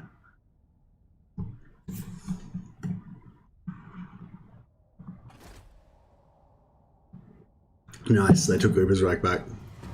Yeah, so now we can start double sacking again. So yeah, so we need to get that authority up, but now we've only got 180 prestige. So if something bad happens, we don't have 1,000 to spend to get it back up. But But yeah, that's okay. Righteous hammer of Sigma. The Wood Elf one and one more, I think. Oh, okay, awesome. What's the next one going to be? So Wood Elves, I think, I don't know. Actually, I don't know what this one's going to be, but I think possibly it's going to be Wood Elves versus Skaven. Could be what this one is. Because I think they pretty much have shown that there has to be like an old world faction and a new world faction together.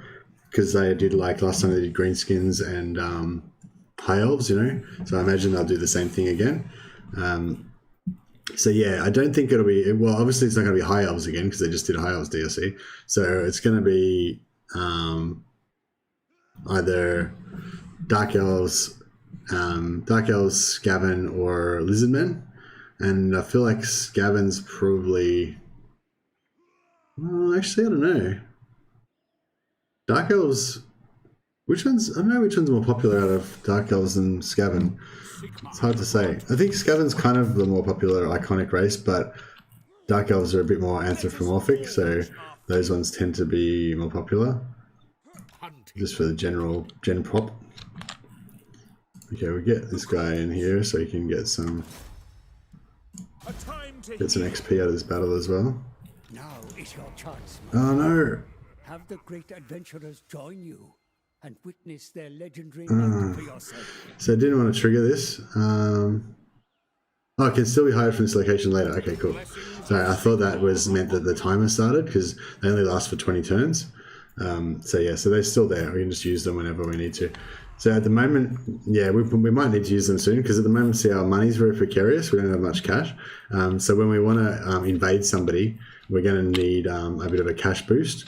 So we'll probably hire them. That'll give us 2 free units for free, and also we can get a second army without getting supply line penalty increasing. So at the moment, we don't have any supply lines. And yeah, Gotrek doesn't count us, doesn't add an army to your supply lines. So he's yeah, it's really powerful on the strategy map.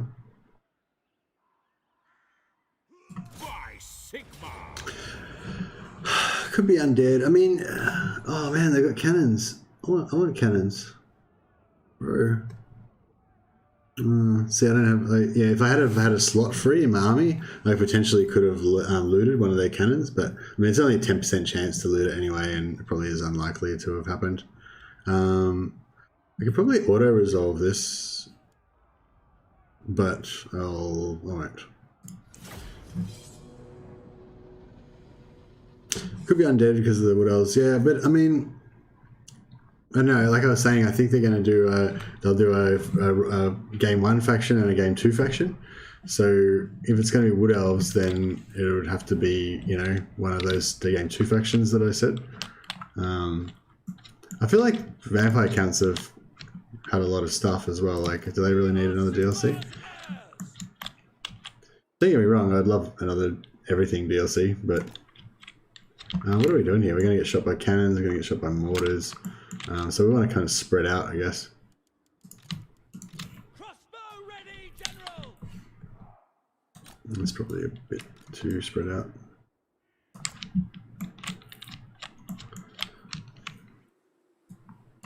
Finding range, sir. Ready, sir.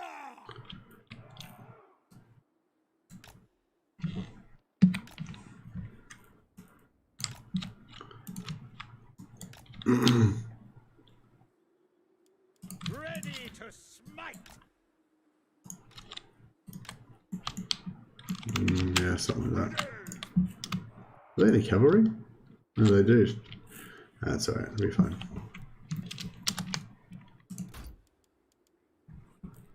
The Empire endures. I am ready. At once.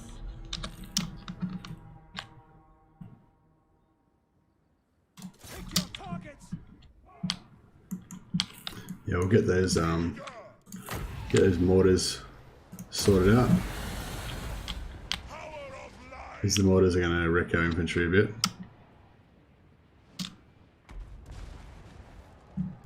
Behold the light of Sigma. Probably a bit slow there. Okay, so yeah, that spell plus the mortars are destroying these artillery pretty well. That's that worked quite well on them, didn't it?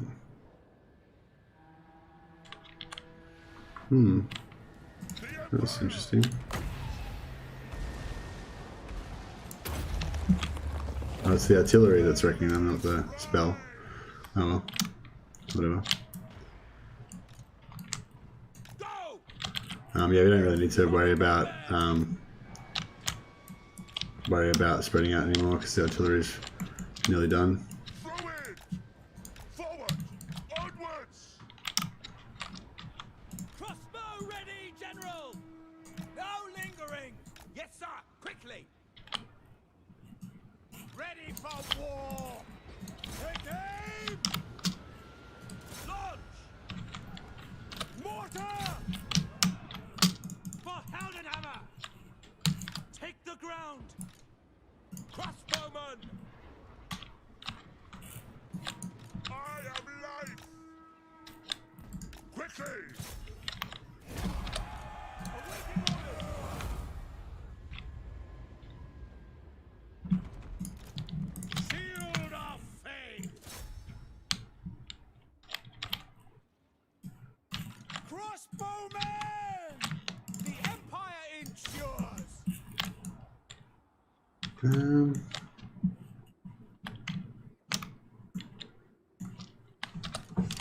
I just wanted to wipe out these artillery so we don't cop so much damage next when we get to finish them off. Those ones are done. No!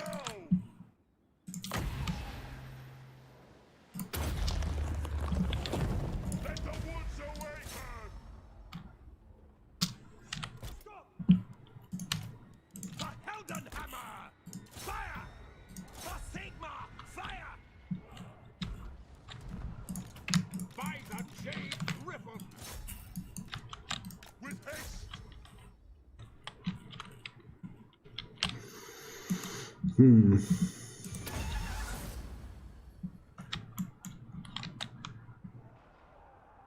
Yeah, I don't know. I don't know what's a. I feel like Beastmen versus Wood Elves is what I really want to see, because Beastmen and Wood Elves are the two shittest factions pretty much in the game, unless you count like.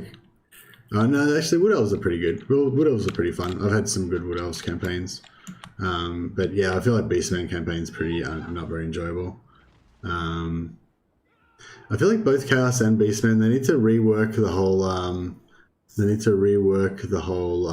Horde mechanic, and I think the thing that they did with Nakai was shit. That's not how to do it.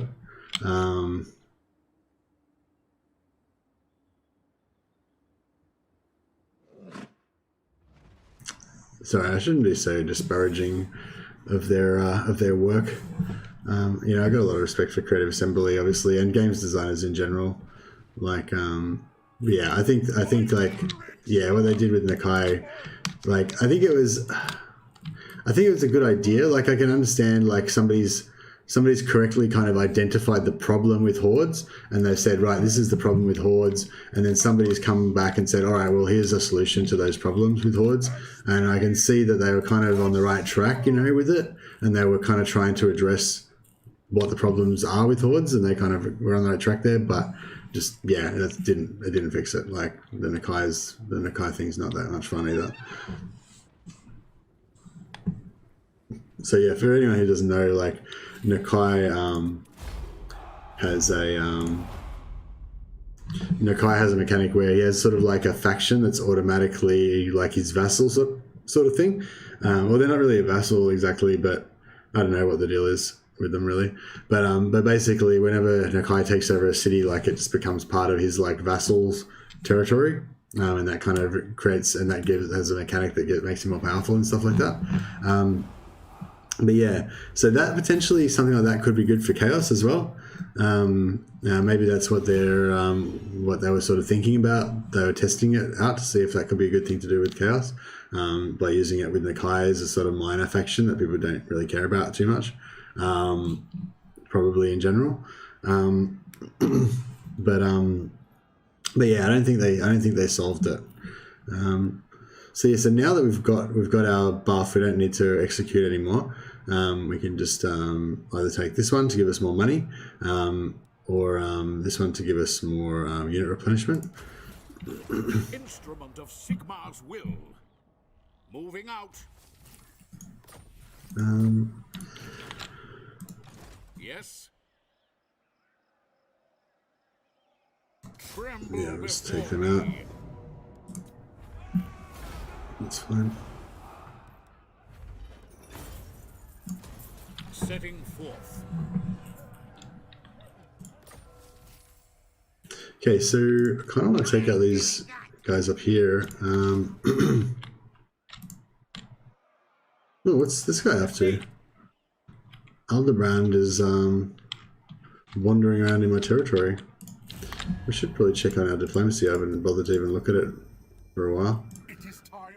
Golden Orders, In Sigma. quite friendly. Because those quite friendly. Glacial majesty. Yes? Midland's getting there, Come then. Only but not Sigma. to the point where they want to actually do anything with us. They improved this. It used to just give you the pigeon plucker ability. Now it gives you 3% extra HP as well. So it's still a pretty average item, but at least it's like you would consider applying. You would consider actually equipping it now, whereas before it was just completely useless. Okay, now I've got cooldown reduction on Holy Prayers, which is pretty awesome. This guy's very close to being immortal. And so once we get to 20, we need to decide whether we actually want him to be immortal or not. That's pretty powerful. It's an AOE as well.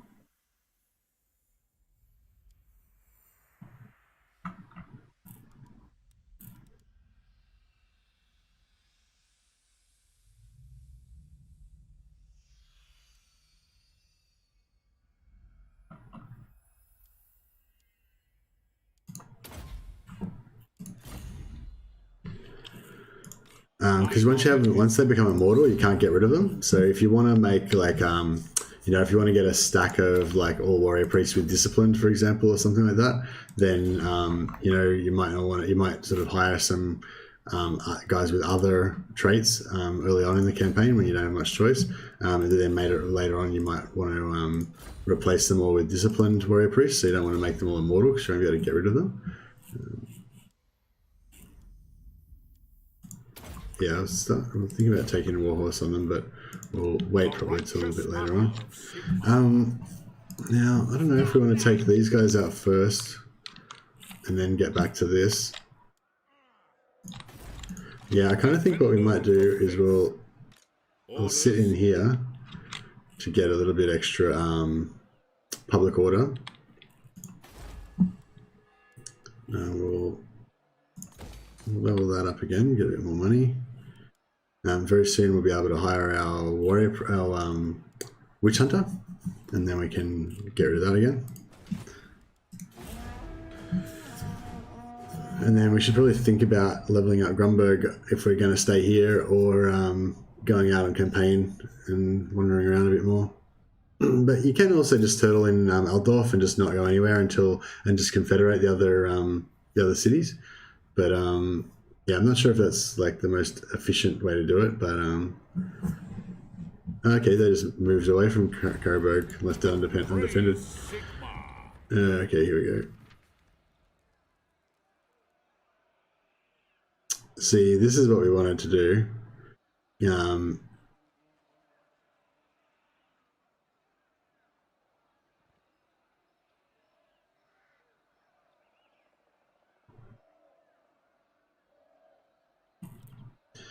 Nordland and Wishland, yeah, we're not going to really get either of them maxed out anytime soon. So we'll side with Wishland since they're kind of like closest to us. I really wanted to do this one, but yeah. I mean, Nordland and Wishland are so far away from each other, I don't see how they're going to really do much damage to each other anyway, but yeah. Guess we'll see how that plays out. Grand Theogenist. Yeah, I'm getting pretty tired, hey, but I'm really enjoying this, but yeah, I probably should wrap it up now. I might just do this first. Get it done. Sigma watches over. So yeah, I just gave that back to the back to Midland again. Gives us another +1 to their fealty. Where is it? What? I think it does anyway. Return settlements to, yeah, so we've returned the same settlement twice, so we've gotten +2. So their fealty's up to 6 now. That one's still 7. That one's now up to 8. So yeah, so we've got a couple there that are on their way to becoming loyal members of the Imperium.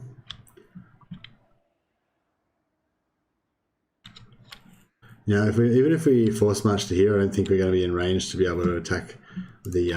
Cast out all evil. Sigma, grant me strength. I don't think we're going to be in range to be able to attack the city next turn, Ubersreich. So what we might do is just put on all of our public order guys, because we'll have one extra turn of being in range to apply them.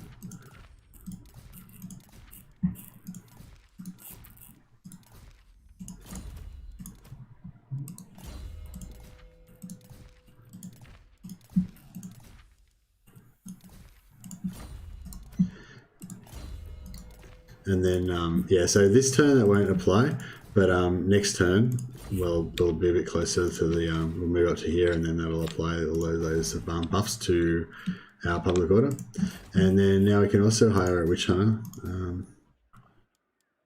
Yeah, none of those are very good. Okay, so Noble is probably the one I want to get because he's going to be cheaper. Yeah, and this one, leadership. I kind of think leadership is better. If you're going to have an infantry, a normal sort of infantry type army, this plus to leadership can be quite good. Even better than discipline maybe, because discipline gives you +2 melee attack and +2 leadership. The melee attack's not that great because your infantry aren't going to be very powerful anyway.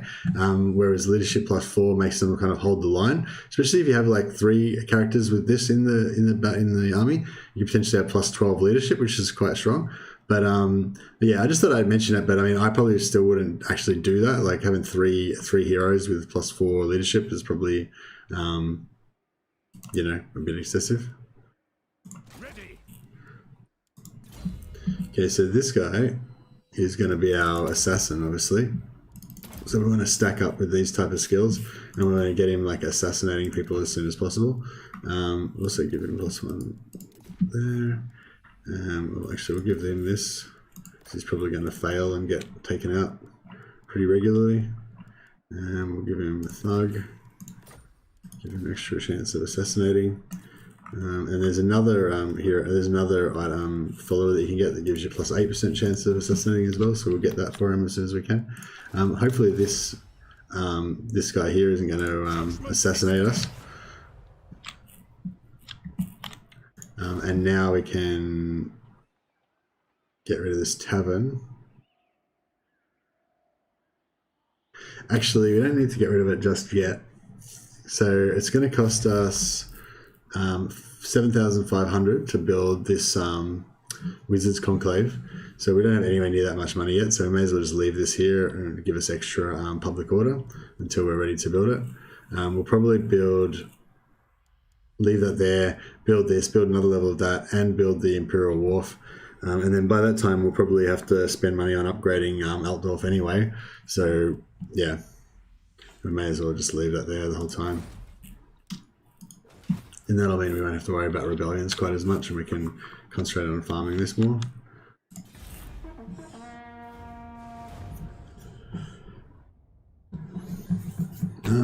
Yeah, I just want to keep playing and playing, really. I love this game. But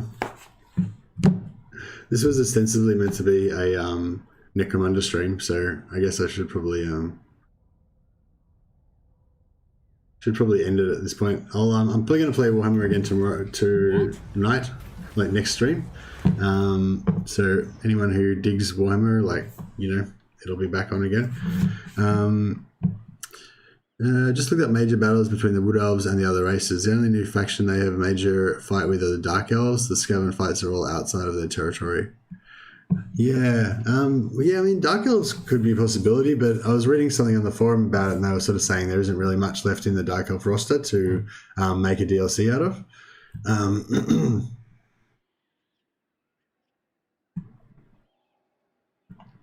So what choices have we got? I've got to get either this or this. That's pretty bad. Bummer. That sucked. Oh man, Volkmar's got this crappy building skill. Volkmar should be out there crushing foes, not getting these like housekeeper bloody Wood Elves versus Treekin. You're crazy. You're coming up with all the crazy ideas, Caroline.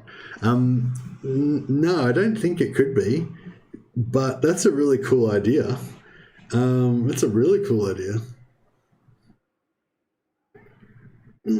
So yeah, so in the Wood Elves lore, there's like all this kind of stuff going on between the Treekin and the Wood Elves. So the Wood Elves, I guess, are not like kind of true natives of the forest. The Treekin are the real like natives, but you know the Wood Elves have been there for a fair while now, and they're sort of like, you know, they're kind of like friendly with some of the Treekin. They're kind of like an uneasy truce with some of the Treekin. Some of the Treekin hate the Wood Elves and kind of want to kill them all.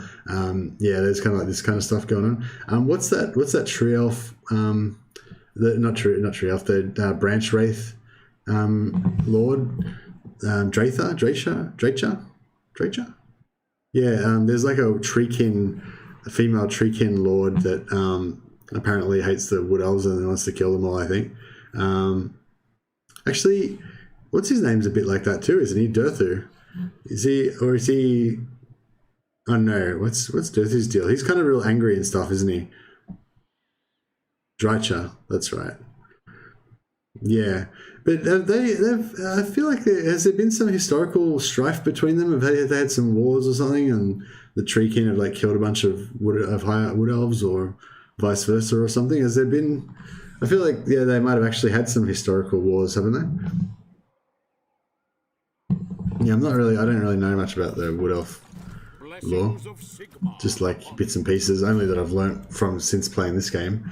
What do I know about, like, all I knew about Wood Elf lore prior to playing this game was that they had Wood Elves. I mean, that they had War Dancers, and that War Dancers are really cool. I was really into War Dancers at one point when I was about 15.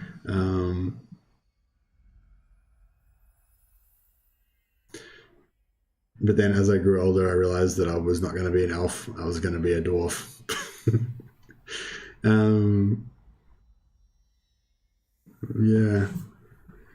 Yeah, I mean, that's a really cool idea for a DLC, Caroline. You should work for Creative Assembly and make up their ideas.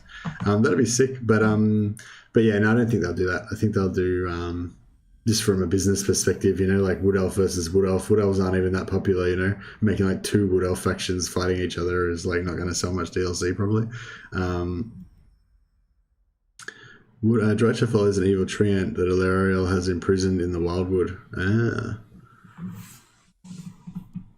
Okay, yeah, I got mixed up. I kind of thought Durthu was the evil treant, maybe, or something, but yeah, I'm a bit confused. No, is Durthu the one that's friendly with the Wood Elves?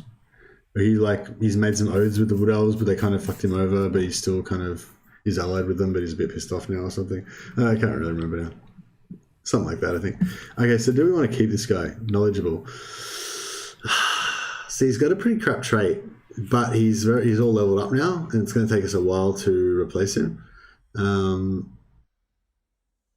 So we don't really want him to die, but we don't necessarily want him to be like a permanent.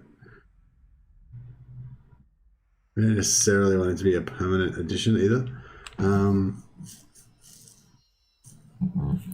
Yeah, I don't think we'll make him immortal. I think we'll just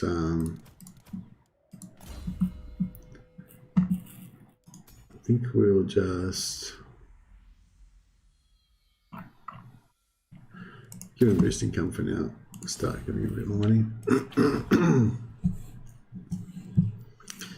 So yeah, 2-4. We probably don't want to level up anymore because we're probably going to end up getting rid of that once we eventually get more money. We probably want this. It's going to take a couple of turns. Ready. Sigmar has shown us the path. Chosen of Sigmar.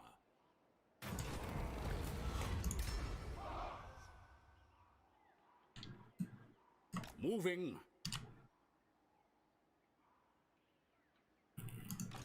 Volkmar the Grim. I was having to pop a I was hoping to pop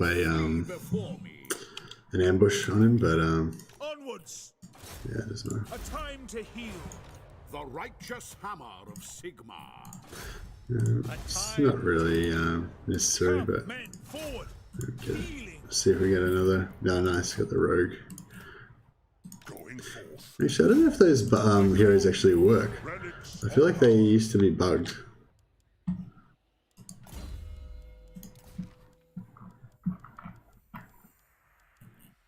Rogue, there we go.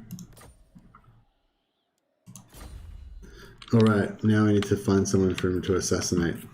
Do we have any missions to assassinate anyone?